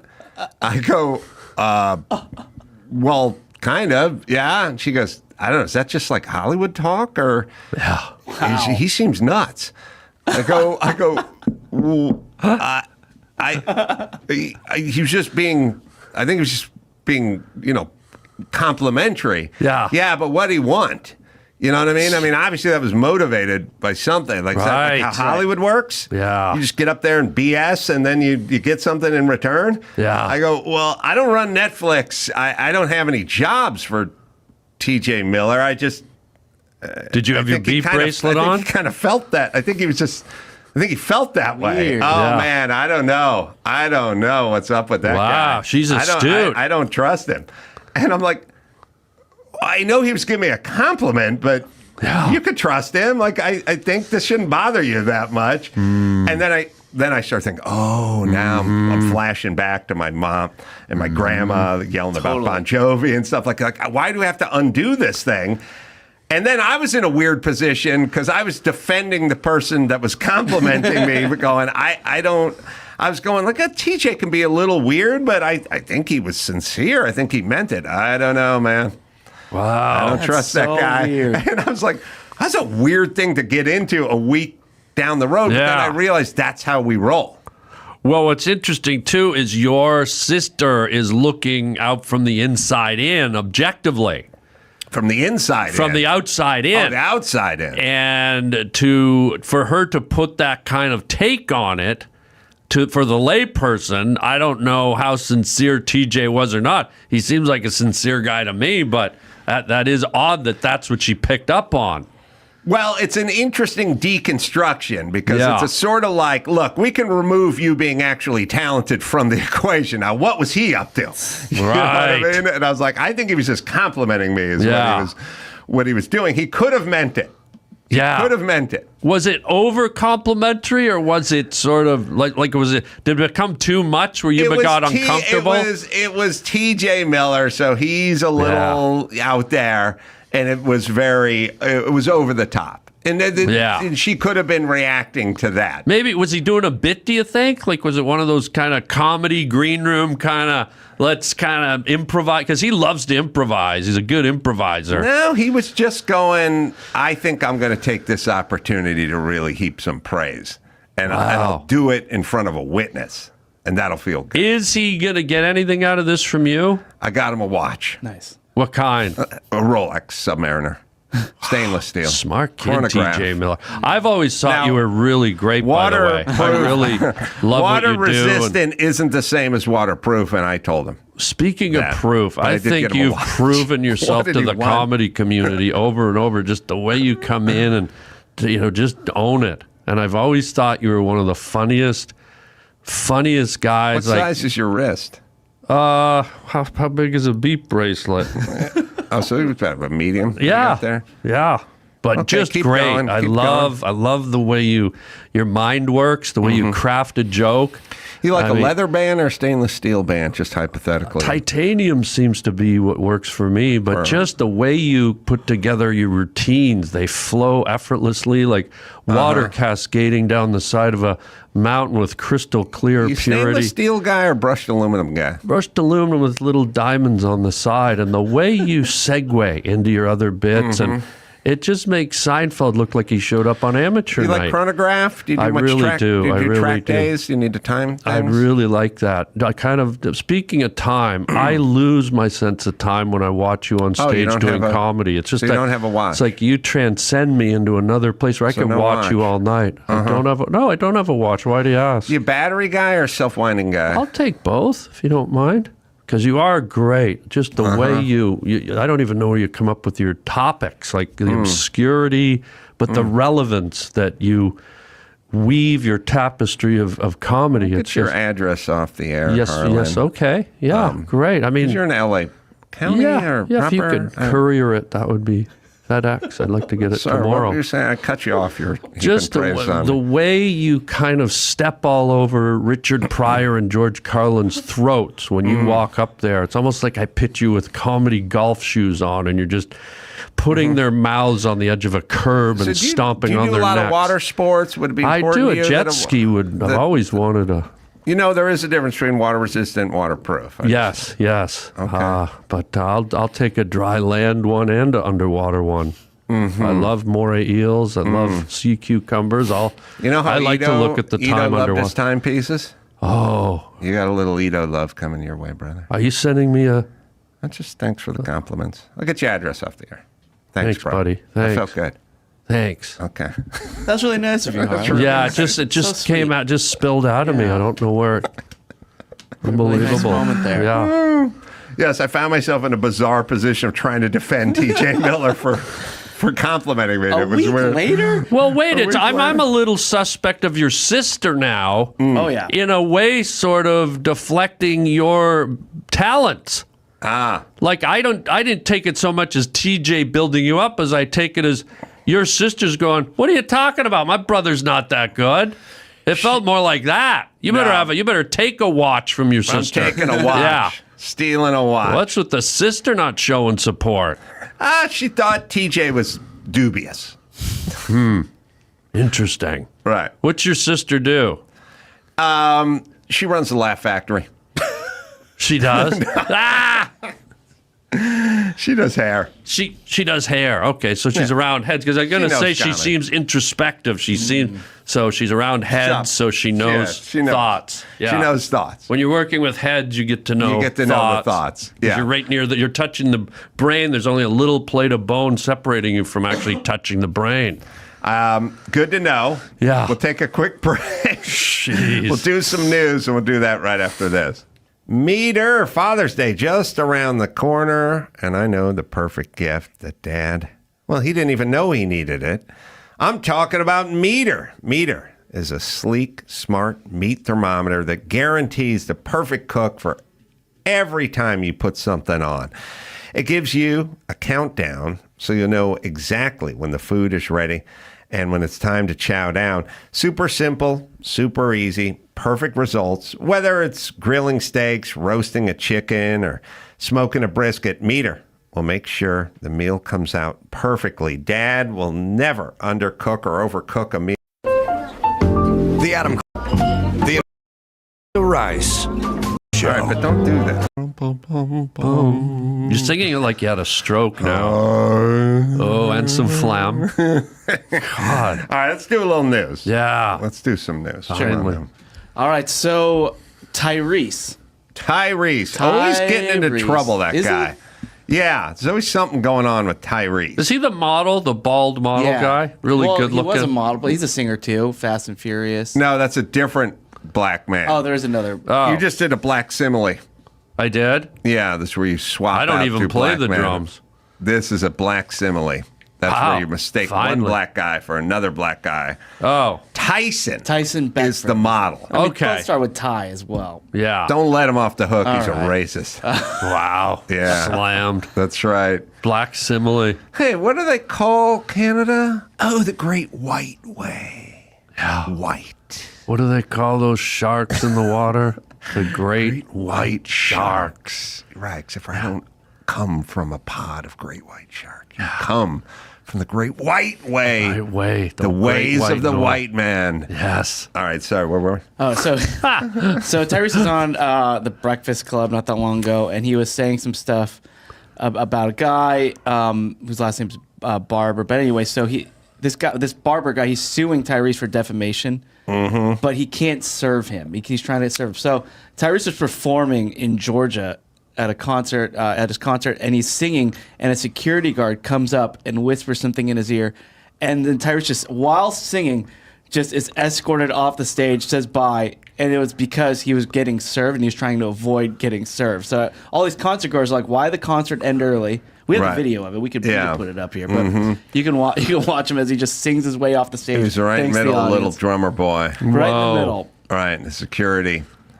But that's his security that came up, though. Well, a security guard, but I mean, okay. he seemed to have known. He whispered something in his ear, and he's like, "Okay, gotta go." And it was because I think they were the trying to security serve him guy at the should have concert. let them finish the concert, and then as soon as it ended, ran interference. But all right, we'll watch it. Sorry. Why would his own security guard serve him, though? That doesn't No, make he didn't sense. serve him. He said someone's here to serve him. Right. I think Oh. he was warned. I think he was warned. Come on, Harlan. But don't you have to actually, like, you wouldn't go, oh, someone's here to serve me. I think I'll have my concert walk into the wings of the stage and get served. Unless they walk right up to you, you can't be served. You don't go out of your way to walk to them. I think maybe the guy was there. I don't know, but we'll Something's watch it. fishy. We'll Okay. watch it. Tyrese walked off stage. Okay. Here, so he's singing. Is there sound to this? There should be. Yeah. Oh, he's.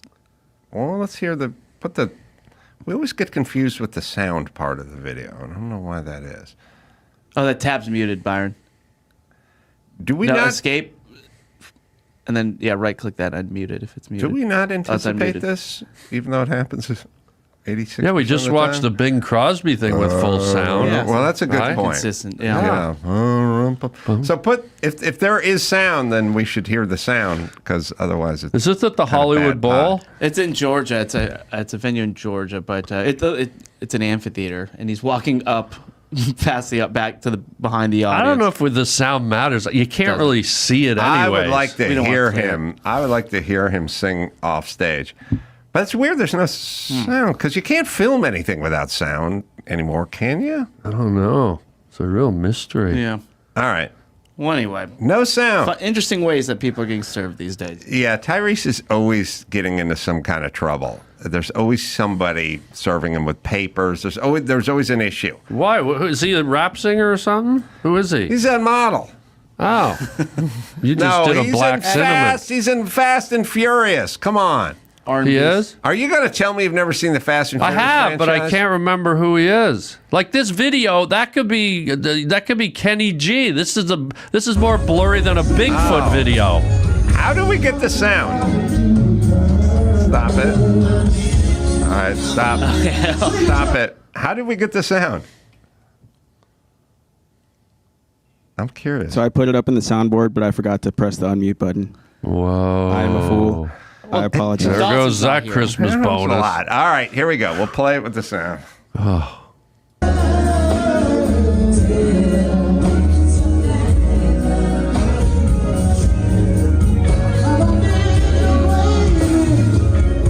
How you gonna act like that? How you gonna act like that?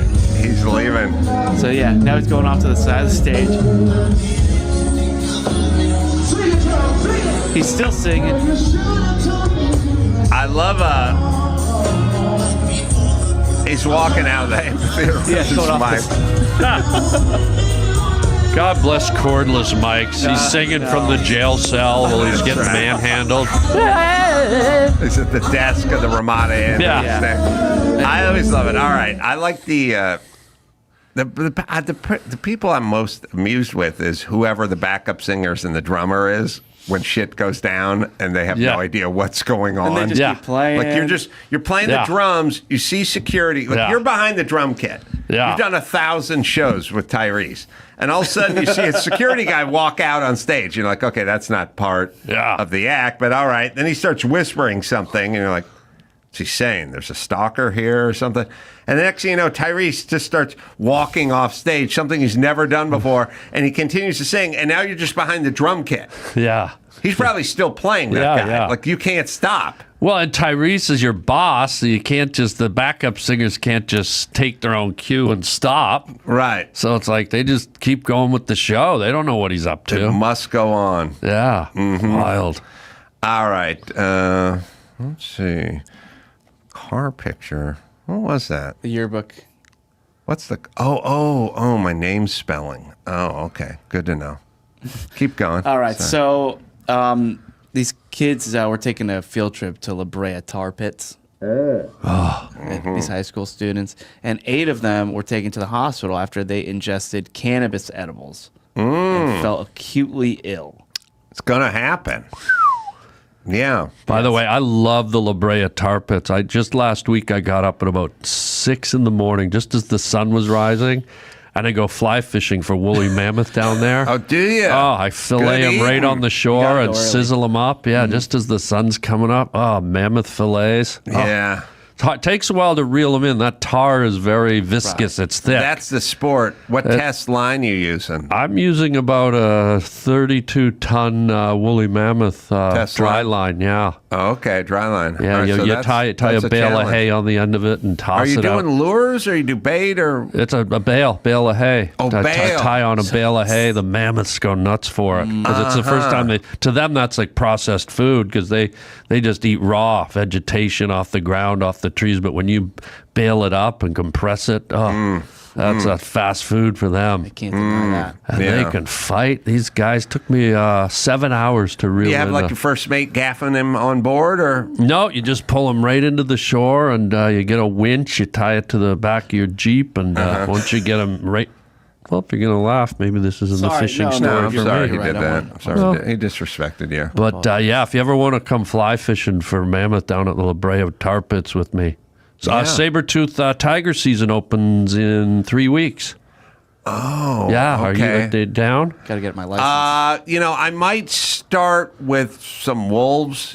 Just smaller game. Yeah. Just kind of Ease into it. You know? Pug. I'm raising some pugs in the garage, so they love pug puppies. They're the best bait. You'll probably live. You do a live bait. live bait. You just with the put a wolves. pug, put a little bit pug puppy. I'll start with a wolf. Maybe I'll make my way up to saber-tooth cat. Yeah, and then we'll go woolly mammoth. Okay, dude, I hear you. Yeah, it's Okay. a process, but you'll Yeah. love it. Okay. Yeah. I'll bring the Budweiser. I got a taxidermist working on a 4-ton woolly right now. Going to hang it Really? over the fireplace. Going to mount it. Imagine they got to charge for that. Right? Oh God, it's not cheap. But when you're dedicated to a sport, you go all in, guy.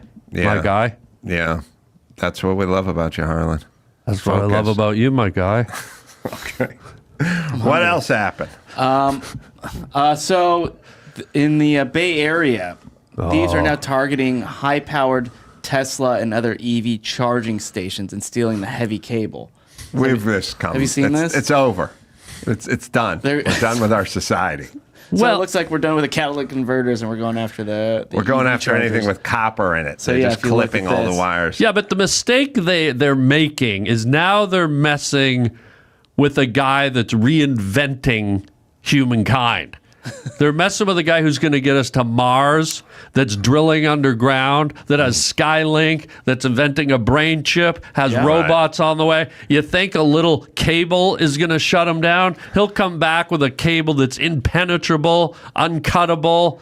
He'll come back with a cable that if they even touch it, they'll turn into like fetuses or something. He's capable That of looks like great sushi, by the way. Is that Tesla's new sushi? It looks like a sushi roll. That's definitely a dragon roll. My feeling is that is- tempura I see in there? That's probably what they're going after. It's probably Japanese people cutting these cables. You know what? They're full of sushi. I don't really understand.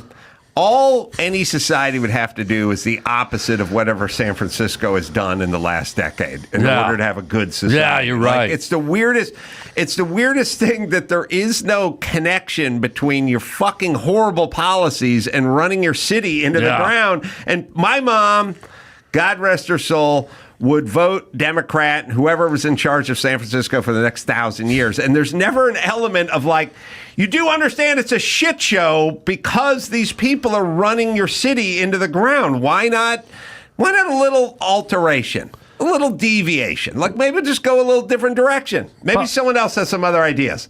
By the way, is that a Holocaust survivor that's cutting that cable? What's on his hand there? He's That got looks his like coordinates like tattooed on top of his hands. Oh, I thought that was one of those There is one Auschwitz In-N-Out numbers. burger in history that is closed, and that's the one in Oakland. Yeah. Perhaps we could change direction just a little bit. Yeah. Here. There's no other civilized culture has this problem except for you. Yeah. Maybe some of the decision makers are making decisions that are pushing them the wrong direction. Yeah. Could that...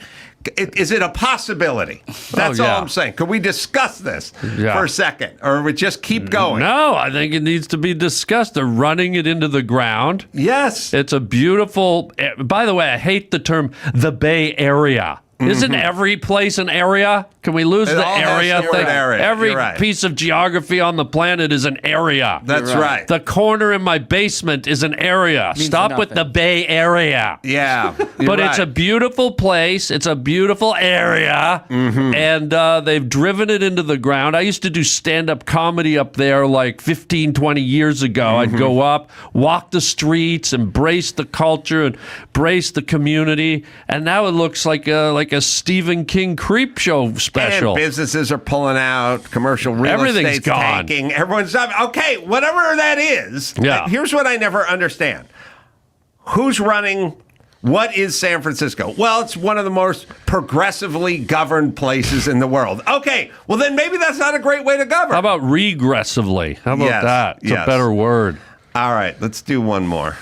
All right, so did you see this Harrison Butker speech? There's very commencement speech? controversial. Oh, Very people are controversial. very upset about that this, he's talking about raising kids and God Oh. and speaking in front of. And by the way, Who's this? he's in front of a So- Christian university. He's the Kansas City Chiefs kicker, and he did Okay. the commencement speech for for Benedictine College. It's a small Catholic school in I Kansas. love their eggs, by the way.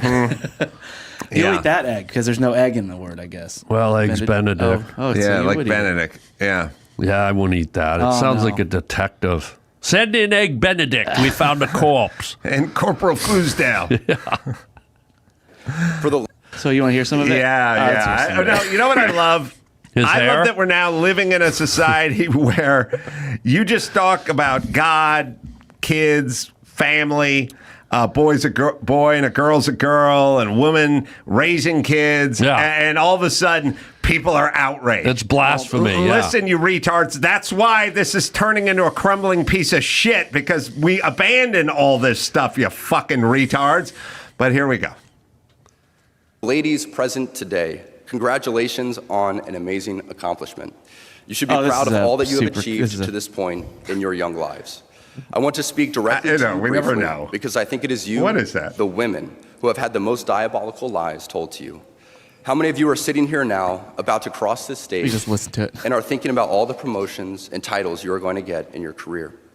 Some of you may go on to lead successful careers in the world, but I would venture to guess that the majority of you are most excited about your marriage and Are the those children you will lamps? bring. All right, hold on. Hold on. Byron, This is did you know this is a Cook documentary? dinner. If Be the not- first to say that her life truly started. All right, we got to do this when she again. But began Byron, living her vocation. do you think this is What's with the lamps? something He is found it cooked really with this? quick. He maybe didn't. He didn't have a chance to review. That's my bad. I should have sent him one. Okay. All right. All right. Well, now anyway. we'll close our eyes and listen to it. That doesn't have a bunch of Supercuts to Handmaid's Tale. supercuts to Handmaid's Tale. Oh, that's what they were. I thought it was a lamp somebody shop. on the internet made Yeah. made fun of it. Yeah. Okay. I wouldn't mind one. They look is good. what I'm saying. But all right. Well, But- now we got to hear it again. Okay, but we just have to play the close audio. our eyes or play the audio. There For we the go. ladies present today, congratulations on an amazing accomplishment. You should be proud of all that you have achieved to this point in your young lives. I want to speak directly to you briefly because I think it is you, the women, who have had the most diabolical lies told to you. How many of you are sitting here now, about to cross this stage, and are thinking about all the promotions and titles you are going to get in your career? Some of you may go on to lead successful careers in the world, but I would venture to guess that the majority of you are most excited about your marriage and the children you will bring into this world. I can tell you that my beautiful wife, Isabel, would be the first to say that her life truly started when she began living her vocation as a wife and as a mother. I'm on this stage today and able to be the man I am because I have a wife who leans into her vocation. I'm beyond blessed with the many talents God has given me, but it cannot be overstated that all of my success is made possible because a girl I met in band class back in middle school. Get emotional now. All right. The With point the is faith. God forbid a religious guy talk to a religious group and talk about shit that's in Right. the Bible So there are for a few things. 2,000 years. And everyone's fucking got their panties in a bunch, which is insane. But go ahead. Okay, so there are a few things. First off, I was listening to a PR person talking about if he will get canceled, and she said no because one, they didn't boo him, and so it was obviously being accepted in that environment.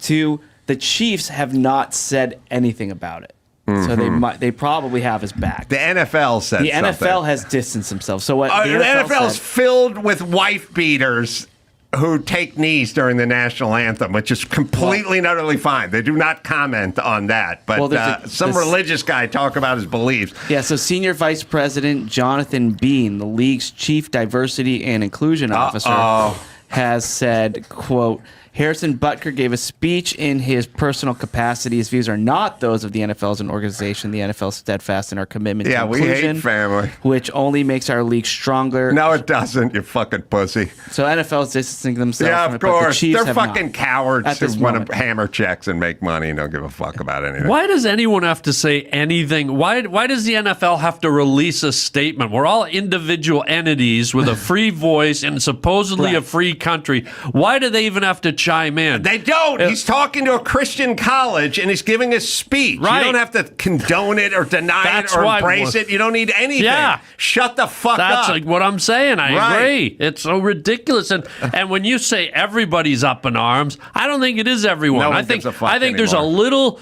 tiny corner of society that plans and perpetrates all this crap. Yes, I yes. don't think most people, 99% of people don't care. They're happy with other people's opinions, but there's a little box of people that are just troublemakers Yes. and stir the Yes. hornet's nest, and they're the ones that light the fire under all this stuff. 100%, and the only answer to any of these people is shut the fuck up and suck my dick. There's no more Wow. apologizing. Yeah, crack There's no out more the eggnog. discussing. And Wow. listen, NFL, worry about your own problems with domestic abuse and concussion protocols, you fucking hypocrite pussies, and shut your mouth. What's this fucking retard's name? Bean? Jonathan Bean. Jonathan Bean. How about you shut the fuck up? It's called the off season. Take a break.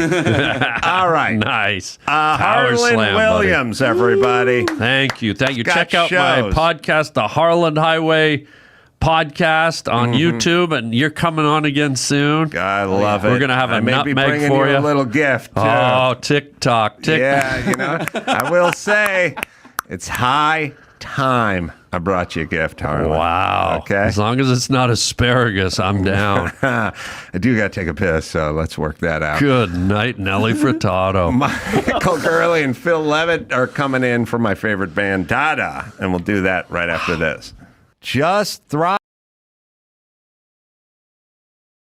Back on tour for the first time in a long.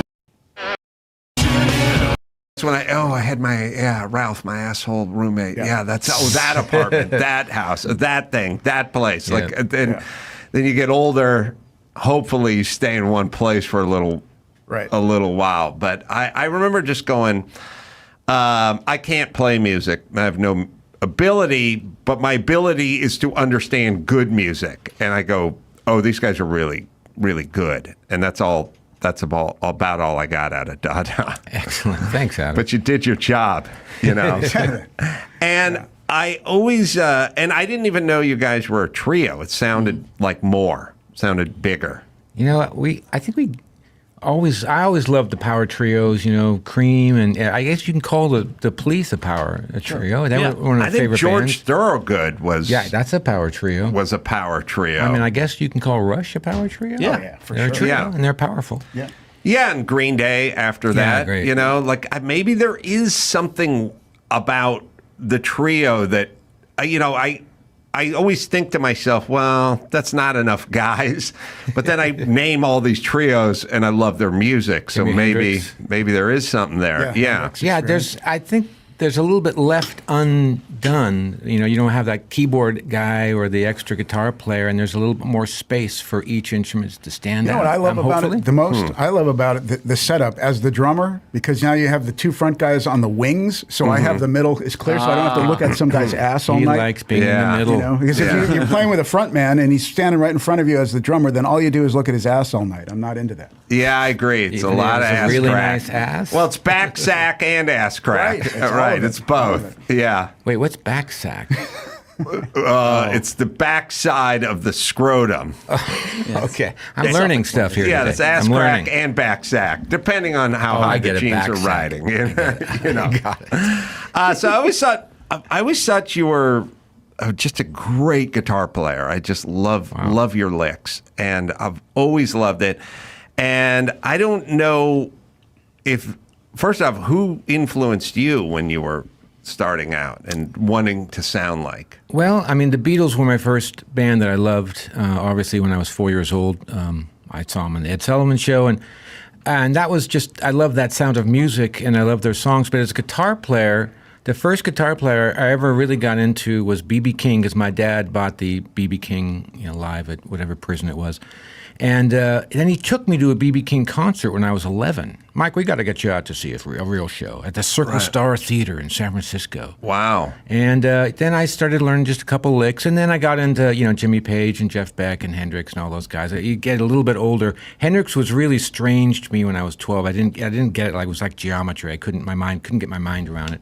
But then when I turned like 16 and you hear Hendrix, it's like a whole different story. So a lot of the classic guys, Yeah, so let's try to figure this out, and don't be modest.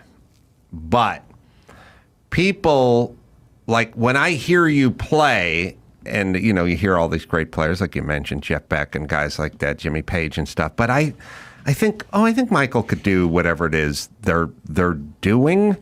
But I'll take the pressure off you. If someone would go, well, Adam Carolla, what do you do? Well, I'm going to be at Magooby's Joke House doing 4 shows, right? And then they go, okay. And then they go, well, now who's really famous like right now? Who's a hot comedian? John Mulaney. You go, okay, John Mulaney. And then they've said to me, would you go out on stage with John Mulaney and do an improv riff and see who landed on their feet? And I'd go, absolutely, I would do that. I don't begrudge him anything, but I would go out there and do it. And if they said, well, John Mulaney's going to do 15 minutes and then you're going to do 15 minutes. Would you like to go after him? I'd go, I'll do it. Sure.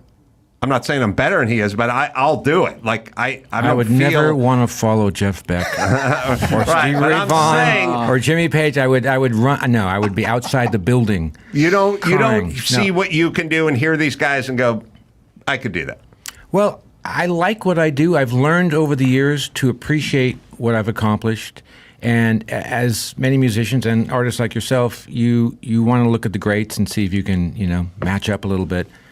So I've learned to appreciate what I do, and especially when we're going on a tour again. I haven't heard these songs in a little while, and they kind of stand up to the test of time. It's like, I guess we did okay, But Yeah. I would not want to get on a stage after Jeff Beck. However, I would love to, play with. He's not with us anymore, but I would have loved to play with him. I did get a chance.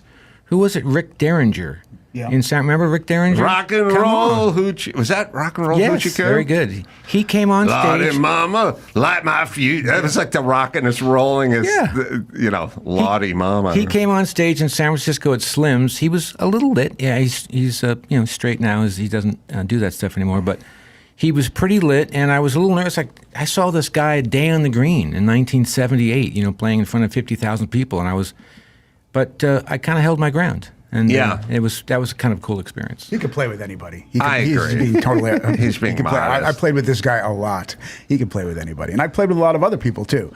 He's a special guitar player. And this guy can play with anybody. In fact, he got to play with Sting on about 4 songs that were sound check when Vinnie Colaiuta did not show up on time. Yeah, with drummers though, it's such a macho world of drummers. I mean, there's a lot of great women drummers too, but I mean, it's like drummers.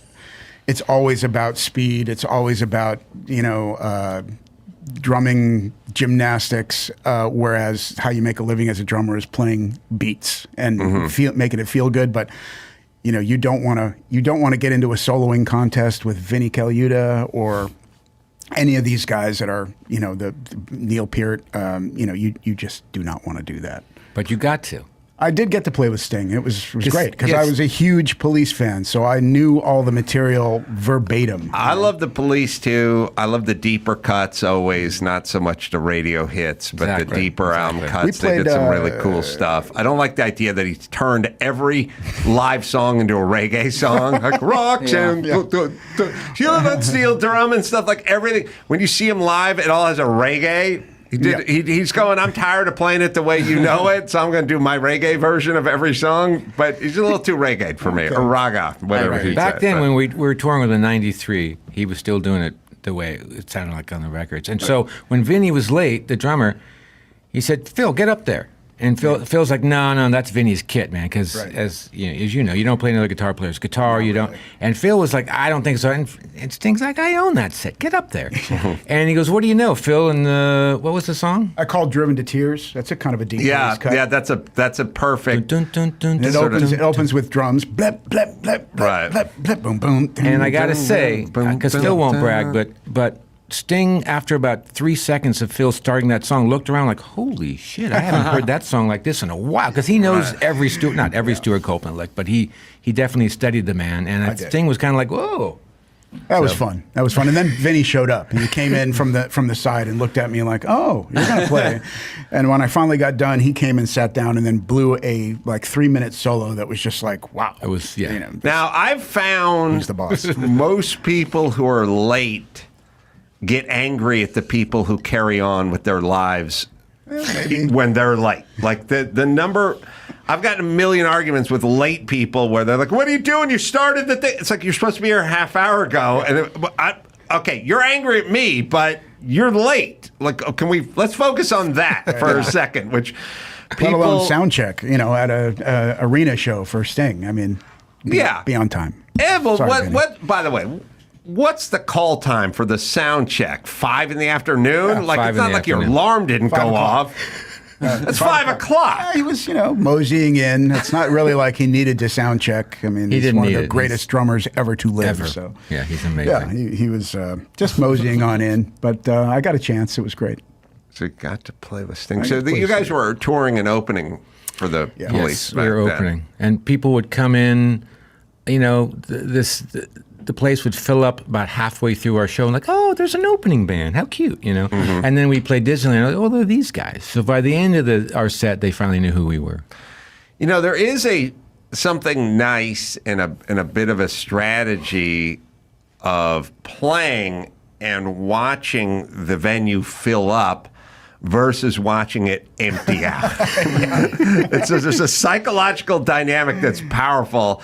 And I'm not in a band, and I didn't open for the Police, but I have played my fair share of celebrity softball games. Yes, you have. And Dodger Stadium used to do their celebrity softball game before the Dodgers game. Right. In which case, you'd be out on the field, and you'd watch Dodger Stadium fill up as you're playing. Then they switched it to after the Dodger game. And you'd be up there and watch this whole place file out while you're playing baseball in a baseball stadium. That's a Everyone who's in different the feeling. baseball stadium is going home. I say do it before. And you guys, when you open, got to walk out there and see a half full. What was it? Was it like on average? Because I would have been, I'm a guy who went to go see John Hyatt play with Stevie Ray Vaughan, or maybe it was Graham Parker or something with Stevie Ray Vaughan. But I wanted to see John Hyatt. I got there early to see John Hyatt, and then I hung out for Stevie Ray, which was great. But I got there to see the opening act.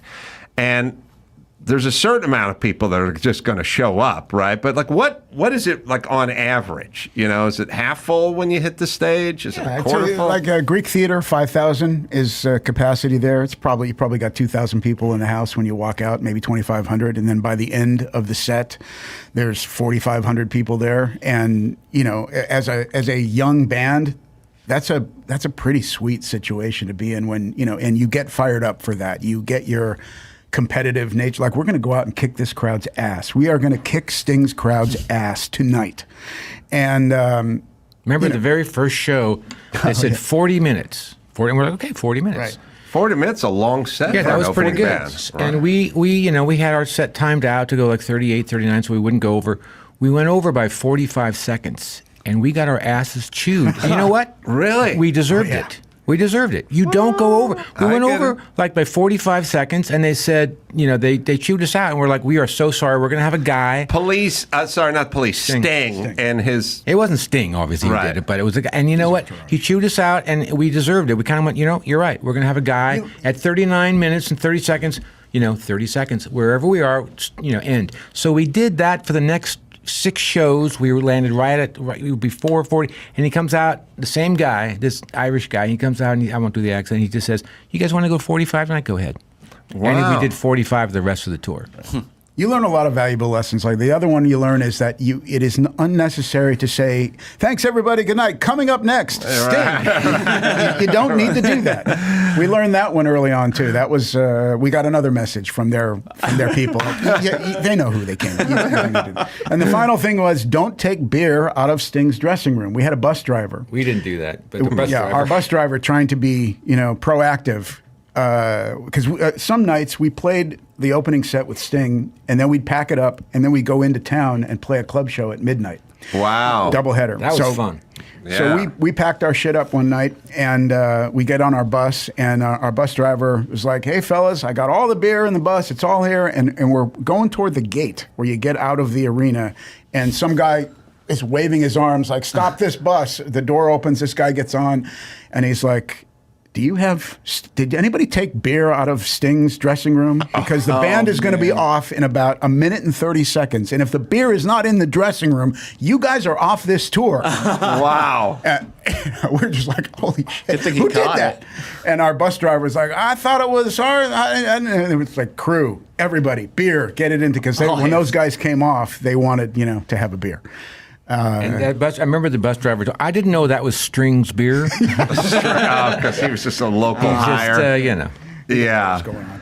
Yeah, 45 minutes is about as long as an opening act gets to play. I mean, and by the way, that's enough. That's plenty. I see bands that do 20 minutes. Yeah. And now you got to buy onto the tours. We were getting paid $500 a night, which, we didn't care how much. But now if you want to open for Sting, or, I won't say him, but any big act, the opening bands buy on for, a couple grand a night or $5 grand a night. It can vary, yeah. Oh, really? Yeah, it's all buy on. Sometimes not. I mean, sometimes in certain scenarios, the opening act is bringing enough value to the tour. They sell a few tickets that, they're going to get paid to be there. Other times, bands need, they need underwriting. There's buy-ons. There's sort of like bringer shows in comedy and in, I guess, music. There's a lot where of... it's like you are in charge of bringing the audience to. There's a lot of vanity projects going on out there. People that have deep pockets that are trying to put on a music career, and the way they get themselves out there is they buy on to the Motley Crue tour for, $10 grand a night or whatever it is because they have money. That's an interesting. At least that's what I've heard. concept. I don't know anything about the Motley Crue tour. So Right, but I believe the concept. But what you're saying is you give us money, and then you'll get the experience of playing an arena, exposure. and the exposure of playing arena, which you you can will say never you did it. have, and you can say you opened for. That's right. Shared the And so there's stage. value to that. Right. You thinking? I have openers, I have openers, and I pay them $40. no, $40 for 15 minutes. 15 minutes of $40. I mean, that's $160 an hour. Yeah, who makes that much? I'm going to rethink this. Yeah. They get the exposure. These guys are playing theaters. They never get a chance to play theater. There you go. That's good. I'm going to write this down. That's strong. God, showed up today. It kind of makes sense. I mean, my earliest days on K-Rock radio, 2 years after you guys broke on K-Rock, and I don't know if K-Rock broke you guys, but that's where I heard you guys on K-Rock, and K-Rock would break everybody, And my earliest experiences, I was doing comedy for free on K-Rock radio. And I'd have my buddies from the Valley, and they'd be going, "Hey, man, what are they paying you?" And I'd go, "Nothing. I'm not getting paid anything." They go, "Whoa, they're ripping you off, man. Like, what are you doing?" And I just went, I should be paying them to be on K-Rock because they're K-Rock, and I'm getting my voice on K-Rock radio.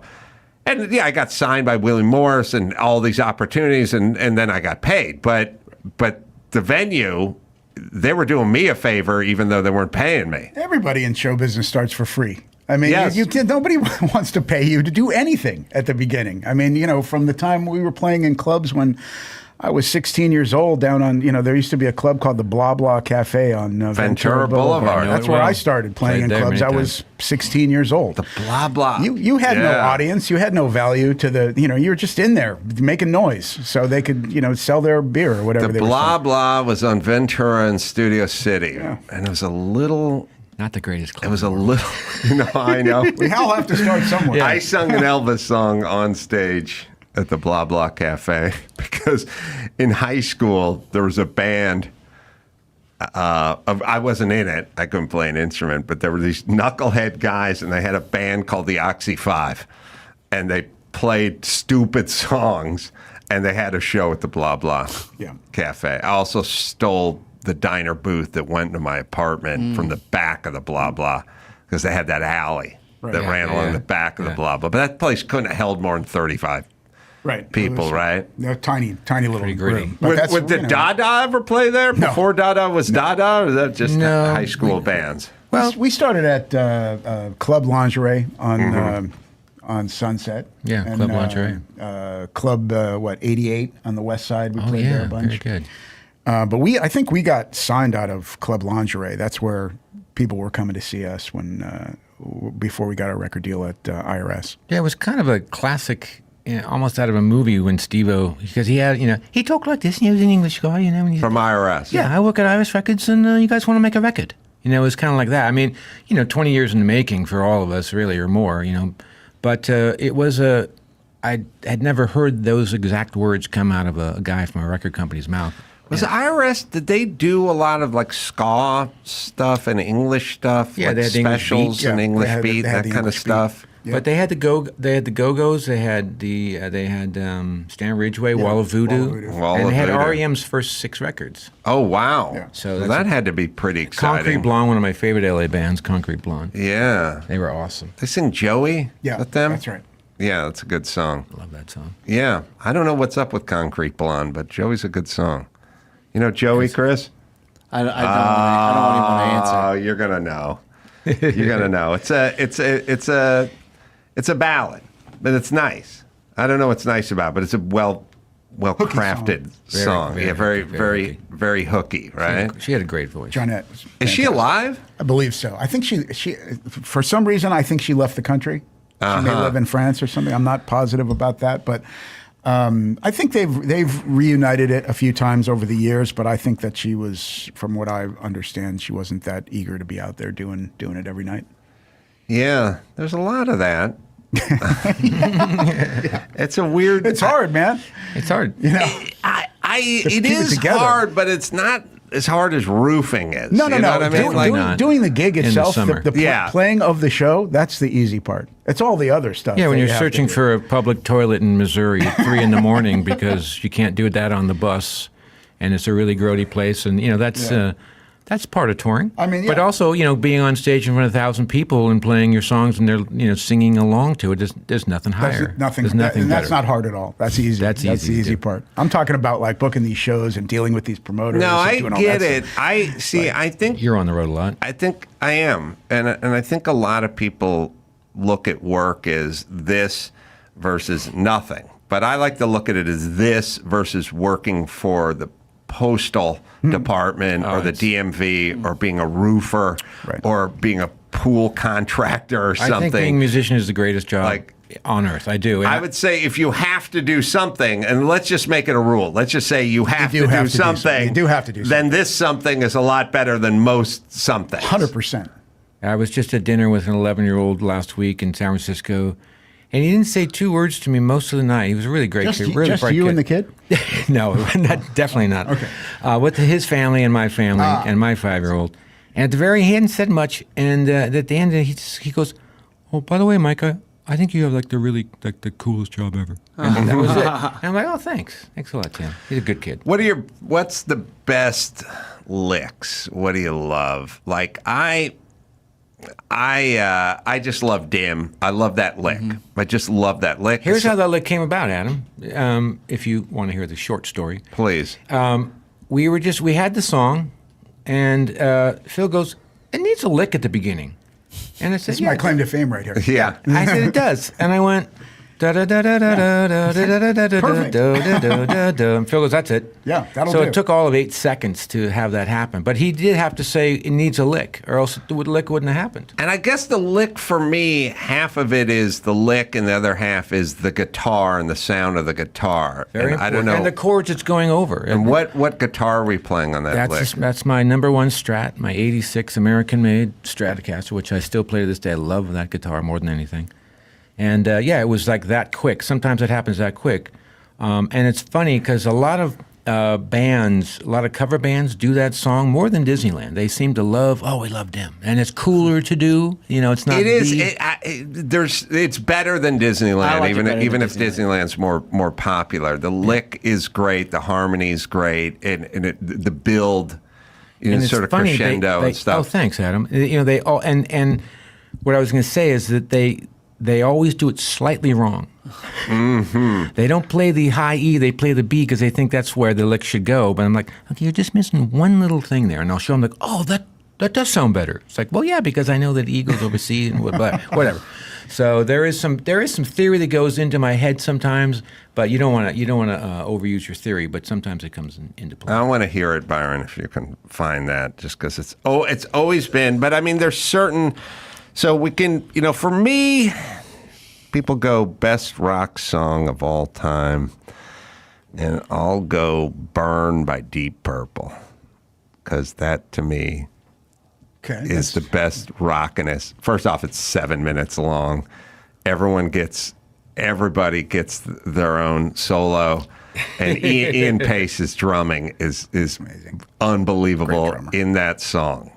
But that's a left of center pick. I mean, most people everybody best rock song here's are what not going. drives me nuts. If you're doing karaoke or you're picking best rock song all time, you can't just go, Michael Jordan's the best player. You have to mix it up a little bit. Creativity. A little creativity. Okay. Let's have a debate here. You know what I mean? We can't just pick up kind of maybe Smoke on the Water or something, or Michael Jackson pop song, Billie Jean or something. I want something I want a deeper cut for best. I'm gonna go Black Dog by Zeppelin. Love. I don't know. It hit me when I was 14, and still every time I'm not going to change that song, and I'm going to close my eyes and listen to it every time. All right, we'll hear a minute of that, Phil. What do you got? The great best rock song of all time. No pressure. Yeah. Jeez. I mean, I'm gonna go. I'm such a huge Beatles fan, and I gotta go Beatles. I gotta go Beatles. I have to go Beatles. So, what's the best Beatles rock song? All right, I'll buy you a second. All right, go ahead. I may go with The Real Me by The Who. That's a good one. Well, okay, The Who. That's a fucking killer. That is a killer rock. Won't get fooled again. Yeah, it's good. Those are great. Those are great. All right, do we have the beginning licked at dim? Which Here's one other thing about love this track that is interesting about this track is that he plays the riff and it's at one tempo, and then I kick in and it's at a completely new tempo.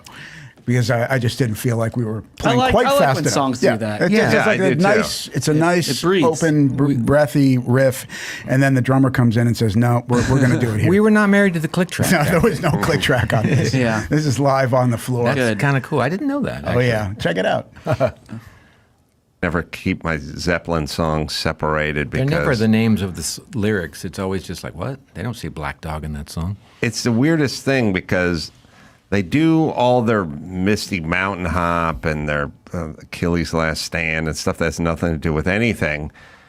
So it's totally confusing. But then when they name their records, like Led Zeppelin 1, Led Zeppelin 2, Led Zeppelin, so which is it? You know what I mean? Are you complicated or are you simple? Because they're super complicated with the song titles, but with the album numbers, they just go one after. Yeah. When did Led Zeppelin 4 come out? After Led Zeppelin 3 and before 5, or Into the Outdoor, maybe. I don't know what 5 would have been. Every band, though, runs into the point where you can't name your albums anymore. We have a self-titled album. The one we did on MCA is just called Dada. We call it Dada 4. We had a couple of different ideas, and the record company said, nah, it's too tricky. Yeah. Right. So it ends up, no title. I'll play a minute of Black Dog.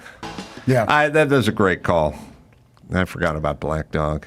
I'm always scared because I don't know the names of all the songs. And then I got to revise my pick. I want to go Stones. Go Stones. Stones. I mean, I love the Rolling Stones, and our partner Joey saw them last night in Seattle. He said they were great. Even though all right. I'm going Bitch. Bitch. Okay. If we're going Rolling Stones. I just love Gimme Shelter. I just love that whole vibe of the track. It's just like when it kicks in, the atmosphere of the moment, and when they do it live, it's the same thing. As soon as you hear that opening riff, it just creates such a feeling in the room of this like foreboding. I think the reason we're Evil is not here. running into enough of this anymore is kids used to speak languages, play instruments. Like they did stuff you had to learn in a basement for a long period of time. And now everyone's on their laptop and everyone's on their phone and everyone's out running around and doing fun with AI or whatever it is. We're no longer going to have these musicians, like these guys that were sometimes classically trained. Like the best are the Emerson, Lake, and Palmers of the world. Like the guys had this classical background that turned toward, or Jethro Tull, or guys like that. They had this classical base, and then they turned it toward rock and roll. Those are always, to me, the funnest bands. So people have mastered their instrument, and now they're going to rock with their instrument, even though they were doing, Beethoven, Tchaikovsky 5 years Jimmy earlier. Page was a studio musician in London for years, and he's I'm tired of this. I want to get out and rock. But he was such a on-call guy, and he was a top call, Yeah. There are some incredible musicians out there. I mean, if you scroll through, Instagram Reels or TikTok or whatever platform, there are amazing. From the drummer perspective, when I was coming up, from guitar players perspective. When I was coming up, it was like Neil Peart. There was one guy like that. There was a few guys who really had incredible chops. And now they're 12-year-old kids that blow. No, him. I get it. There's the thing 9-year-old girls who can play. But I don't think that Black Dog, I think they're playing alone. Yes. They're not in with other people creating. I mean, that thing that we all did when we were coming Get into up, a garage and get a cheap PA and go for it. That's where you really become a real musician. How do you guys feel about like the bands these days are playing with like clicks and backing tracks live as rock bands, where it's like, they sound really good. And then I'll go back to before bands did that, and I'll watch some of the bands. Like, oh yeah, it does sound like they're missing something. So does it help? Are you guys embracing that? We don't do it. We did. Back in the late '90s, we had on our fourth record that we made on MCA, there were some samples. We were just kind of getting into that, and I used to run some stuff from back on the drums. But personally, it didn't take. No, and I don't. For our thing, like we want to be able to be free to improvise and to go off the script and to just kind of go with it. If he wants to take a longer solo, nothing is programmed, nothing is to the click. You're going to feel things on the night. The energy of that night is going to get into the music. Some nights it might be a little more on top. Some nights it's going to be a little behind. I played in the Blue Man Group for a couple of years in Las Vegas, and that show was all clicked, and it was very regimented, and you had to do it the same way every night. And so it's a different kind of discipline. But for what we kind of do, for real rock and roll, I don't think you want that involved. You want to be free. All right, let me give you guys a plug, because I got to catch a flight out of Burbank. Return to Disneyland, because I get to go. I'm going to have that talk with my opener. Yeah. You doing me a favor? Really? Yeah. You don't think I could do an extra 14 minutes? Exactly. You know what I could do with that $40? That's 2.5 beers, bro. Boom. Mm-hmm. Yeah, and I wouldn't steal that shit from Sting's dressing room either. I'll buy it myself. May 31st through August 24th, celebrating 30 years of Dada. I can't believe I just interrupted a plug. But June 8th, we're at the Troubadour here in Los Angeles. I will be there with bells on, looking up on the screen now to see if I'm going to be anywhere. But You're in Vegas. June 8th. Okay. Am I in You're Vegas? in May 30 through June 13th. It looks like you're playing. Oh, those are just individual dates. No, I'll be there. All right. Awesome. I'll be there. DadaForever.com. Great band, great live. And I'll be there on June 8th. I got you. Troubadour. I got you. You got me? I got you, yeah. All right, Michael, Phil, thank you guys so much. Harlan Williams, I want to thank him for coming in. I'm going to be Irvine, and that'll be with Brad Williams at the Irvine Improv. That'll be May 23rd, and then I'll be in Maryland at Magooby's Joke House. I'll be doing stand-up there 31st. You are going to Magooby's. I am going to Magooby's. That was a joke. That's real. June 1st. And I'll be at Governor's, and I'll be doing some theaters in Oregon and Wolf, Washington. You just go to AdamCarolla.com for all the live shows. Michael, Phil, thanks so much for coming in. Thanks, Adam. Always a pleasure. And until